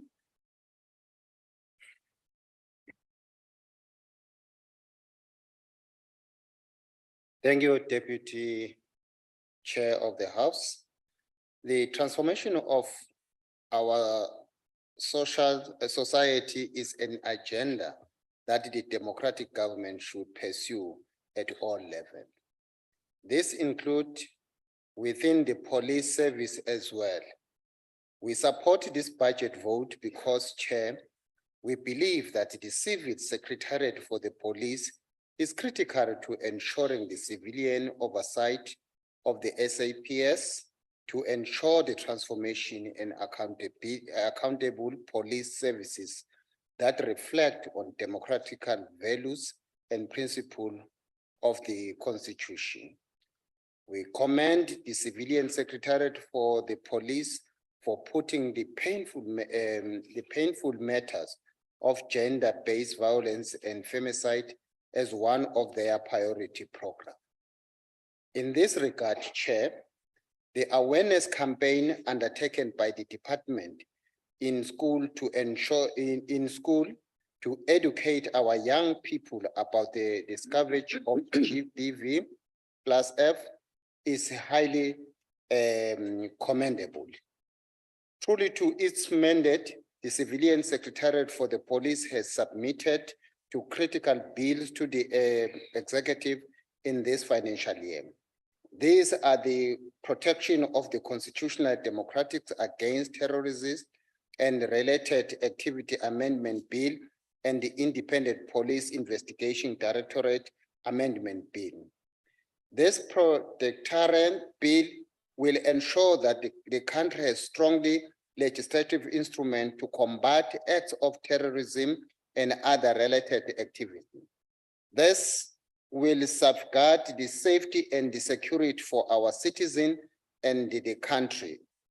It will also ensure that South Africa does become a safety haven for terrorists and for tourism and their activities. The ANC support this vote 24 of the Civilian Secretariat for the police, not terrorist, is tourists. Can we also correct the vote is vote 21? Oh, to me, it's vote 21, Chair. Yes. Thank you. We take notes. We take note of the objections of the EFF and the Freedom Front Plus, and the vote is thus agreed to. Honorable members, I will now put vote 22, correctional services. Parties that want to make declarations in terms of Rule 78, EFF. Thank you, Chairperson. The economic freedom fighters reject the proposed budget on correctional centers. We reject the budget of the department which is responsible for the shocking condition of our prisoners, such as inadequate healthcare service, reports of unrest and riots which often emerge inside our centers. Inmates often go on hunger strike, setting fires to the mattresses and clothes and damage of property, of prison's property. The high rate of violence and gangsters makes prison a very dangerous space to be in. We reject budget of department which fail to provide inmates with conditions which lack human dignity. The Department of Correctional Service has failed in almost all aspects and rerouting focus to rehabilitation at those centers. We reject this budget. I thank you, Chair. Thank you, Honorable Mutsamai, ANC.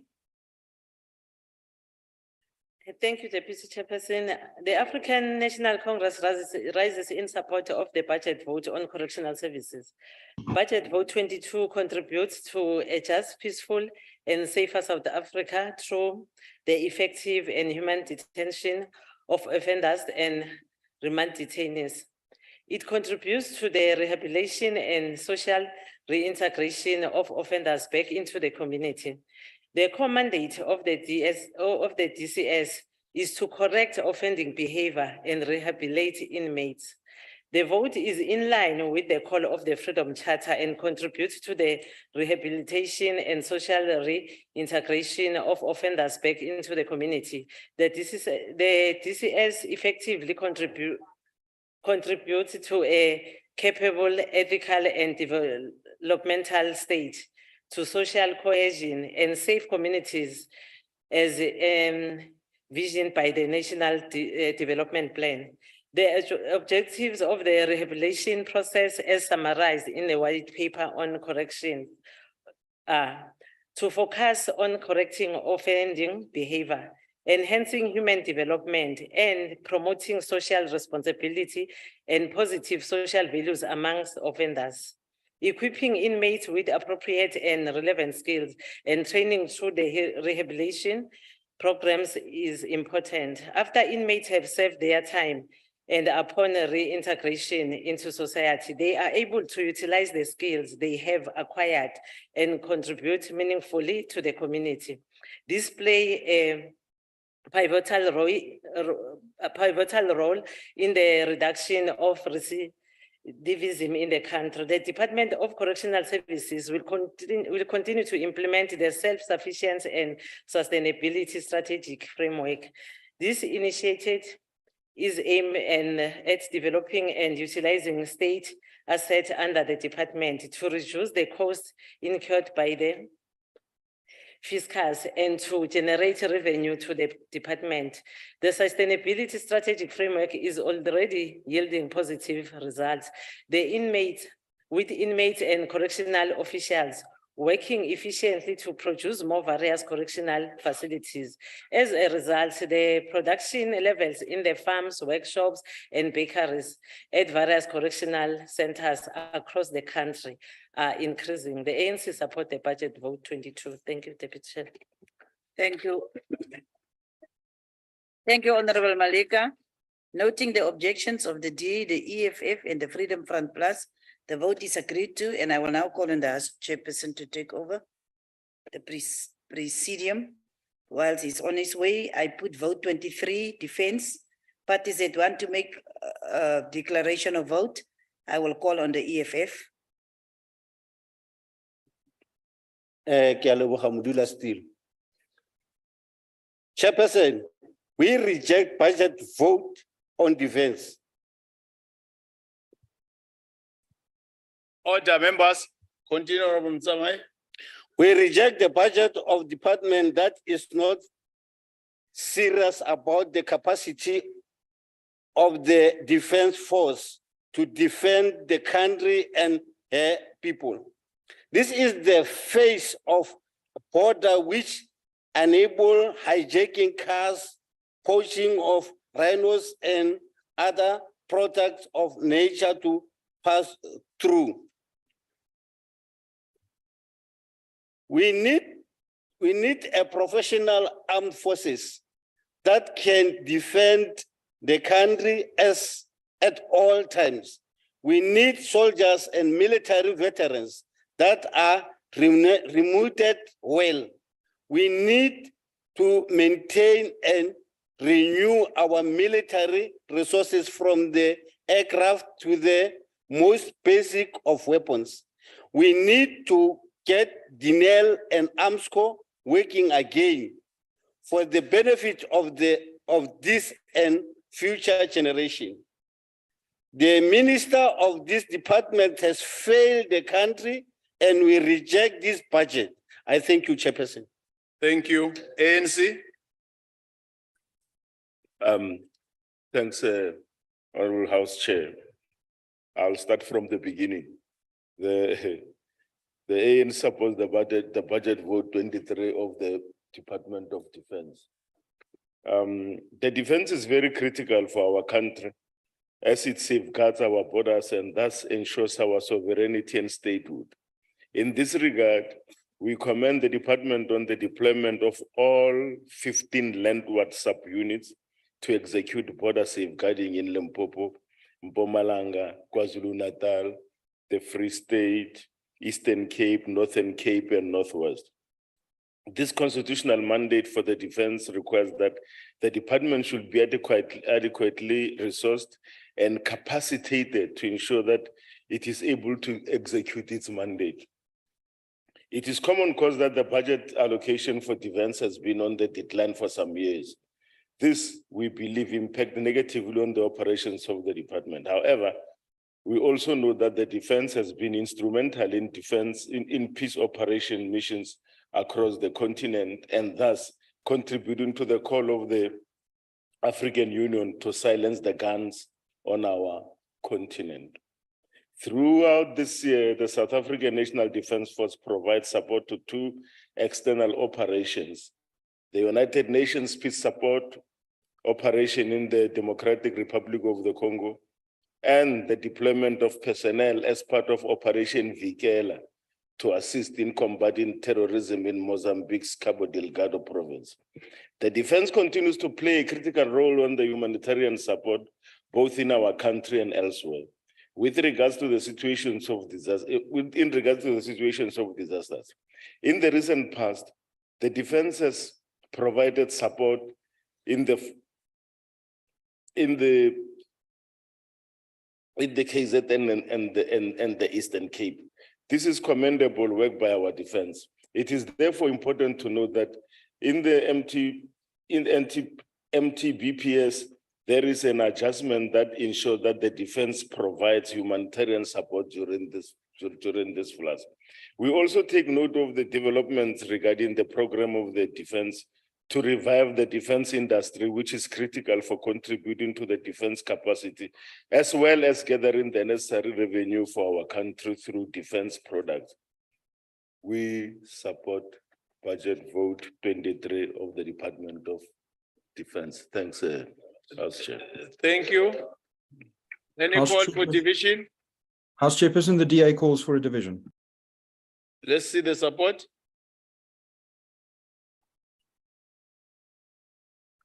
Thank you. Let's allow the 15 minutes to allow those that are inside to get in. 15 seconds.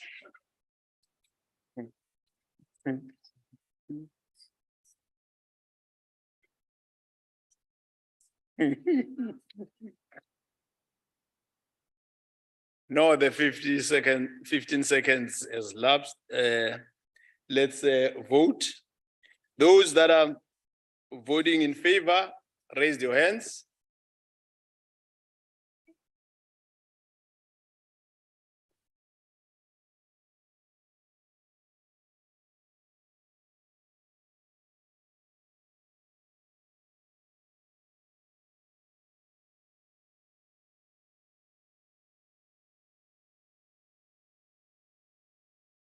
Thank you. Thank you. Those that vote against, raise your hands.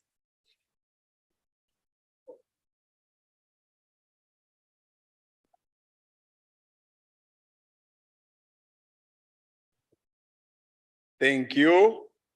Those that are abstaining.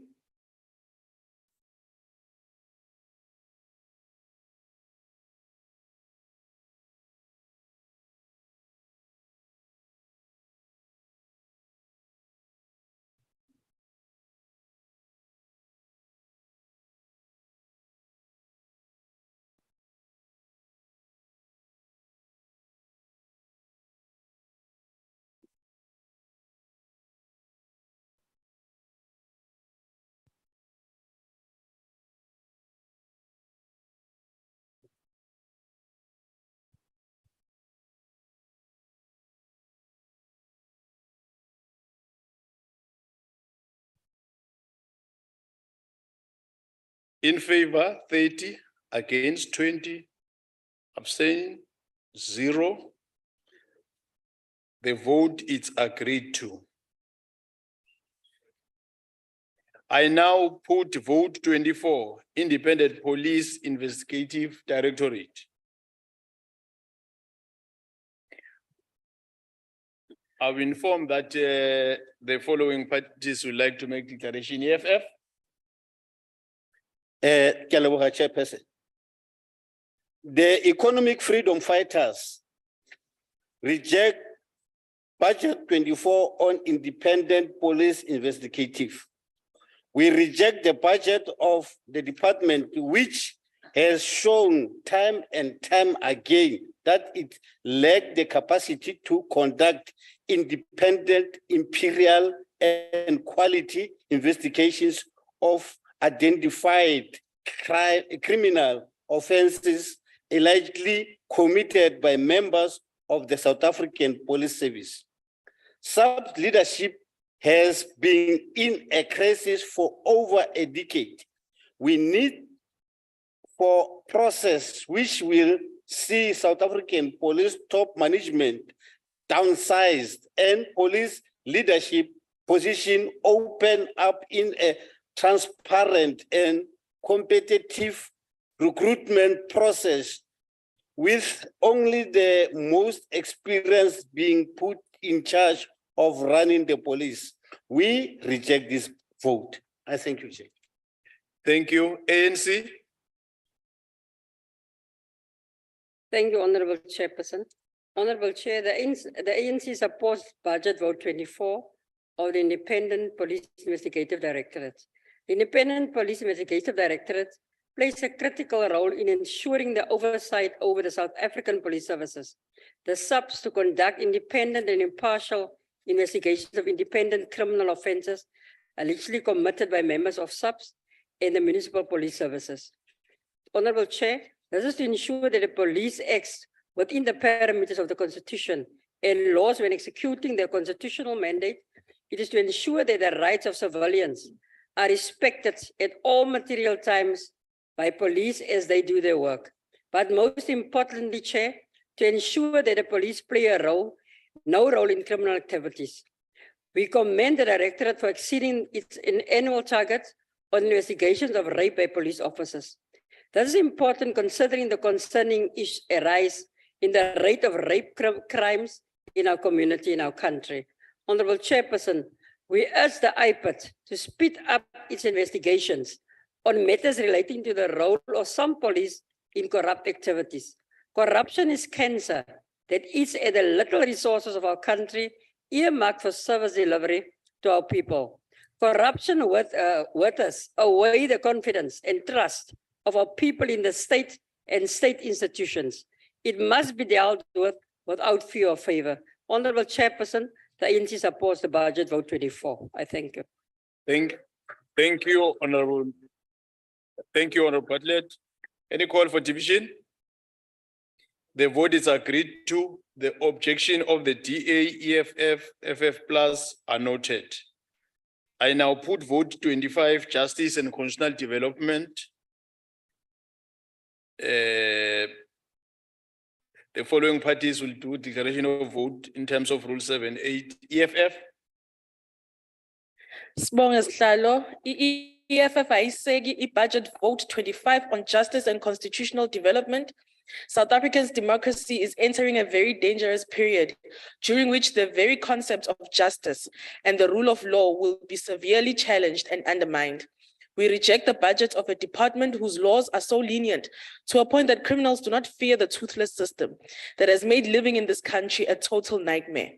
Chairperson, the country needs a criminal justice system that is able to investigate and prosecute criminals without fear or favor. We want a public protector who is not hounded like a wild animal merely because she dared investigate the powerful. We want a human rights commission that is deeply rooted in the idea of justice, particularly for the dispossessed majority. We want our courts to be left independent to interpret the law without undue influence of the rich and the powerful. We reject this vote. Thank you. Thank you. ANC. Thank you very much, Chair. The African National Congress rises in support of Budget Vote 25. The Department of Justice and Constitutional Development is critical in ensuring that justice is dispensed accordingly to all people, that everyone gets what's right, what's fair, and what's just. The Department of Justice and Constitutional Development and other entities and institutions receive their budget allocations under the Justice and Constitutional Development Budget Vote. These include the National Prosecuting Authority, Legal Aid South Africa, the Special Investigating Unit, the South African Human Rights Commission, and the Public Protector South Africa. Our courts are critical for enforcing and defending of rights of people and dispensing justice. They have played and continue to play a pivotal role in protecting the rights of women. The backbone of the fight against gender-based violence are the sexual offences courts and the Tutuzela care centers, which were introduced to focus on the speedy adjudication of cases. While this is the case, courts alone cannot alleviate, let alone eliminate this scourge.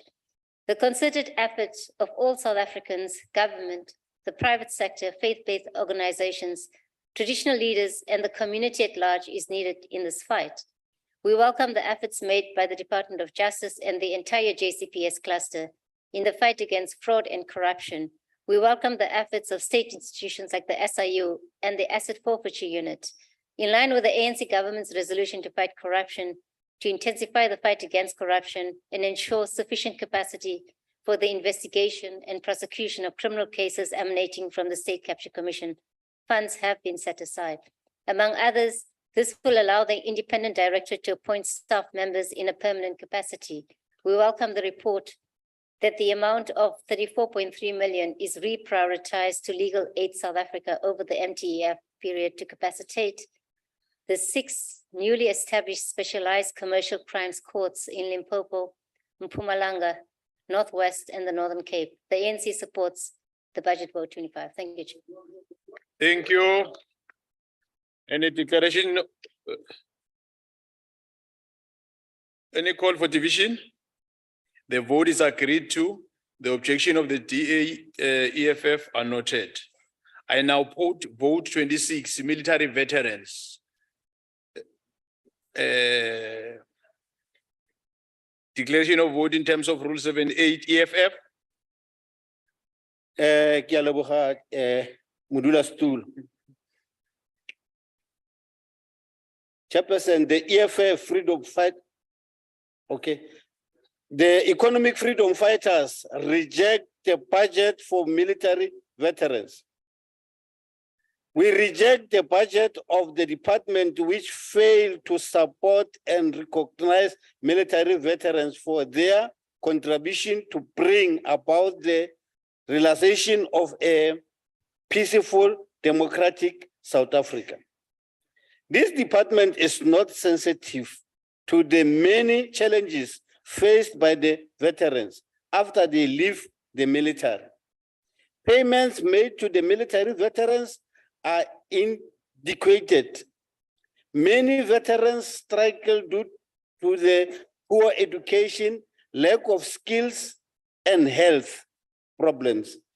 Until today, there exists no evidence to show that government continue to make sufficient advances against a harsh backlog in dealing with military veterans affairs. As such, we reject this budget. Thank you. ANC.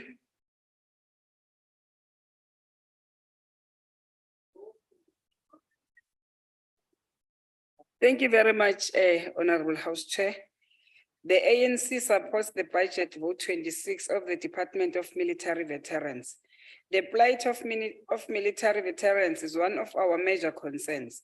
Military veterans should enjoy the benefits that are due to them as provided for in the Act. These benefits are to ensure the appreciation of the country on the role of the role that military veterans has played in securing the territorial integrity of our country. The military veterans have put their lives on the line in the defense of our country and its people. It is therefore important that as a country, we should take care of our military veterans and their dependents. In this regard, we note the slow progress in the building of houses for military veterans against the set target. As argued that the delay has more to do with the availability of land by the provincial and local spheres of government.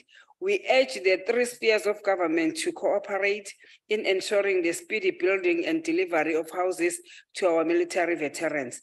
The delay should not be extended any further. Honorable Chair, we note the improved collaboration between the department and the military health services in providing medical care to the military veterans. This is commendable and it must be sustained. This adjusted budget allocation will ensure that the department is able to provide bursaries to military veterans and their departments, as well as for the erection of military veteran memorial sites. ANC support the budget vote of the Department of Military Veterans. I thank you, Honorable Chair. Thank you, Honorable Kosi. Any call for division? The vote is agreed to. The objection of the DA, EFF, FF plus are noted. I now put vote 27, Office of the Chief Justice. I've been informed that the following parties would like to make declaration of vote in terms of Rule 7.8. EFF. Thank you, House Chairperson. The economic freedom fighters has since inception always emphasized the need for Parliament to support the judiciary as a crucial component of our democracy. It is an independent judiciary resourced with exceptional men and women who are able to interpret the law in an impartial and fearless manner that would ensure that the poor would have some semblance of protection under the law in this country. While South Africa's constitutional democracy is not perfect, our judiciary has over the years defended its independence. Today, it is difficult to maintain the same level of confidence in the judiciary as it seems biased in favor of some politicians and interest by some very top judges in the land.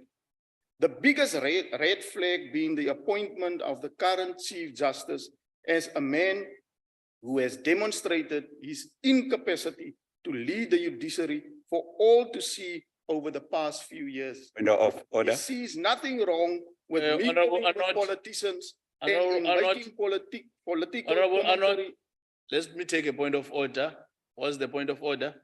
I'm raising just clarified there, but there's the rule that say with regard to the honor of the judge, whose removal would be in the council. So you can therefore cast aspersion on the character of the judge. Thank you, Chair. I'll have to consult Hansard to make a proper ruling about that point of order. Can you continue? The biggest red flag being the appointment of the current Chief Justice, a man who has demonstrated his incapacity to lead the judiciary for all to see over the past few years. He sees nothing wrong with mingling with politicians and in making political commentary about things that may end up in front of him in court. The risk of politicians capturing the judiciary is now the highest it has ever been in this country. Despite these misgivings, we still believe that there is men and women of integrity in our courts, and the administration of justice must continue. We therefore support the budget vote of the Office of the Chief Justice while condemning the attempts at capturing the judiciary. Thank you, Chairperson. ANC. Thank you, Honorable Chairperson. Honorable Chairperson, the African National Congress supports the budget vote 27 on the Office of the Chief Justice. Constitutional principle, Chair. 4 of the constitutional principles negotiated at a multi-party negotiating process in the early 1990s. And the next to the interim constitution provided that there shall be separation of powers between the legislature, executive, and judiciary, with appropriate checks and balances to ensure accountability, responsiveness, and openness. In building a capable, ethical, and developmental state, as envisioned by the National Development Plan, an independent and strong judiciary is important.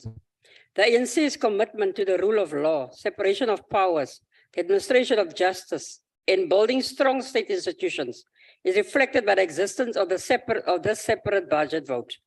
The Chief Justice, as head of the judicial authority, exercises authority and responsibility over the development and implementation of norms and standards for the exercise of judicial functions, such as the allocation of judges and the administration of courts. The Office of the Chief Justice core function is that of providing administrative support to the judiciary and has adopted the following strategic outcomes. Firstly, effective and efficient administrative support. Secondly, improve court efficiency. Thirdly, enhance judicial education and support.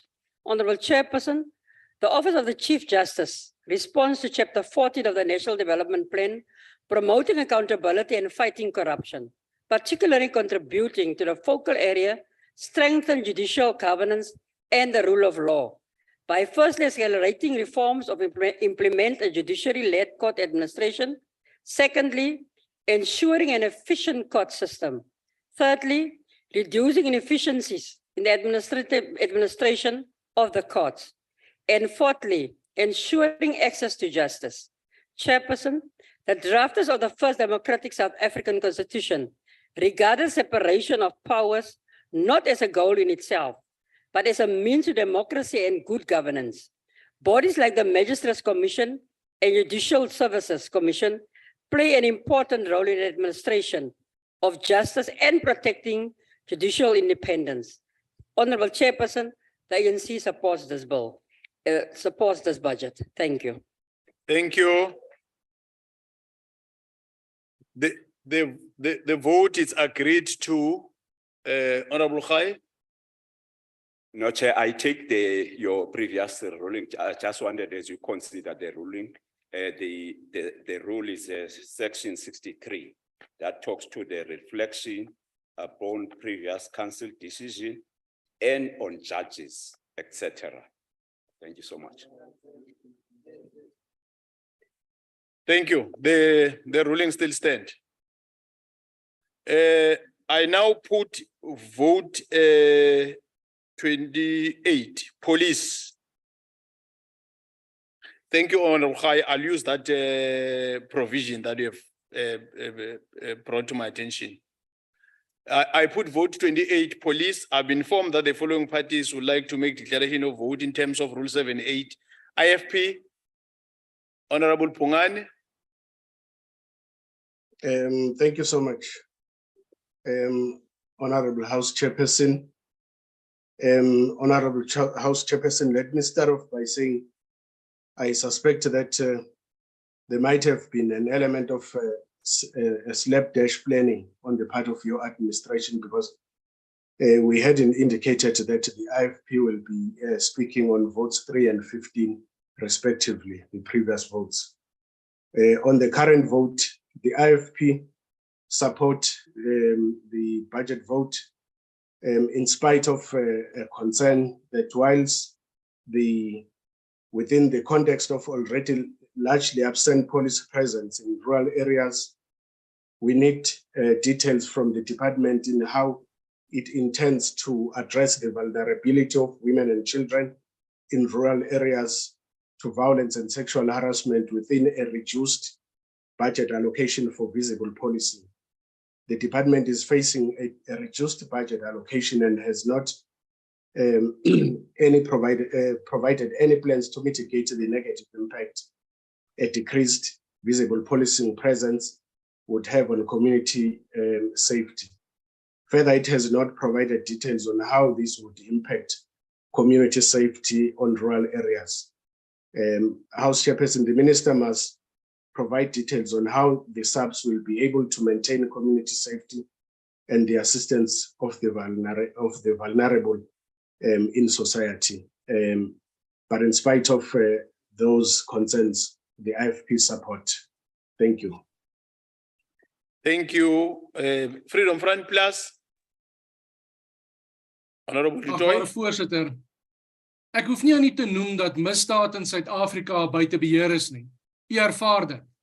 Ek hoef nie aan u te noem dat geweld teen vroue en kinders aan die toeneem is nie. U weet dit. Ek hoef nie aan u te noem dat plaasaanvalle steeds 'n ondenkbare, gruisame realiteit in Suid-Afrika is nie. U is deeglik bewus daarvan, maar die regering draai steeds 'n blinde oog. Slegs gedurende November vanjaar was daar volgens Rome Research Institute sowat 21 plaasaanvalle waar tydens 4 persone vermoor is en heelwat wat vandag met die emosionele letsels moet rondloop. Dank Vader vir die aanvalle wat wel afgeweer kon word. Chair, how is it possible that a responsible government can allow for the police budget towards detective services to be cut by 31 million rand despite the huge case backlog of detectives? How can it be allowed that 85 million rand be taken away from the SAPS administration budget that was supposed to address the construction and upgrading issues in police stations? The writing is on the wall, Chair. Die skrif is aan die muur, voorsitter. Ons sê dit al lank al. Dit is so duidelik soos daglig dat die regering Suid-Afrika se begroting aanwend van die polisie om hul eie saak te sterk. Wetstoepassingsagentskappe word verwaarloos sodat die regeringsmafia kan voortbestaan. Die Vryheidsfront Plus kan nie hierdie begroting ondersteun nie. Dankie, voorsitter. Thank you. EFF, Honorable Mtsamai. Ke a leboga modulasetulo. Lekoko la Economic Freedom Fighters ga le eme nokeng budget ya seponesa. Mo tlaseng ga le itlhole le bogale la seponesa. South Africa has, over the period of 2 decades, witnessed increase in crime statistics. We reject budget of the department which is still but taking minimal steps in the fight against crime and corruption. For there exists a lack of will on the part of both South African police and the government. To counter a corruption, we reject this budget. I thank you, Chair. Thank you. DA.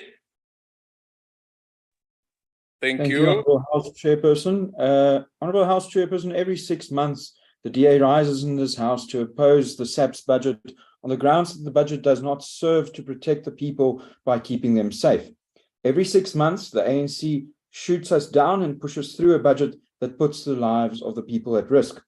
In the last 6 months, since we rejected the budget, all serious crimes have gone up. Between July and September this year, a total of 25,373 more serious crimes, such as rape and murder, have been committed compared to this time last year. There are now, on average, 76 murders taking place per day.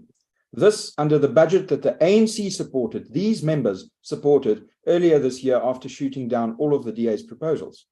The issues are the same and the solutions are still the same. If less is spent on protecting VIP politicians of the ANC and on keeping the police a top-heavy structure, more money can be made available for the basics.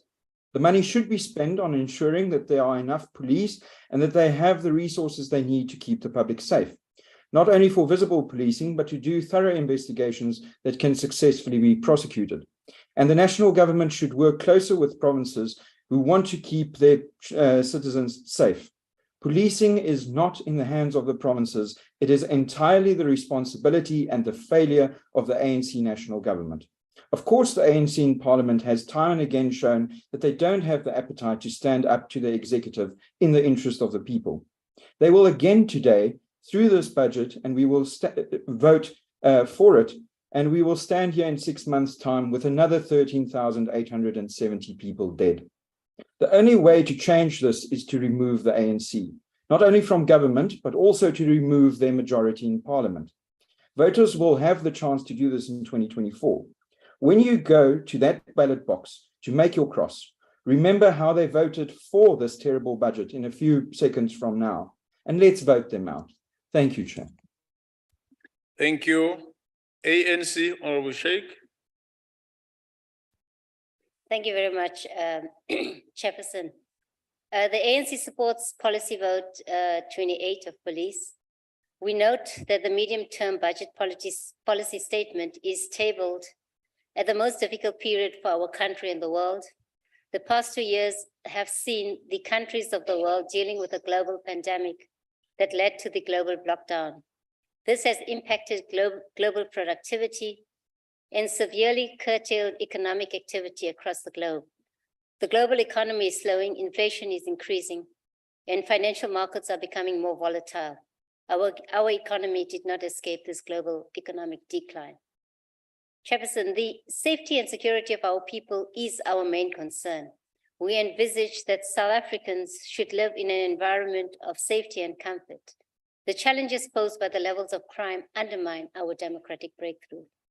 We have witnessed the rising crime levels as released by the Minister of Police and Crime Statistics in the second quarter of 2022 as compared to the same period in 2021. It is important to note that the period of 2021 was under lockdown levels 3, 2, and 1. However, it is concerning that the rate of crime keeps rising. The capacity and the resourcing of the police is an important matter if we are to fight crime and ensure the safety of our people. In this regard, we are in agreement with the view of the Minister of Finance that crime is a safety, economic, as well as a social issue. The Minister further said that a safe environment is important for full participation in economic and social life. This makes fighting crime a key pillar of enhancing economic growth. We are encouraged by the announcement by the Minister of Finance in the medium-term budget policy statement that the allocation to the police department will enable the department to recruit at least 15,000 police officers over the medium term. This will go a long way in capacitating the police and addressing the program of police visibility. In the same vein, we reiterate the call that the police on their own, they may not be able to deal with crime and ensure the safety of our communities. We need collaborative efforts by members of communities working together with the police to fight crime. And the community structures such as the CPFs should be supported by members of the community and be used as an effective structure in the fight against crime. Chairperson, the ANC supports budget vote 28, please. Thank you. Thank you. I've been further informed that the DA wishes to call for a division. Is the division supported by 4 delegates? Okay. Division having been called, I'll now allow the 15-second window to allow delegates outside the chamber and then the virtual platform to join the house.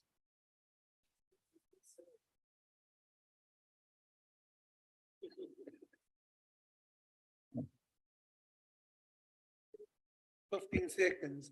Is it not possible for the United Opposition to come up with one declaration?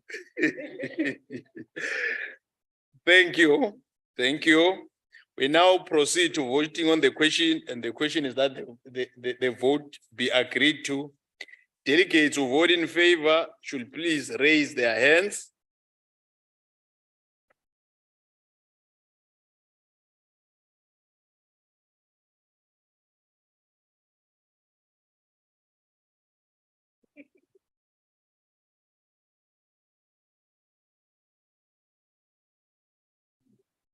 Thank you.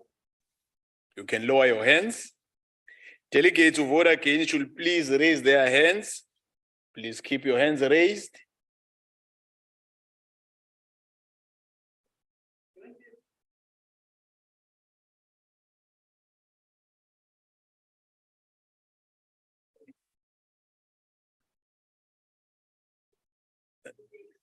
Thank you.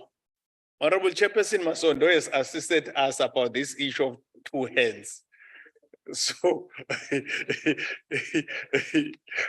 thank you. The count is completed. Delegates who abstain should please raise their hands. The count is completed.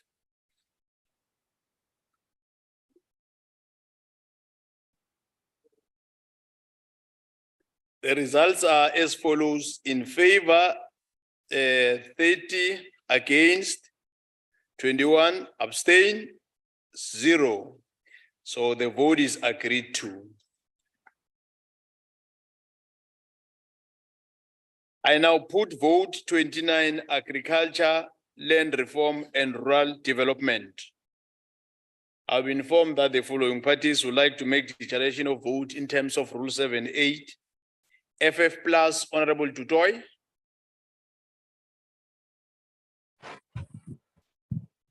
No declaration, Chair. Oh, thank you. EFF, Honorable Arnott. Thank you, House Chairperson. The EFF rejects budget vote 29 on agriculture, land reform and rural development. We reject the budget vote of a minister which continues to fail the majority of Black South Africans who are landless and poor. The ANC's policies of eradicating poverty has resulted in more people with no access to sufficient and nutritious food. This at a time when the cost of food is rising, placing many households in danger of hunger. The government is spending less on farmer support, which has resulted in a lack of production skills, lack of market access to their produce, inadequate infrastructure and inability to pay rent. The poor performance due to the poor beneficiary selection and support is a major concern, and of the 28% of funds directed to non-viable farms, only 24% of the money could operate at a medium intensity or commercial scale, while the rest, 76%, has reverted to subsistence farming or been abandoned. We therefore reject this budget, which is out of touch with the reality of the land and agriculture challenges faced by this country. Under the ANC's watch, we are still faced with the challenge of exploitation of farm workers by white farmers with little recourse, and the conditions of workers under white farmers have not improved at all, as they are still being evicted and treated inhumanely. We reject the ANC's government failure and unwillingness to radically transform the lives of the majority of landless people in the country. We reject this budget vote and we call on the electorate to vote the ANC out of power in 2024 so that their power to loot are no more. Thank you. GA, thank you. GA, Honorable Smith. Thank you, Honorable House Chair. This department's budget are spent, but barely any targets are achieved. 98% budget expenditure and roughly around 59% of targets are achieved. It is clear they just spent for the sake of getting rid of the budget without contemplating a real outcome. Is this how little you think of South Africans? Land reform is a farce, as a new report just confirmed that 75% of land restitution farms have failed after 16 billion rand was spent to acquire farms since 2006 and 3.4 billion spent on post-settlement support. In this adjustment budget, the budget for this purpose is decreased once again. Then we have the vaccine crisis where the department's failing to protect our farmers. Biosecurity are basically non-existent. And this department under the ANC control did everything in its power to date to prevent tribal communities from owning their land by retaining the status quo as Bantustans. Vulgar to think about it, the titles are still held in the name of the Minister of Native Affairs. You must give individuals the choice to decide for themselves on how they want to own their land, as individual title or as a group of individuals by their choice. I don't see any justice in this regard to date. We cannot support this outdated and failing budget. I thank you. Thank you. ANC, Honorable Modise. No, thank you very much, House Chair, and good afternoon. Honorable House Chair, the development of agricultural sector will not only mean to the growth of our domestic economy, but will also provide the sector with an opportunity to grow and contribute meaningfully to the growth of the sector. It must be noted that the agricultural sector experienced a number of challenges since the outbreak of COVID-19 pandemic, including the floods in some of our provinces, with an exclusion of the July 2021 unrest, all leaving a negative impact on the sector. In tabling the MTBPS, the Minister of Finance said its strategic goal is to reduce poverty, inequality, and unemployment. In order to address this triple challenge, the ANC has resolved that the state must play an interventionist role under the concept of social compact. It is important to know that the importance of social compact in helping stimulating the growth of economy and helping create much needed job opportunity, as his task cannot be entirely left to the government. Everyone must contribute, as the country belongs to all of who live in it, as the Freedom Charter had declared. And every citizen participation in the economy is guaranteed under the Bill of Rights in our Constitution of the Republic. In voting in support for the adjusted Appropriation Vote 29, the ANC would like to reiterate the importance of investing in local agriculture production, especially agricultural infrastructure, within the rural area. In line with the district development model, with a potential to stimulate urban-rural market linkage within the sector's value and supply chain. In conclusion, Honorable House Chairperson, we would like to see the finalization of the legislative review on marketing of the agricultural product amendment bill and the national policy on comprehensive product producer development support, as well as the communal Can you land conclude, please? Land reform is a critical to reduce unemployment, inequality, and food security is a critical to reduce poverty. In final analyzation of this great towards revecting the historical exclusion of the majority from the economy, the ANC supports the budget. Thank you very much. Thank you. I've further been informed that the DA wish to call for a division. Is the division supported by 4 delegates? Division have been called. I'll allow the 15-second to delegates who are outside the chamber and virtual platform to join the House.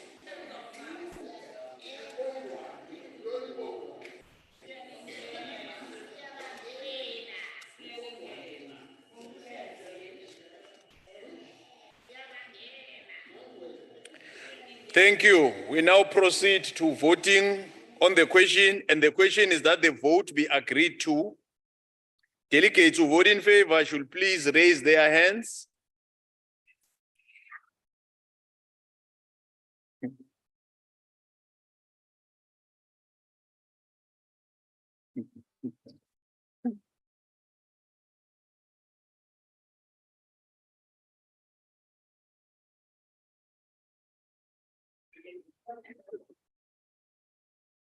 Thank you.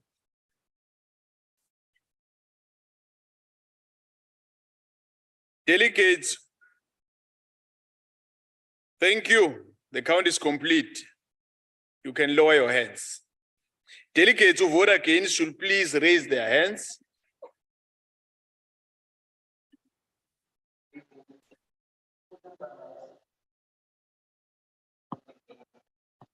The count is completed. Thank you. You can lower your hands. Delegates who abstain should please raise their hands.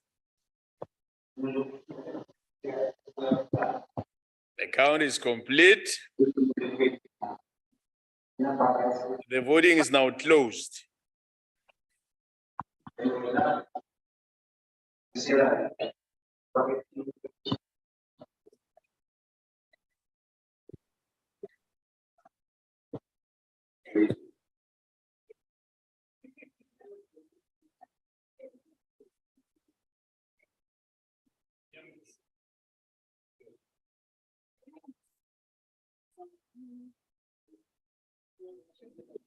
Vote 29, the results are as follows: in favor 30, against 21, abstain 0.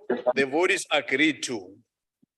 I now put vote 30, communication and digital technologies. I've informed that the following parties would like to make declaration of vote in terms of Rule 7.8. EFF, Honorable Arnold. Thank you, House Chairperson. The Economic Freedom Fighters rejects vote 30 on communication and digital technologies.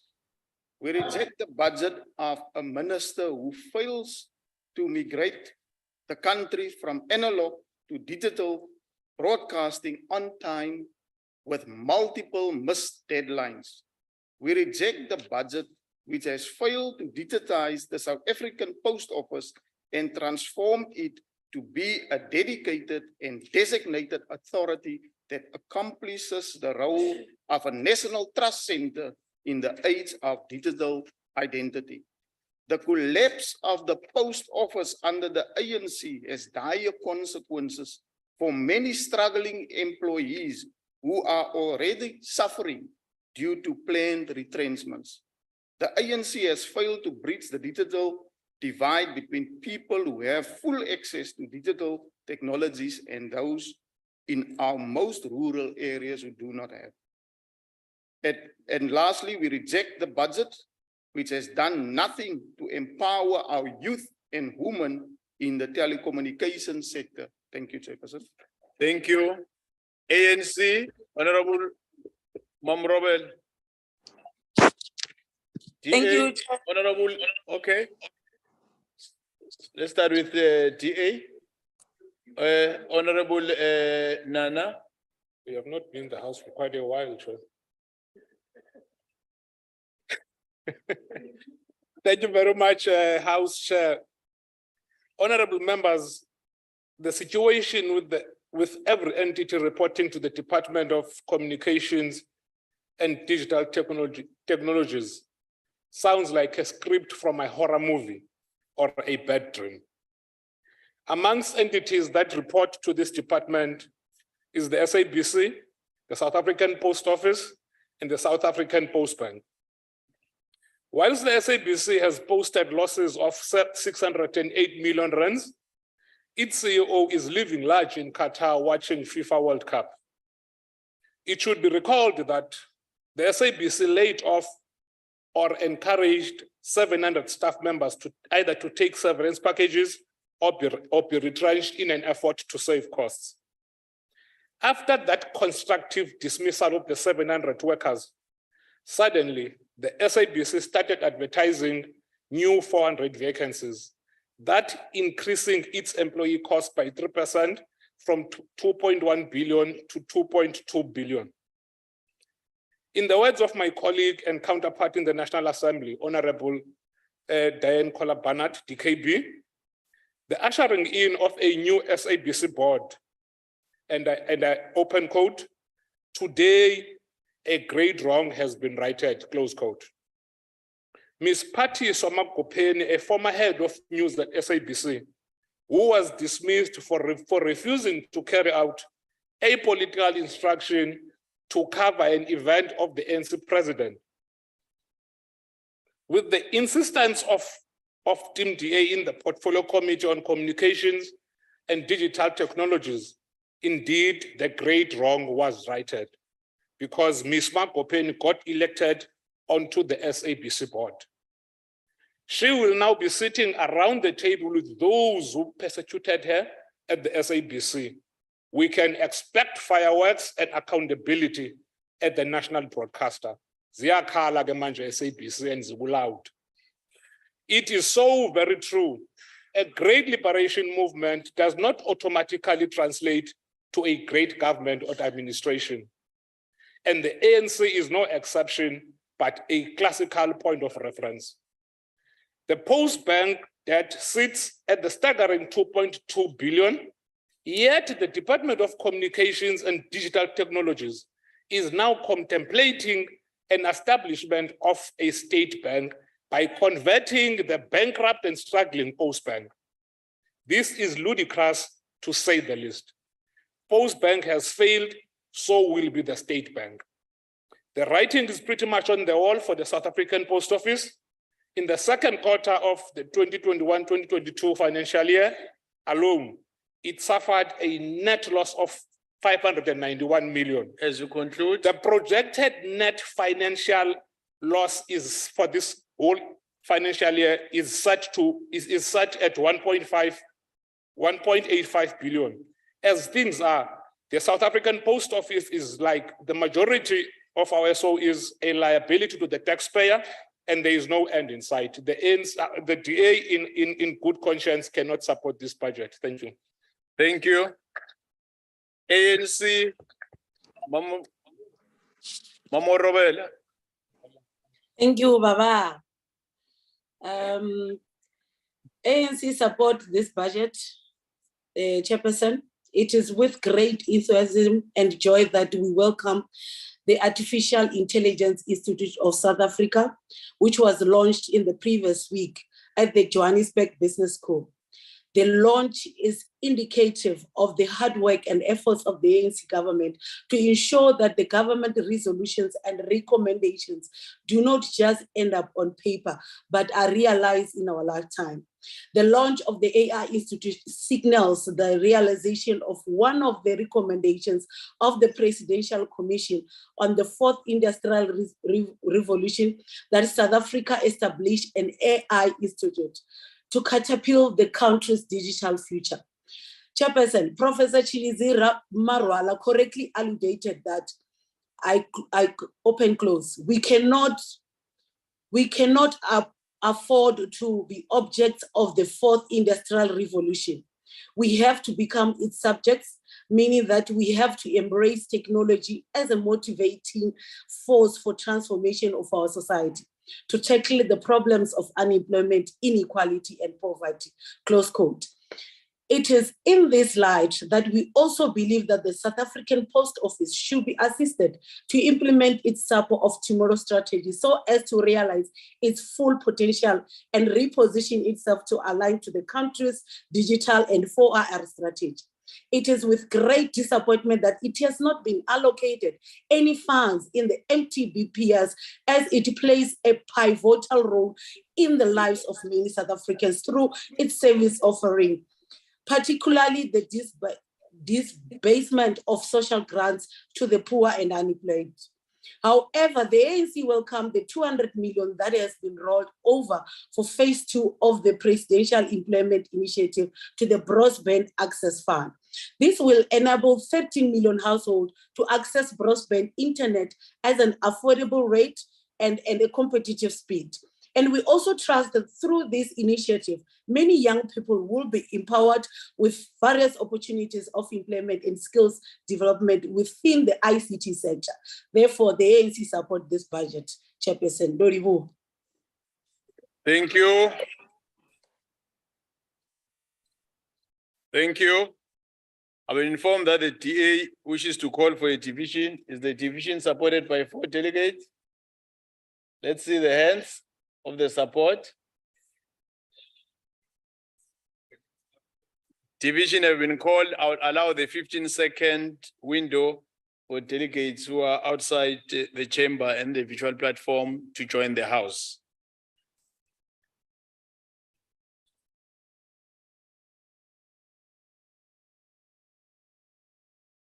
Thank you. We now proceed to voting on the question, and the question is that the vote be agreed to. Delegates who vote in favor should please raise their hands.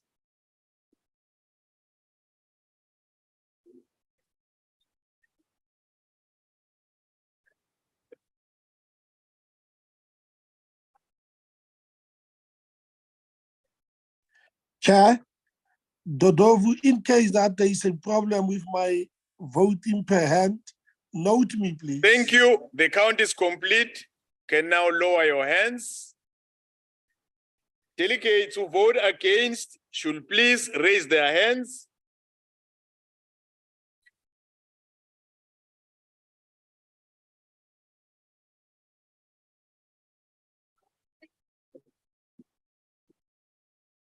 Thank you. The count is completed. You can lower your hands.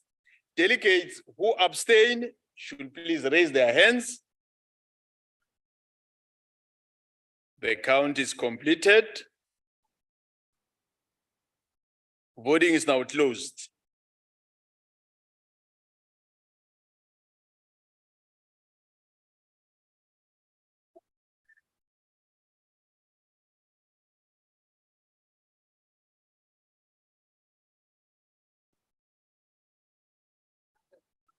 Yes, the table will submit the results, don't worry.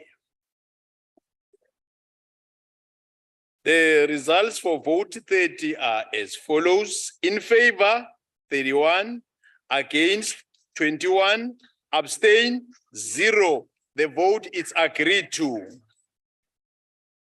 Thank you. I now put vote 31, employment and labor. I've been informed that the following parties would like to make declaration of vote in terms of Rule 7.8, FF plus, Honorable Dutoy. Honorable Chair, I think you've got the wrong list there. We didn't indicate to make any further declarations. Thank you, thank you. EFF, Honorable Matebula. Thank you very much, Chair. The Economic Freedom Fighters reject the proposed budget for the Department of Employment and Labor. We reject the budget of the department, which is not clear on what they are doing to create jobs. All we are told is that the department 5-year target is to monitor and report on the target of creating 275,000 jobs per year when the number of unemployment is more than 11 million. We reject the budget of the department, which allows for the expropriation of workers everywhere, including in rural areas.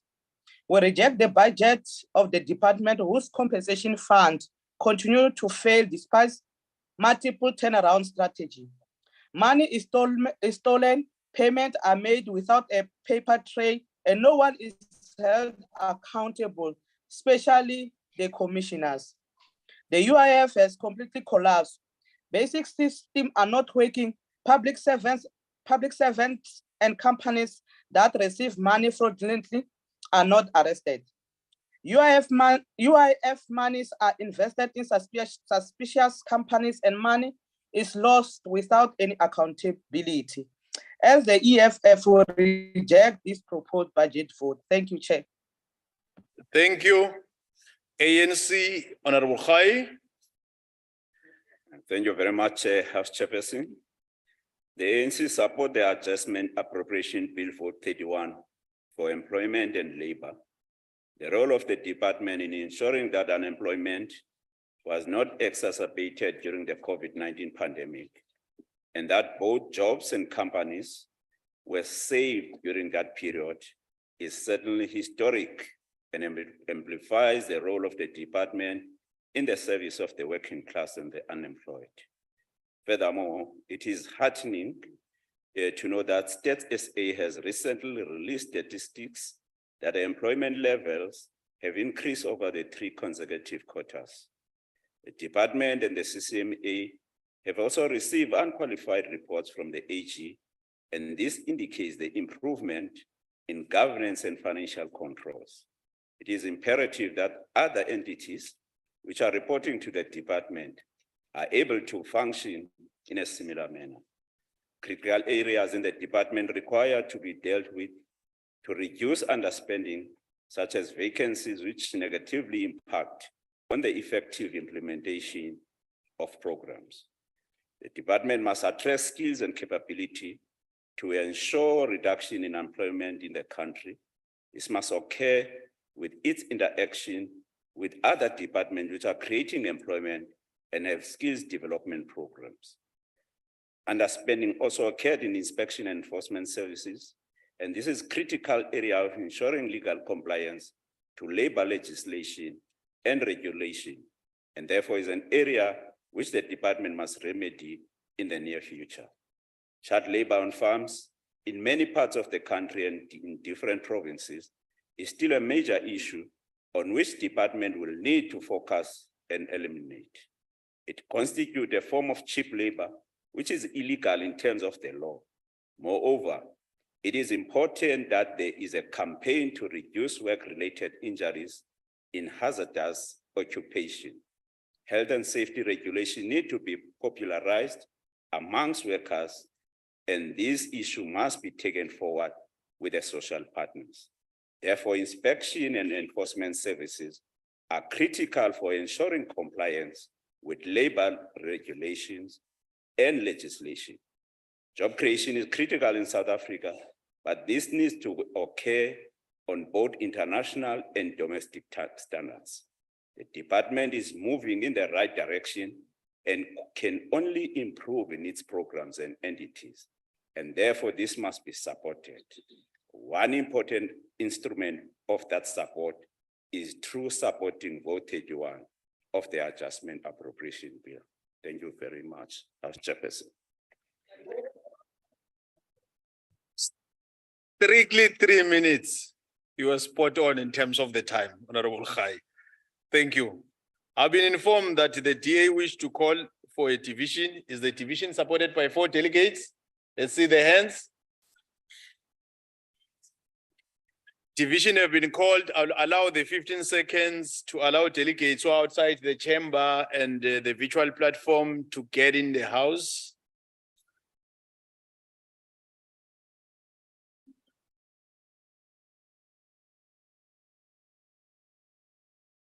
Thank you. We now proceed to voting on the question, and the question is that the vote be agreed to. Delegates who vote in favor should please raise their hands.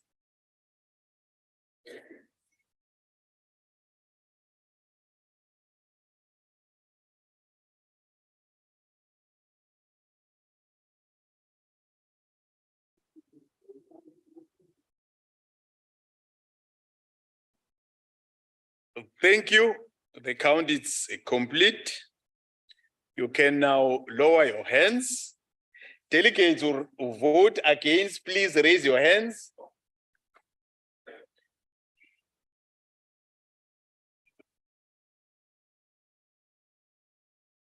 Thank you. The count is now completed. Delegates who abstain, please raise your hands. The count is completed. You can lower your hands. Voting is now closed. The table will submit the results.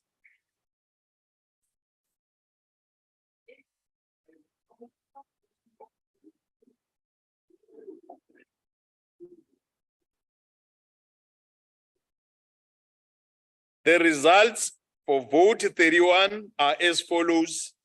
In favor, 31. Against, 19. Abstain, 0. The vote is agreed to. I now put vote 32, forestry, fisheries, and the environment. I've been informed that the following parties would like to make declaration of vote in terms of Rule 7.8, EFF, Honorable Arnold. Thank you, House Chairperson. The EFF rejects the adjustment appropriation bill on vote 32, environment, forestry, and fisheries. We reject the budget, which currently has fisheries in South Africa underdeveloped. Communities staying in and around forests and other natural resources are not benefiting from the resources. Small-scale fishers have been marginalized, and the elite capture of the fishing industry continues under the watch of the ANC government. Small-scale fishers are not enjoying the benefits of the country's resources. Chairperson, the equitable distribution of resources and recognition of the lived realities of fishers is vital to realize the potential of the fishing sector. Small-scale fishers are in need of environmental justice and must enjoy the benefits of South Africa's resources. Yet, the ANC governments continue to fail in assisting small-scale fishers to expand their access to markets and infrastructure. The same injustices occur in forestry, where smaller growers and forestry communities were not even considered when the National Forestry Act was crafted. The EFF rejects the vote. Thank you. Thank you. ANC, Honorable Modise. Thank you very much, House Chairperson. Honorable House Chairperson, the ANC stand in support of the adjusted budget vote on 32. The ANC is committed to the protection and promotion of healthy living environment. And this includes the sustainable use of our environmental while safeguarding the environment interest of the coming generation. In line with Section 24 of our Constitution of Republic, we take note that our environmental provides our nation and the world with the source of the living livelihoods. and economy well-being. There is no doubt, Honorable House Chairperson, that our environmental laws are adequate to advance the environmental obligation under the Constitution in this regard. The Department of Forestry, Fishery and Environment has development and a developmental role to play in helping meet the priorities of government as set out in the MTSF. We welcome the audited report on the performance of the department. While acknowledging that more can be done, we are motivated by the department's commitment to job creation, priority of government. Under the environmental program, the department has not performed satisfactorily, and the ocean and coast program yet create much anticipated economic opportunity. We welcome the development and the approval of the MLRF revenue model and collection target and strategy, and we are encouraged that these will lead to the inclusive economy participation by the small scale fishery. In conclusion, Honorable Chair, we are Honorable House Chair, the ANC would like to place emphasis on the job creation opportunity within a waste recycling sector, especially for local cooperatives, waste pickers, and buyback center.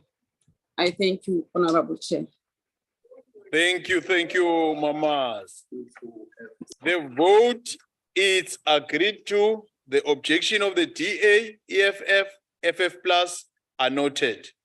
I now put vote 33, human settlement. I'm informed that the following parties would like to make declaration of vote in terms of Rule 7A. EFF, Honorable Dlamini. Sihlalo, economic freedom fighters aseyiseke futhi asihambiselani nebudget ye-human settlements. We reject the budget of the department, which has since inception faced numerous challenges in providing adequate human settlement to our people. It is characterized by weak management, irregularities in allocation of houses nationwide, improper supply chain management and mismanagement, which is a large part of human settlement. This department has failed to provide housing units built in environments that create physical, social, and economic well-being and raise quality of life for residents. It has also failed to make land available with service stands where people who can afford will build for themselves proper adequate houses, not those one-room RDP houses. And when our people find their own solutions to their housing problem, they are evicted from occupied land and their homes are destroyed in the process. We reject this department, which underestimates the amount of money needed to ensure that the country stands a reasonable chance of fighting against homelessness. We reject this vote, and we also call for the establishment of a state construction company so as to dramatically reduce the cost of building houses for our own people and to stop the unfair enrichment of white-owned companies at our people's expense. The EFF rejects this budget vote. Thank you. Thank you, Honorable Dlamini. ANC, it's Honorable Totovu. Honorable Totovu. Honorable Chairperson, on behalf of the ANC in the NCOP, we wish to express our support to the adjustment and special appropriation bill as it relates to the Department of Human Settlements. The transformation agenda of the democratic government includes the right to housing and safe living conditions. The democratic government has been given the constitutional obligation to provide not only adequate shelter, but also to ensure that all social, economic, and recreational facilities are in place in order for human settlements to be established. Honorable Chairperson, despite the fact that the country's economic outlook is unfavorable, and fall short of our expectations for addressing the deep structural challenges of inequality, poverty, and unemployment, we are relieved that allocation of funds and expenditures for human settlement have not been reduced.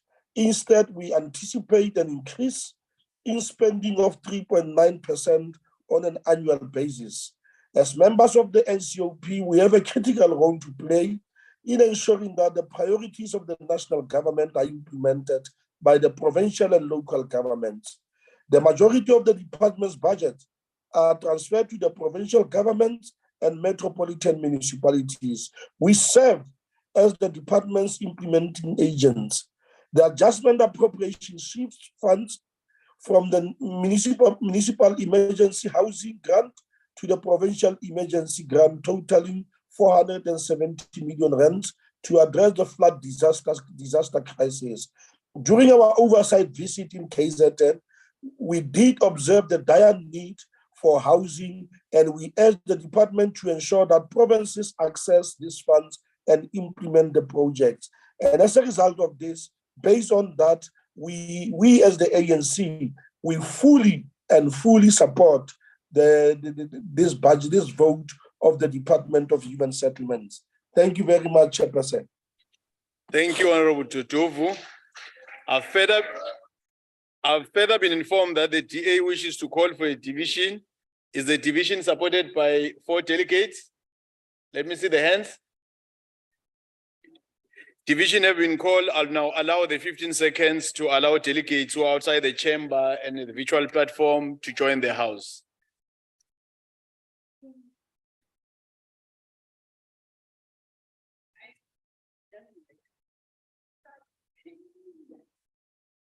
Thank you. We now proceed to voting on the question, and the question is that the vote we agreed to.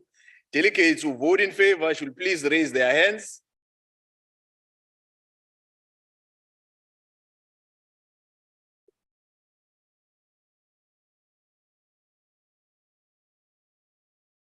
Thank you. The count is completed. Mr. I had a problem, Papa, with my vote gadget. The table staff is noting your vote, Mamas. Thank you. You can lower your hands.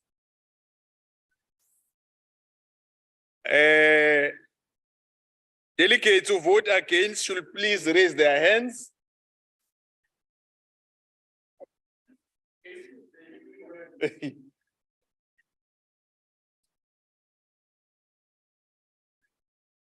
Thank you. The count is now completed. You can lower your hands. Delegates who abstain should please raise their hands. Thank you. Voting is now closed. The table will submit the results.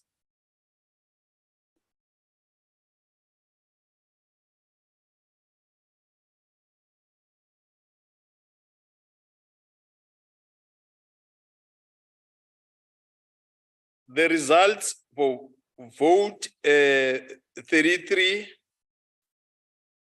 are as follows. In favor, 31, against 19, abstain 0. The vote is agreed to. Thank you. I now put vote 34, mineral resources and energy. I've informed that the following parties would like to make declaration of vote in terms of Rule 7.8. EFF, Honorable Arnold. Thank you, House Chairperson. The EFF rejects the adjustment appropriation bill vote 34 for mineral resources and energy. We reject the budget of a minister which has failed to rebuild an effective and efficient department to ensure energy security in the country. The ANC government has failed dismally over the past 15 years to provide necessary solutions and interventions to get Eskom back on its feet. The renewal project has become nothing but a corruption project in its worst form, as was highlighted in the state capture report regarding Eskom. We reject the budget which allow for illegal mining to reach crisis points which poses a serious threat to national security. Illegal mining was associated with derelict and ownerless mines. Now it's having an impact on operational and licensed mines. The South African economy and the mining sector suffered billions due to illegal mining, while the ANC government are failing small-scale miners. We call on the Minister of Busasa, Minister Montasi, to hand himself over to the nearest what is that police now? station. What is We, as the EFF, we reject the budget. You can record him, Musasa.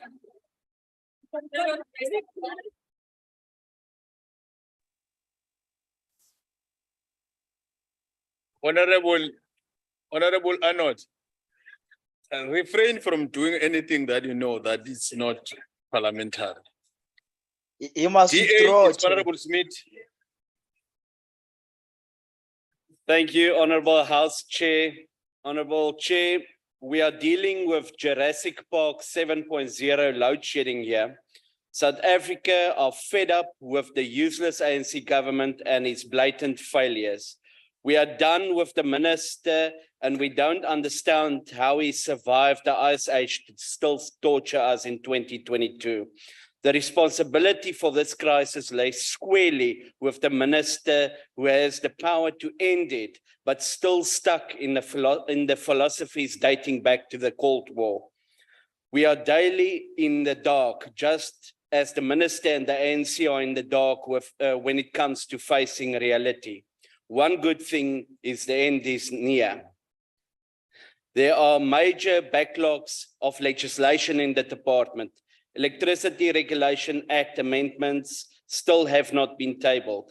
There are no real movement on the upstream petroleum resource development bill. The gas amendment bill was withdrawn. Mining cadastral systems is still a problem. After we have been calling for it for years, the minister now has indicated that it will go out on tender this financial year. We hope so. Illegal mining are going ahead with no fear of prosecution, a breeding ground for criminal mafia operations. We cannot support this delusional budget. I thank you. Thank you, Honorable Smith. ANC, Honorable Mama. Ngiyabonga Baba. Thank you very much, Honorable Chairperson. The African National Congress supports budget for Vote 34 as it seeks to tame the economically and socially disruptive effects of energy insecurity of the country without, however, privatizing ESCOM as an effective cure for energy insecurity, Ms. Smith. Simply put, policy Vote 34 provides competitive stimulus in the electricity market to improve ESCOM's inefficient, poor performance, especially concerning energy security, given a natural monopoly in economically and social unproductive. Budget Vote 34 demonstrates that the Department of Mineral Resources and Energy will implement the amendment to the Electricity Pricing Policy and Electricity Regulation Act in the current financial year, which will stimulate competition and reverse the inefficiencies of a natural monopoly in electricity market to address electricity supply shortage by implication energy insecurity. The potential benefits of these amendments will allow the DMRE to rapidly and significantly augment energy generation outside ESCOM to address the supply and demand deficit. To complement this, Budget Vote 34 allocates 114 million to fund the Independent Power Producers Office in the DNRE during the financial year under the review to stimulate entry of IPPS as a sufficient scale in with capabilities to supply energy without delays. Honorable Chairperson, energy security is not limited to the reliable supply of electricity, but also include access to electricity. In this case, Budget Vote 34 accelerate access to electricity by connecting 200,000 additional households through the grid and a further 15,000 households through a non-grid technologies in the current financial year. These additional connections will increase access to electricity in sparsely populated rural areas in the KwaZulu-Natal, Eastern Cape, and Limpopo, as well as the urban informal settlement with densely packed shacks that are unsafe to connect the grid in Gauteng and Western Cape. Honorable Chairperson, Budget Vote 34 is geared towards accelerating radical economic transformation and sustainable economic growth in the mining industry. For example, Chairperson, Policy Vote 34 allocates funds towards the procurement of the new ICT infrastructure and enterprise system at the cost of 84 million to address the backlog in mining rights and mineral transfers applications. For yet another example, Budget Vote 34 sets aside funding to pilot the Women's Digger program launched in Taung in 2019 to other provinces to improve the participation of the historically disadvantaged women into the mining. I love you, African National Congress, government, for letting women, for training women into mining industry. I thank you, Chairperson. Thank you. Thank you. I've been informed that the DA wished to call for a division. Let's see the required number of support from the delegates. Division have been called. I'll now allow the 15 seconds for those that are outside the chamber and the virtual platform to get in.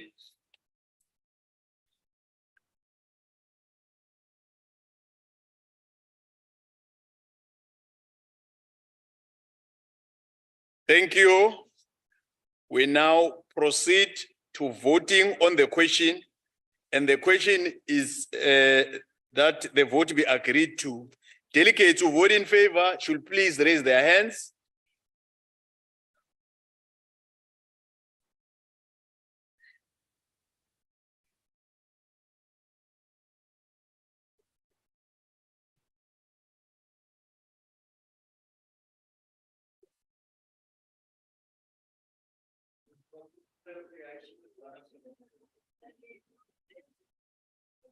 Thank you. The count is complete. You can now lower your hands. Delegates who vote against should please raise their hands.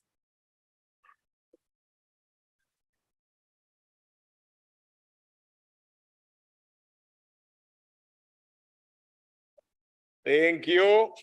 The count is now complete. Delegates who abstain, please. Oh, it's the Honorable Lehihi. Yes, the front desk will note the vote of Honorable Lehihi. Delegates who abstain should please raise their hands.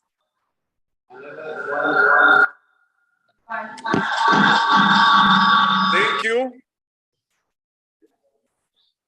Voting is now closed. The table will submit the results.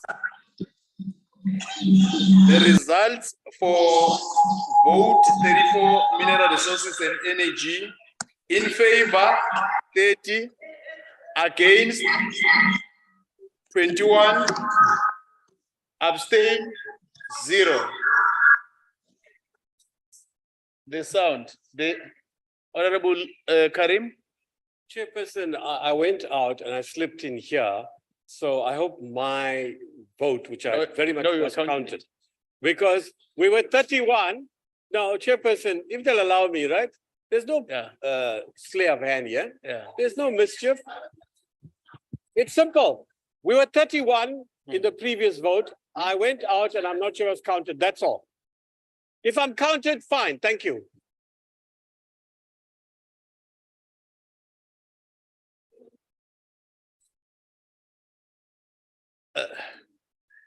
Honorable members, there's no child smash.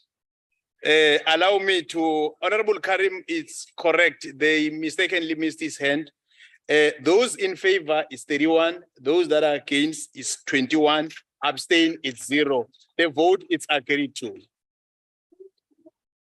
I now put vote 35, science and technology, while Mama, Honorable House Chair Ngwenya, it's coming forward. We're dealing with vote 35. I've been informed that the following parties would like to make the declaration of vote in terms of Rule 78. EFF, it's Honorable Lutuli. Thank you, Chairperson. And can I be protected, please? You are more than protected. Thank you, Chairperson. Chairperson, the Economic Freedom Fighters rejects the budget for science and innovation. There exists a continued underfunding of the Department of Science and Innovation, which currently stands at the center of the country's dwelling development agenda.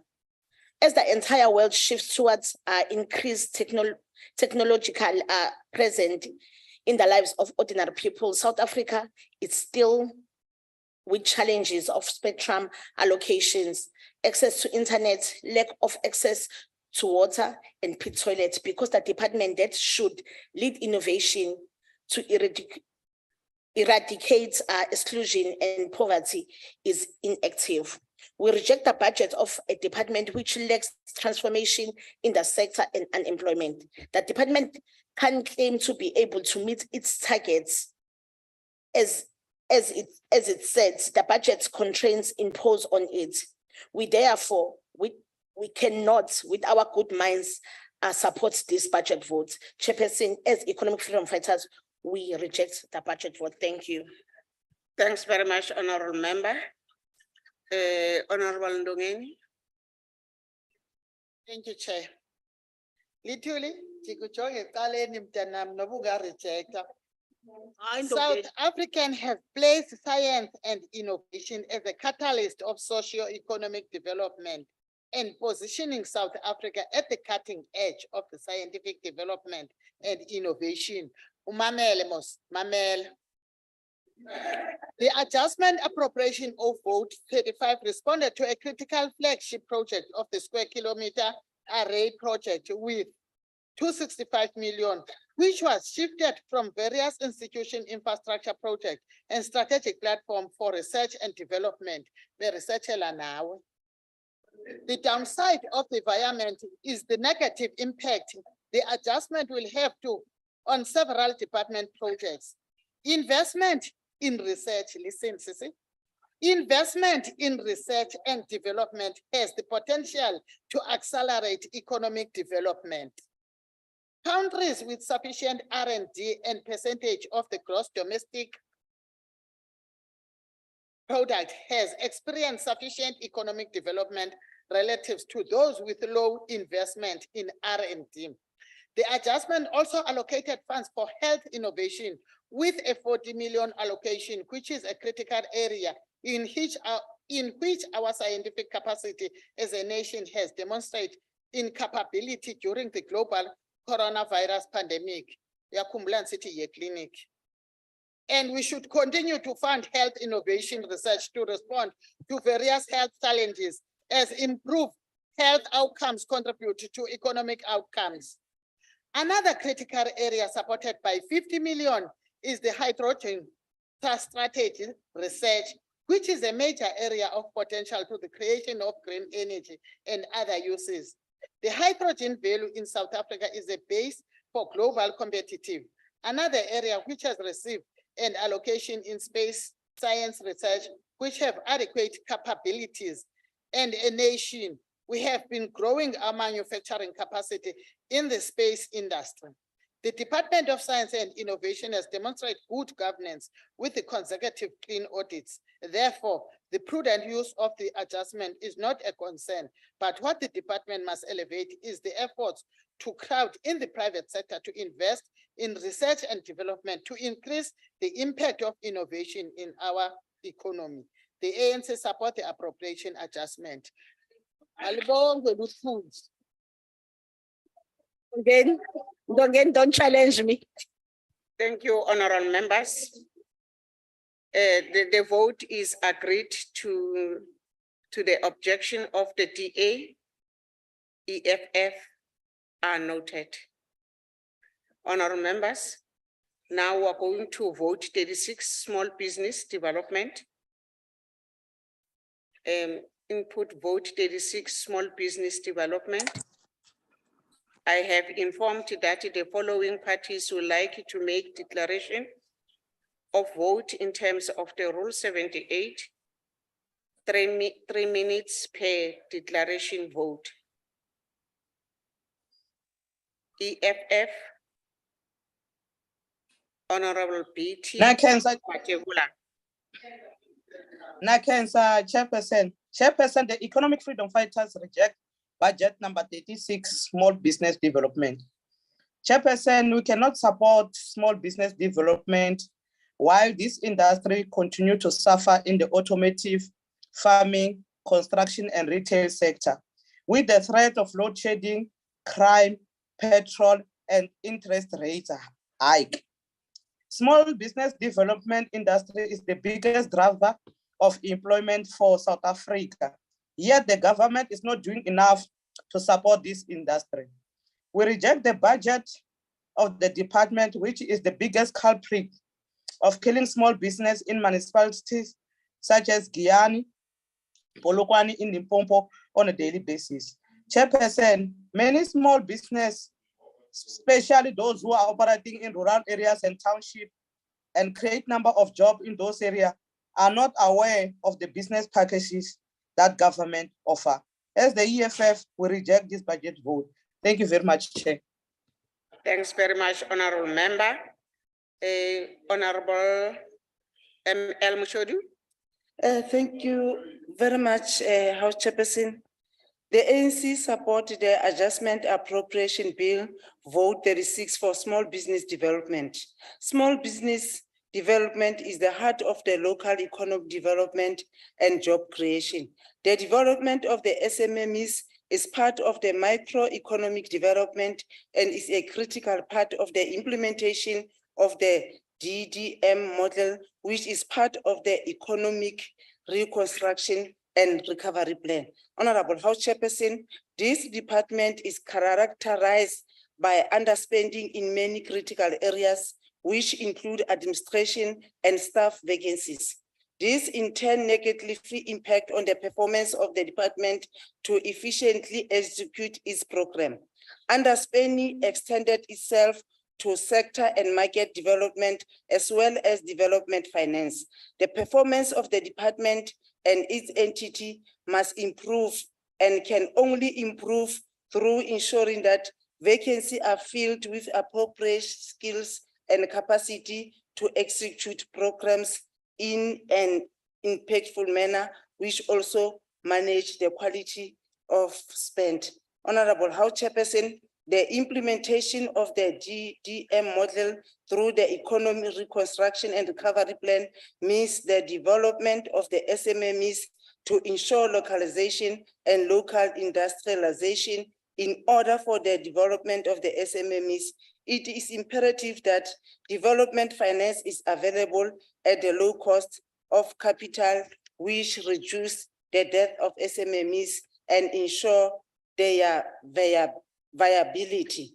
Honorable Chairperson, creating markets through the development of special economy and industrial zone for the functioning and development of the SMMEs in the urban sector and agro-processing zone in the rural sector is a critical part of inclusive economic growth and development.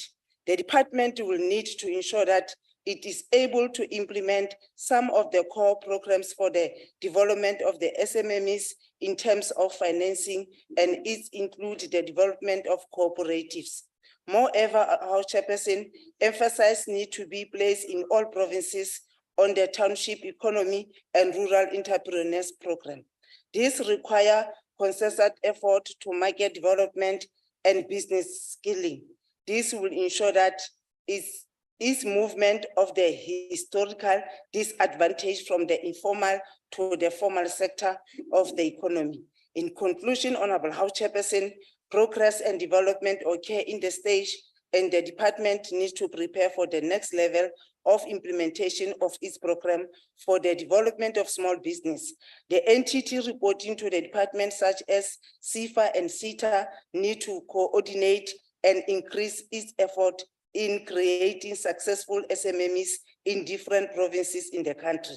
SMMEs have the ability to transform an economy landscape and therefore improvement in the implementation of the programs of the department is a transformative imperative. I thank you, House Chair. Thanks very much, Honorable Member. The vote is agreed to the objections of the DAEFF plus are noted.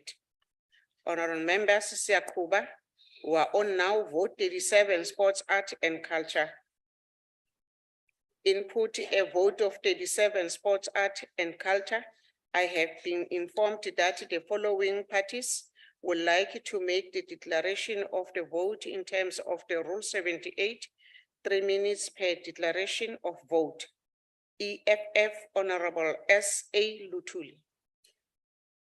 Ngibonge Sihlalo. Sihlalo, Economic Freedom Fighters rejects the budget vote. Lo mnyango noma le department yaka Sports, Arts and Culture, i-department ehlulekayo esehluleki futhi ayinayo nolwazi ukuthi yini efuneka yenze kanjani nanini. We reject that department which failed to develop a sports code ey'koleni zasemaphandleni. We reject that the budget of the department which till today kusenama artists angakahlomuli kwisabelo abayibekelwe sona ska 811 million rand sobhubhane lwe-COVID-19 relief fund. Ama-Olympics ka-2024 are around the corner and we're still not clear on how the department is preparing ukusiza nokulekelela kulama-Olympics. Every time we meet i-department esiyikomiti laka Sports, Arts and Culture, kunodaba ohlezi njalo usetafuleni ubandlululo olubonakalayo kwi-Sports, Arts and Culture e-Western Cape. Kodwa lo mnyango ubonakala ungazi nanokuthi uzoluqeda kanjani nalolu daba wazi uzolenza njani. Ngalezi zizathu Sihlalo, si-Economic Freedom Fighters, we reject the budget vote. Thank you.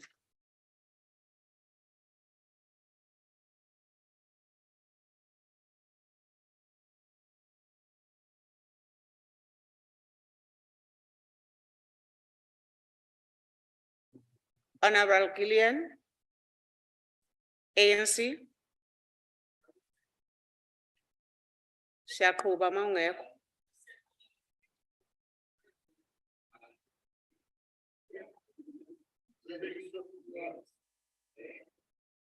Okay, honorable members, Siyakuba.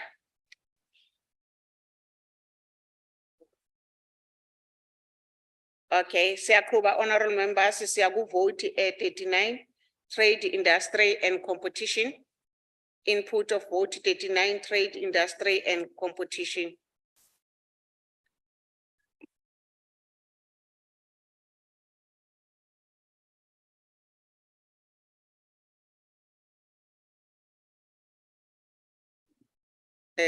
Honorable members, the vote is agreed to the objection of the DAEFF plus and DAEFF and FF plus are noted. Then we continue to vote 39, trade, industry and competition. Vote 39, trade, industry and competition. I have been informed that the following parties will like to make declaration of vote in terms of Rule 78, 3 minutes per declaration of the vote. I would like to recognize Honorable B.T. Matebula.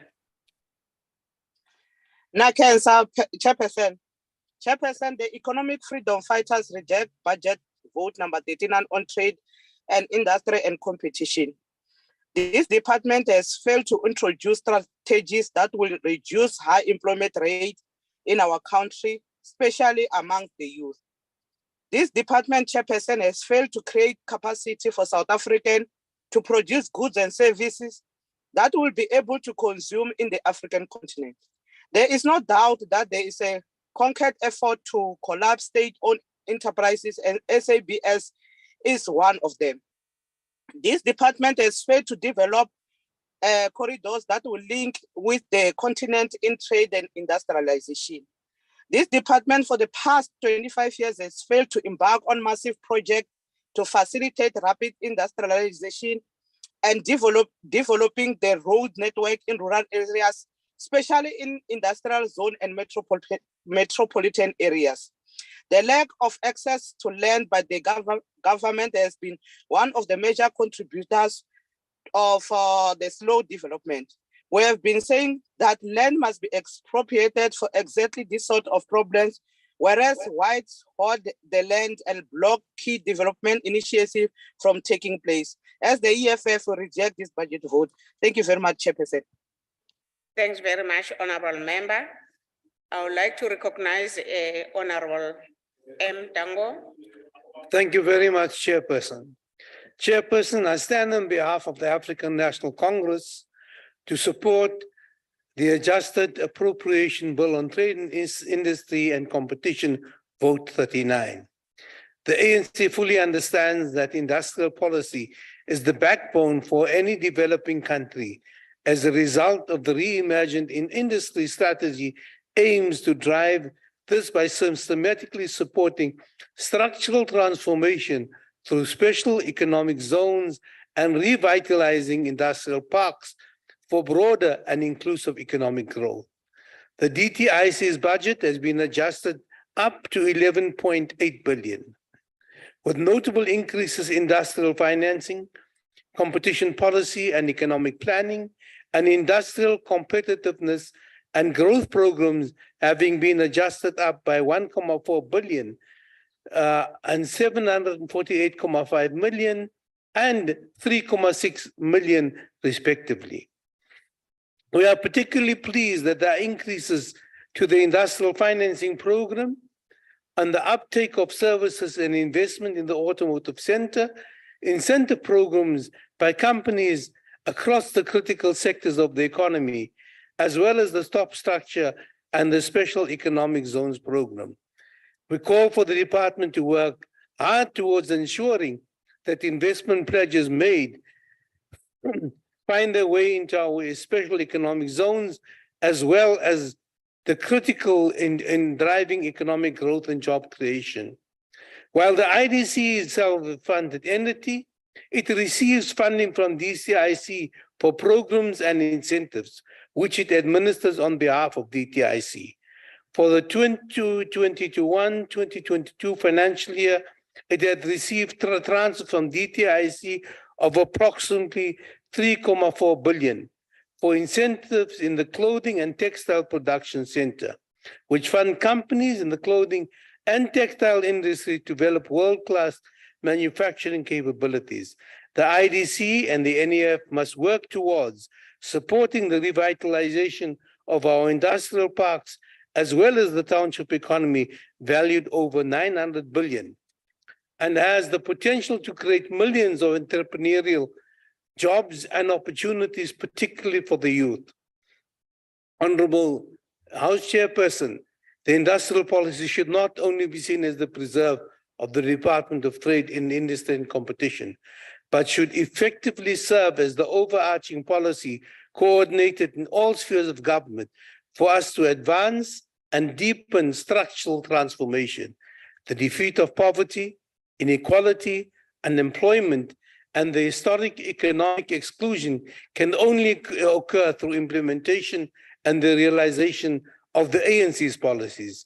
Benefication, localization, and industrialization through the DDM model are core to the implementation of the economic and restructuring and recovery plan. Chairperson, I speak on behalf of the voters that voted for the ANC and not for the other 9%. Thank you very much, Chairperson. Order, honorable members. Order. Thanks, honorable member. The vote is agreed to. The objection of the DA, EFF, FF plus are noted. Siyakuba, siyaku vote 40, transport. I have been informed that the following parties would like to make declaration of vote in terms of the Rule 78 and 3 minutes per declaration vote. I would like to recognize EFF Honorable T. Aplen. Thank you, Chairperson. But I thought, Chairperson, we started with vote 40 and then we made declarations. I'm not sure if we repeat it again.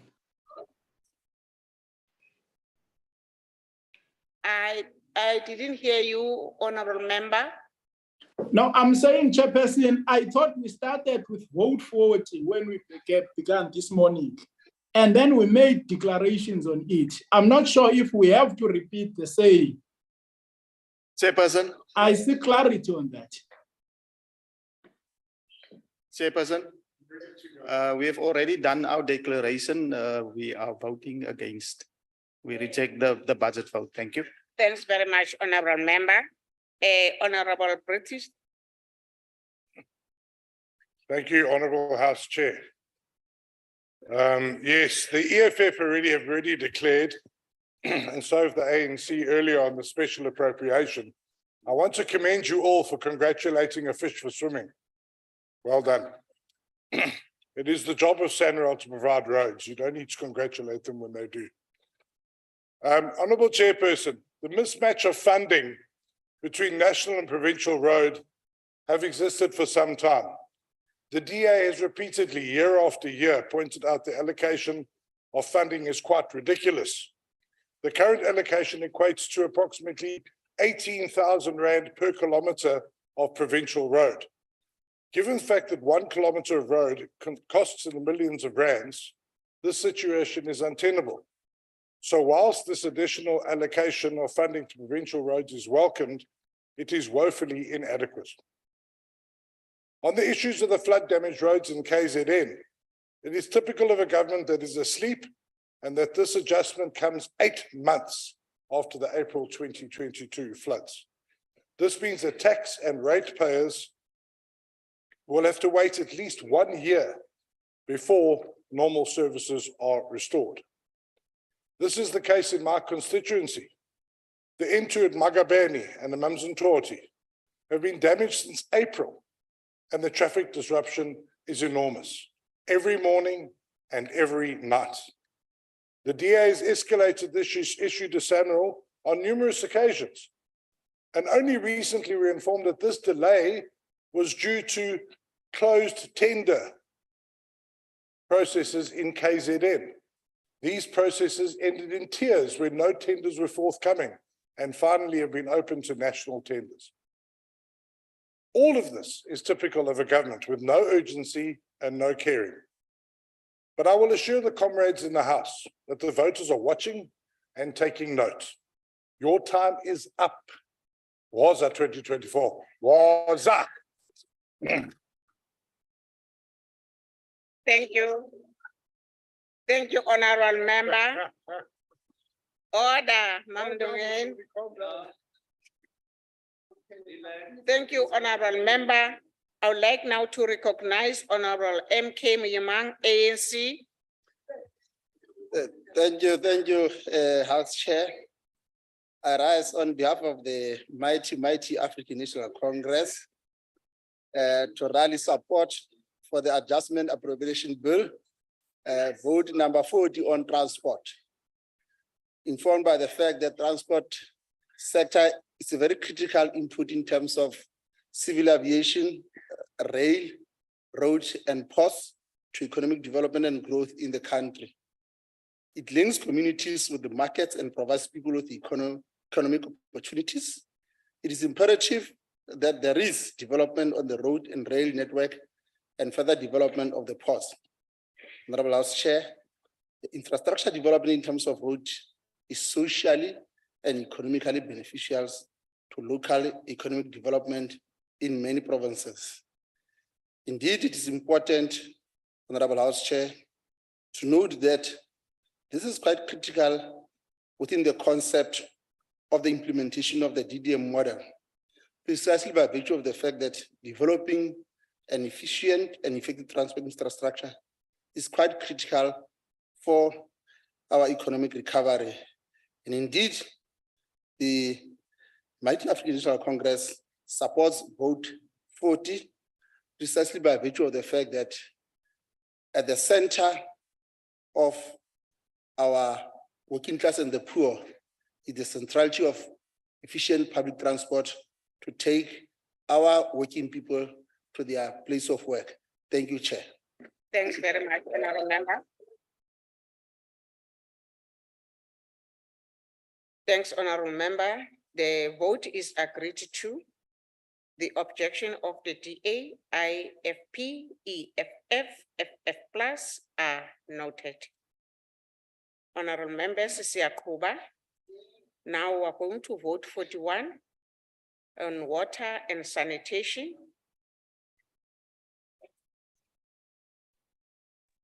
I've been informed that the following parties would like to make declaration of vote in terms of Rule 78, maximum 3 minutes per declaration of vote. I would like to recognize IFP Honorable NM Hadebe. Thank you so much, Honorable Chairperson. Honorable Chairperson, during the NCOP Taking Parliament to the People Week, the Minister of Water and Sanitation committed a minimum amount of a minimum amount of 150 million to address water and sanitation challenges to the people in the area of Ugu. Honorable Chairperson, the department has not provided details of how this amount will be allocated and by when can we expect the release and utilization of these funds.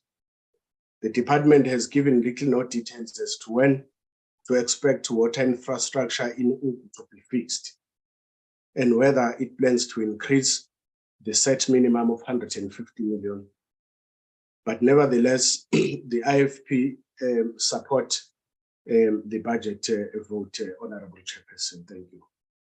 Thanks very much, Honorable Member. I would like to invite a FF plus, Honorable F. Detroit. Honorable Chair, no declaration here. Thank you. Thanks very much. Honorable members, I would like to invite EFF Honorable M. Dlamini. Take us home, please. Take us home. Sibonge Sihlalo. The EFF rejects the budget for water and sanitation. We reject the budget of a department which has not applied its mind to the kind of future problems the country will face as far as water provision is concerned. And as such, has no plans for ensuring that our ability to provide water is not as compromised as our ability to make electricity available to everyone today. Despite these challenges, the department underspent by 2.5 billion on its allocation for infrastructure development. This is despite the ongoing failure to complete many projects aimed at making water available to our people. This lays a credence to the allegations that the current minister is unable or unwilling to tackle cases of corruption and fraud that have been reported to this ministry. Chairperson, 4 billion was invested for the Giyani bulk water project, and yet today there's still no water in Giyani. While the money has probably found its way to enrich some scum using government contracts for their self-enrichment, as the economic emancipation movement, we reject this budget. Thanks, Honorable Member. I would like to recognize DA Honorable T. British. Thank you again, Honorable House Chair. Honorable Chair, Water and Sanitation Minister Senzo Mkunu has admitted that if the citizens were to place their hopes in government to restore proper flowing water in KwaZulu-Natal, it would take years before any progress is made. That's from your minister. The minister, in a classic sidestepping move that Cheslin Colby or Kirtley Ambrose would be proud of, pointed to the private sector partnerships because, and I quote the minister, depending on the fiscus alone, it will take us years to adequately address these problems. Perhaps this then is the reason that despite the department being painfully aware of the rivers and seas of sewage in eThekwini, they chose not to adjust the budget to address the multi-billion rand problem in KZN. eThekwini's ongoing sewage crisis, which has arisen from years, in fact decades, of poor maintenance, was exacerbated by the devastating floods in April. This crisis was not caused by the floods. The floods merely highlighted the problem. While there has been some progress in repairing flood-damaged infrastructure in eThekwini, the municipality lacks the capacity to address the magnitude of the problems it faces. Funding for repairs is key amongst that. So this crisis, caused by an inept, careless, and irresponsible ANC government in eThekwini, and who must fix it? The private sector? What a slap in the face. The National Contingency Fund sits at 5 billion rand. And as I pointed out to the president in Ugu, you were there, the problem is not going to go away. It is time to wake up, smell the sewage, and get things done. If you don't, the DA will be happy to sort it out for you in 2024. House Chair, today, many of you have been passing me by and asking me to say a certain word. So for the last time, in person, Waza 2024, Waza, Siyabonga.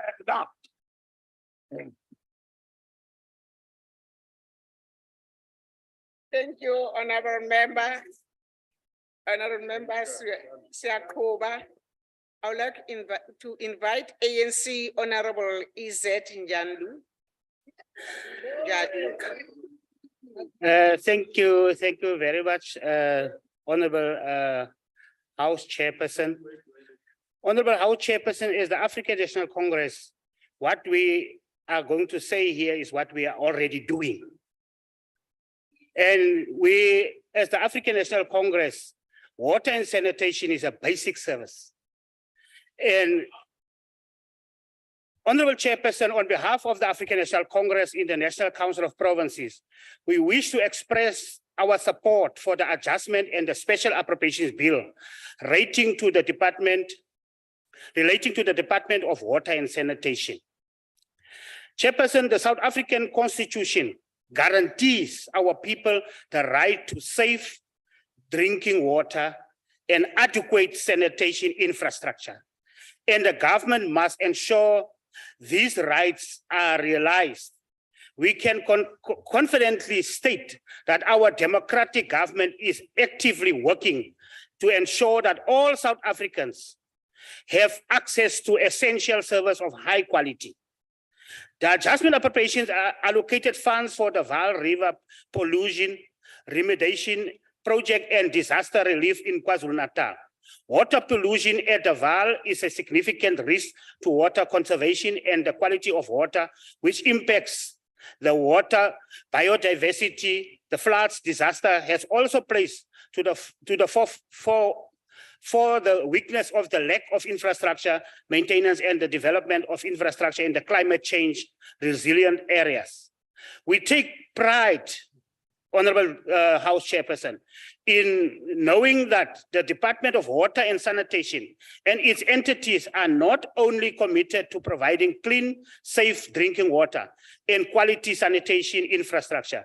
Still, we have also prioritized direct transformation of the water sector and the benefit of our society, most vulnerable groups in our budget. The department, its entities have set aside at least 40% of their budget for vulnerable groups such as women, youth, and people with disabilities. Honorable House Chairperson, we must ensure that the various meager, large, and small regional bulk infrastructure projects are completed on time in the coming year. Many of our people in rural and small towns are eager to be connected to communal taps and proper toilet infrastructure in their homes. We dare not let down our people who have entrusted us with overseeing our democratic government. The people of South Africa, Honorable Chairperson, have hope in the ANC. And we as the ANC support this budget. Thank you very much. Thanks, member. Thank you, honorable member. Honorable members, order. I have further been informed that the DA wishes to call for the division.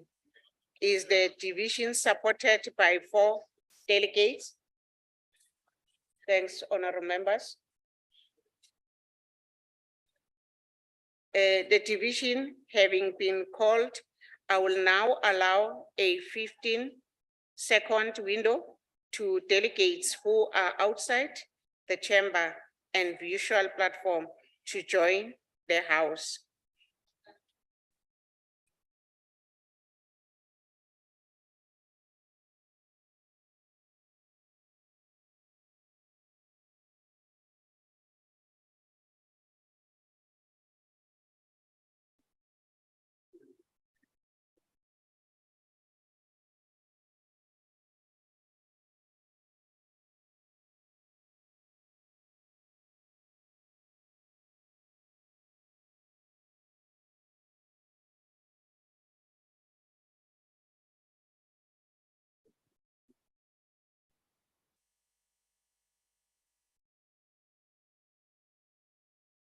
Honorable members, we now proceed to the voting of the question.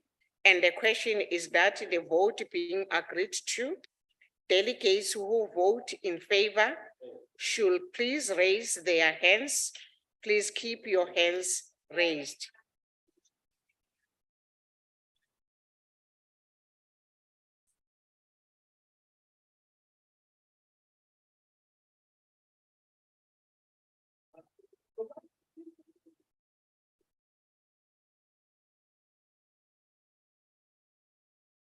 Thank you, honorable members.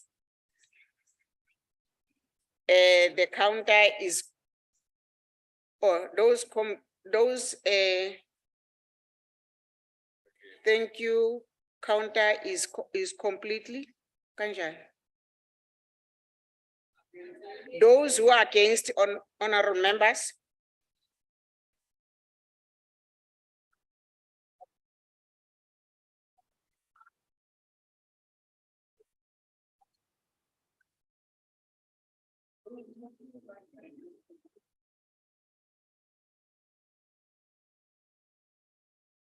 Thank you, honorable members.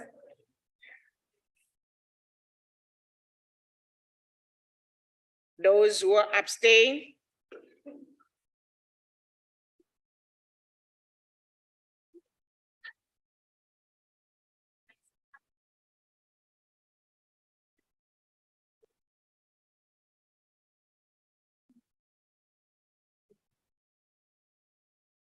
Honorable members, vote 41, in favor 32, against 20, abstain 0.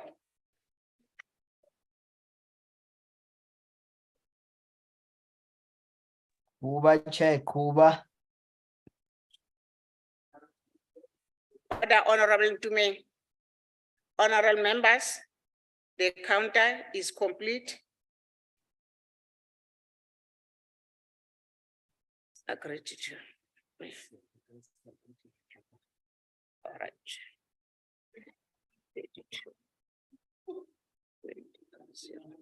Honorable members, the vote is agreed to.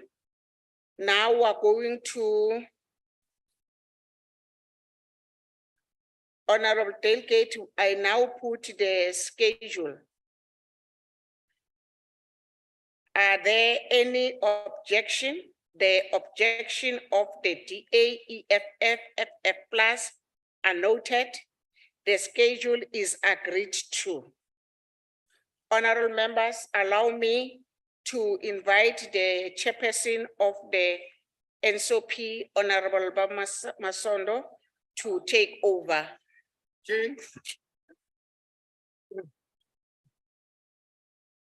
Chairperson. Sorry, Chairperson, point of order. Chairperson, sorry, you didn't give us the opportunity. Yes. We'd like to call it for a division on the last vote. Thank you. Off you.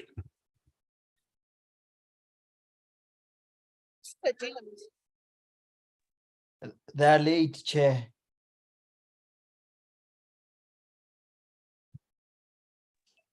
So we drop just talking there when chairperson is not appointed to. But they're late. Those are late comers, so they can't want to.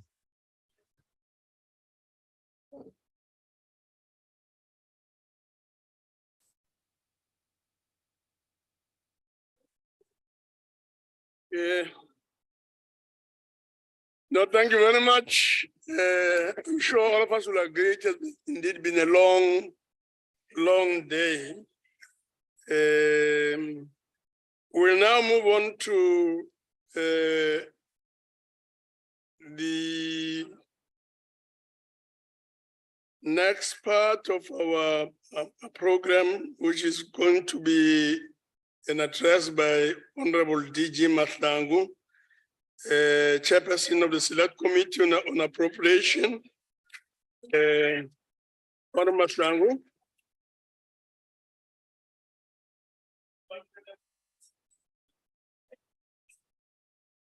Angithokoze sihlalo ohloniphekako wendlu ye-NCOP, amalunga wendlu ye-NCOP namalunga abuya kuma-legislature. Ngithokoze ngilotshise nakuwe sosoepi wendlu ohloniphekile.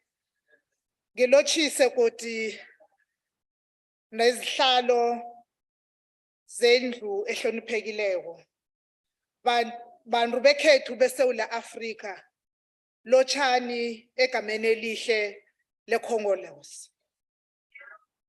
Angithokoze sihlalo isithuba onginikeza lona ukuthi ngijame phambi kwendlu le ngithule umbiko we-Adjustment Appropriation Bill 2022 ebizwa ngokuthi i-B23 of 2022 ngaphasi ofana ngaphasi kwejamo laka Select Committee ye-Appropriation. Engakusho sihlalo ohloniphekile ukuthi ngizizwa ngihloniphekile ngokuthi ungivumele ukuthi ngijamele ikomiti le, ukuthi ngisho ukuthi sizwene ngayo ibhili le ngaphandle kokuthi sinciphise.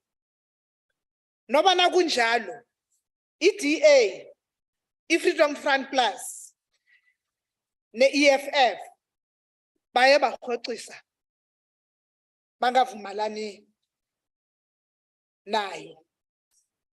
Honorable Chairperson and members, the Minister of Finance tabled the Adjustment Appropriation Bill B23 of 2022 on the 26th of October 2022 during the presentation of the 2022 MTBPS. The bill was tabled in terms of Section 12, subsection 1 and 2 of the Money Bills and Related Matters Act, which requires the Minister of Finance to table a national adjustment budget as envisaged in Section 30 of the Public Finance Management Act. Section 12, subsection 2 of the Money Bills Act requires that, I quote, an adjustment appropriation bill must be tabled with a national adjustment budget, close quote.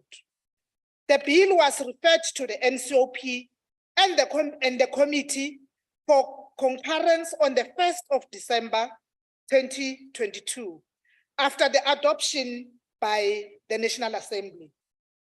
Honorable Chairperson and honorable members, to facilitate public participation and involvement, and in compliance with Section 72 of the Constitution of the Republic of South Africa, an advertisement with Section 72, an advertisement in all 11 official languages was published in national and other newspapers from the 27th of October 2022, inviting the general public and all interested stakeholders to comment on the bill. Subsequently, in addition to receiving a briefing from National Treasury on the contents of the bill and consulting with the FFC and PBO, the committee received a written submission from Congress of South African Trade Unions, Public Service Accountability Monitor, Outer and Equal Education. Honorable Chairperson, the following recommendations were made. Allow me to present them to the House. The National Treasury should ensure that any movement of funds is approved according to the provisions of the PFMA and Treasury regulations. However, the committee does not support the movement of funds above 8% when it is as a result of poor planning and project management and unsatisfactory performance by government departments. The National Treasury should approve and gazette in the adjustment appropriation bill an adjusted amount of 12.9 billion rands, of which 6.4 billion rands goes to the Departments of Cooperative Governance and Transport to address the April 2020 floods in KZN and Eastern Cape, as concerned or raised by other members. The committee implores both departments to strengthen expenditure controls and financial management to realize value for money. The National Treasury and the Department of Home Affairs should ensure that proper financial management controls, clear plans and milestones are developed and put in place for the spending of the proposed adjustment amount of 500 million rands for the digitization project to avoid wasteful and fruitless expenditure. Honorable Chairperson and honorable members, the National Treasury should approve and gazette the rollover amount of 990.5 million rands from the Department of Agriculture, Land Reform and Rural Development and the Department of Communications and Digital Technologies. The committee implores both departments to develop clear and anti-bound remedial actions with specific targets to address underspending, improve service delivery, and ensure projects are completed timelessly. Honorable Chairperson and members, the Department of COGTA and the National Disaster Management Center, together with National Treasury, should undertake a review of the disaster management and administrative processes to ensure rapid response and transfer of much needed relief funds for victims and to ensure quality standards when repairing and rebuilding damaged infrastructure.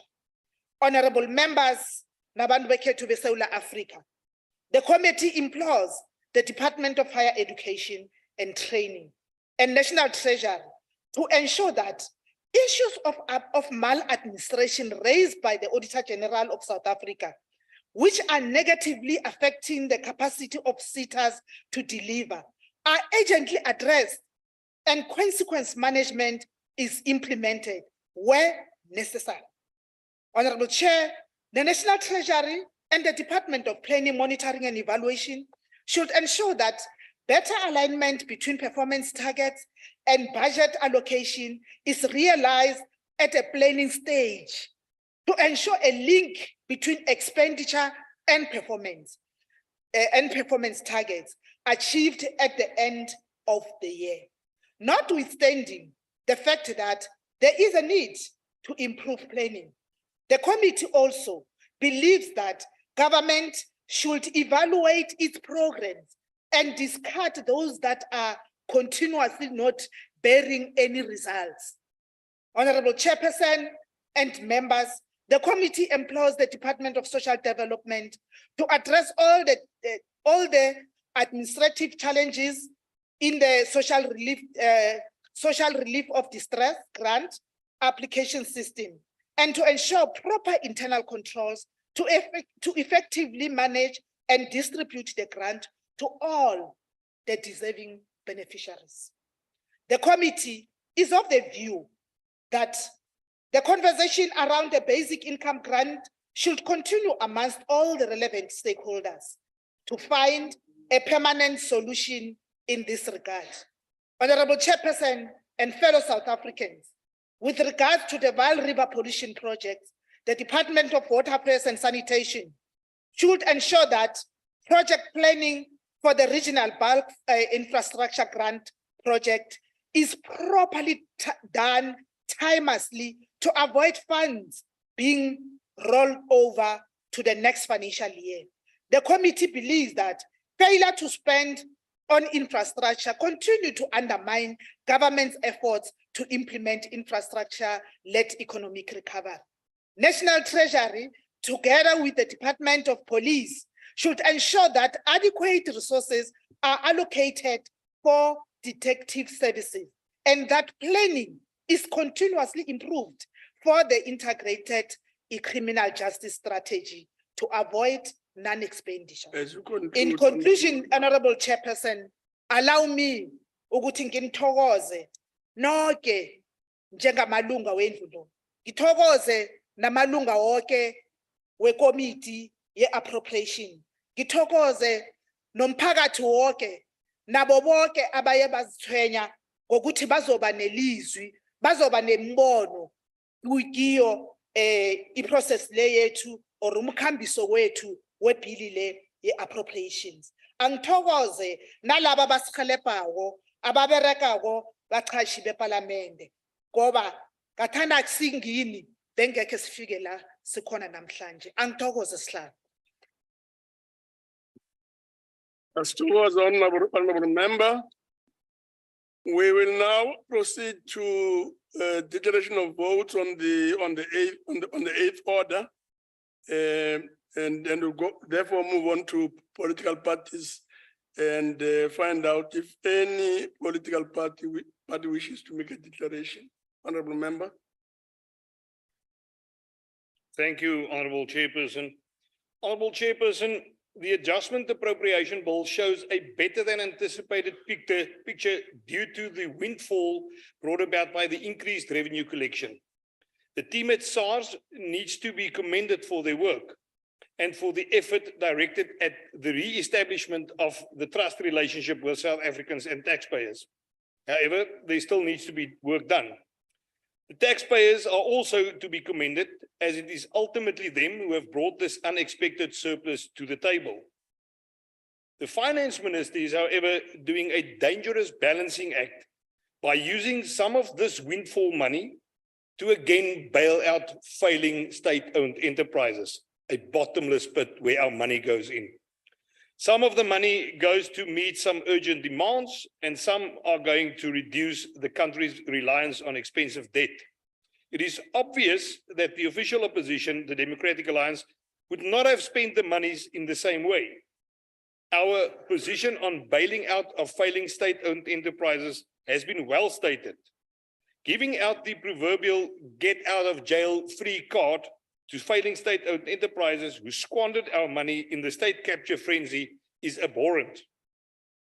There is a need to focus on future risks as we spend this Christmas bonus or this windfall on paying for past splurges instead of keeping it for future rainy days.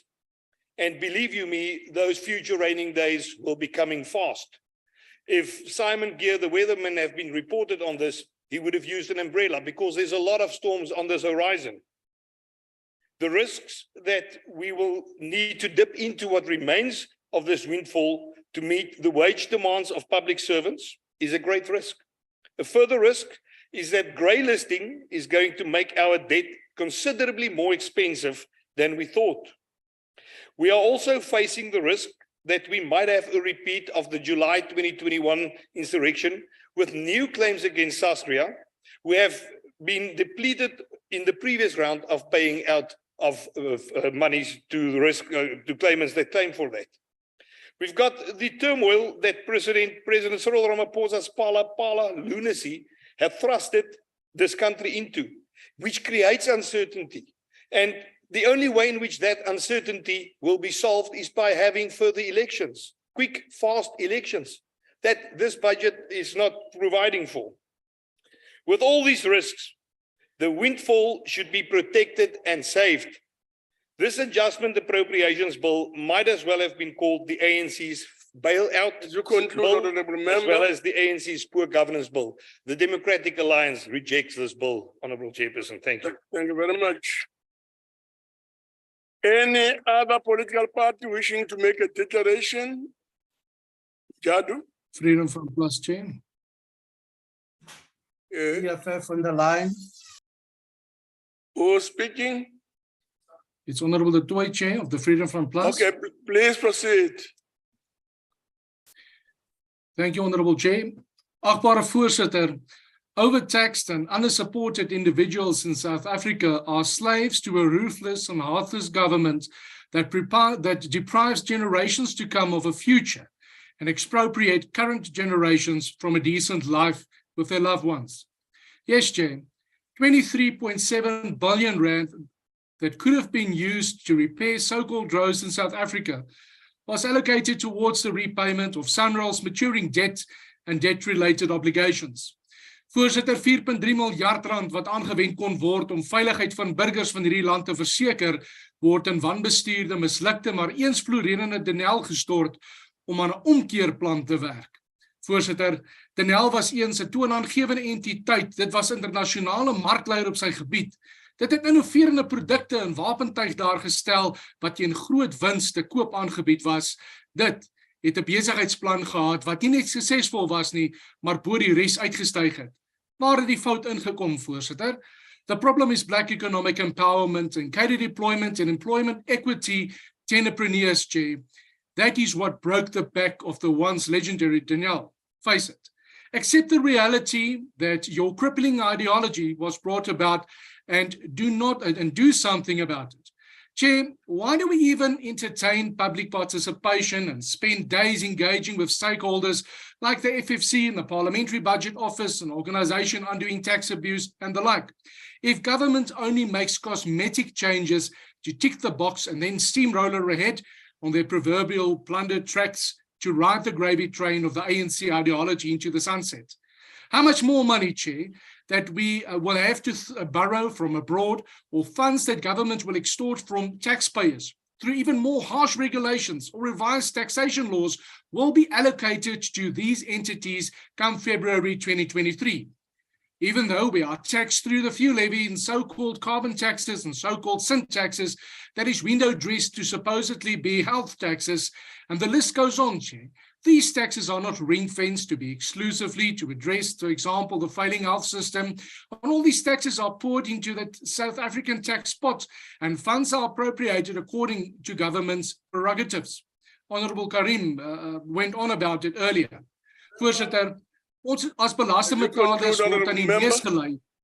In closing, Chair, ons as belastingbetalers word aan die neus gelei en daar sal vir ons gesê word dat byvoorbeeld heffings op sigarette aangewend word om die gesondheidssektor te versterk. Dit is onmoontlik om belasting in aparte spreekwoordelike potte te gooi en slegs vir sekere doelwye aan te wend. No one can make a sound that will be heard, and we cannot support the plundering of state coffers. Therefore, the Freedom from Plus can't support this bill. Thank you, Chair. Thank you very much. Honorable Mletsane. Thank you, Chairperson. Chairperson, the economic freedom fighters reject the budget for National Treasury.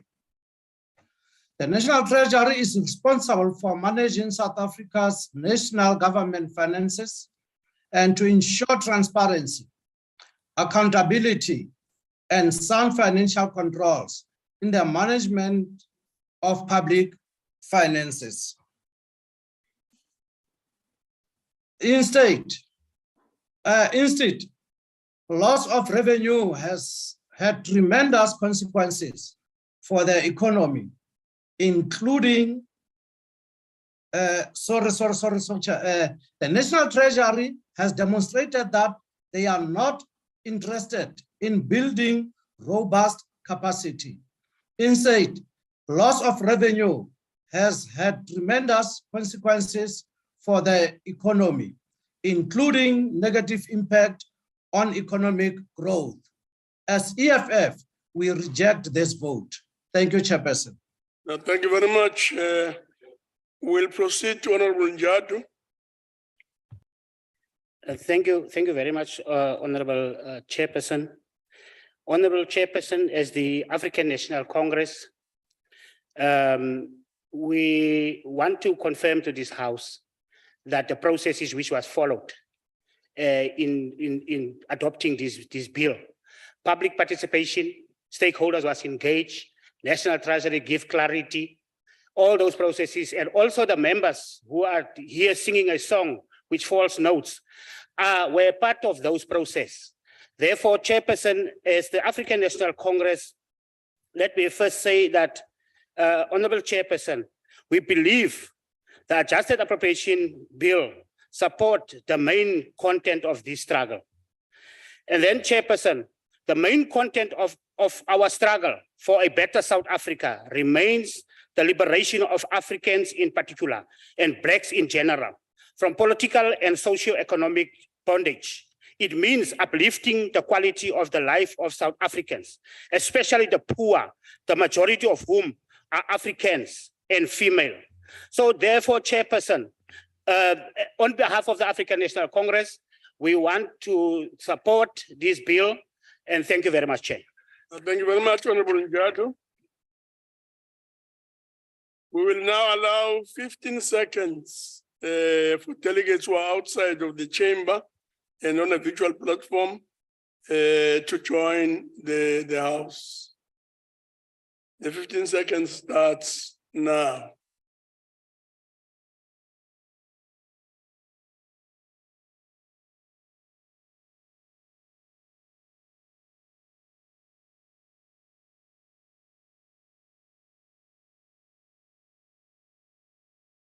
Yeah, I guess that will be it. Thank you very much. We will now proceed to the voting on the eighth order. And the question before the House is that the bill be agreed to. So we'll start with those who wish to vote in favor. Please raise your hands. And keep it there until the counting is done. Yeah. Some people lift their hands, but you can see they are not quite where it should be. No, thank you very much. The counting has been done. Show the hands can be lowered. Can those who want to vote against, please raise your hands. Raise their hands.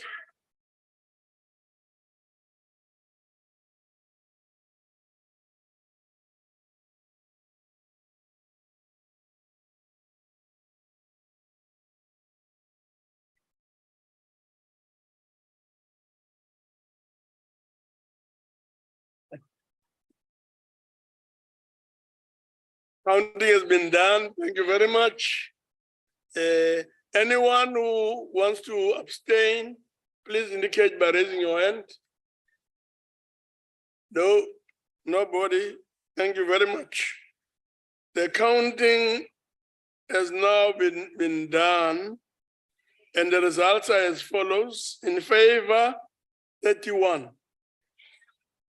Against, 18. Abstention, 0. The bill is therefore agreed to in terms of Section 75 of the Constitution. Honorable delegates, that concludes the business of the day.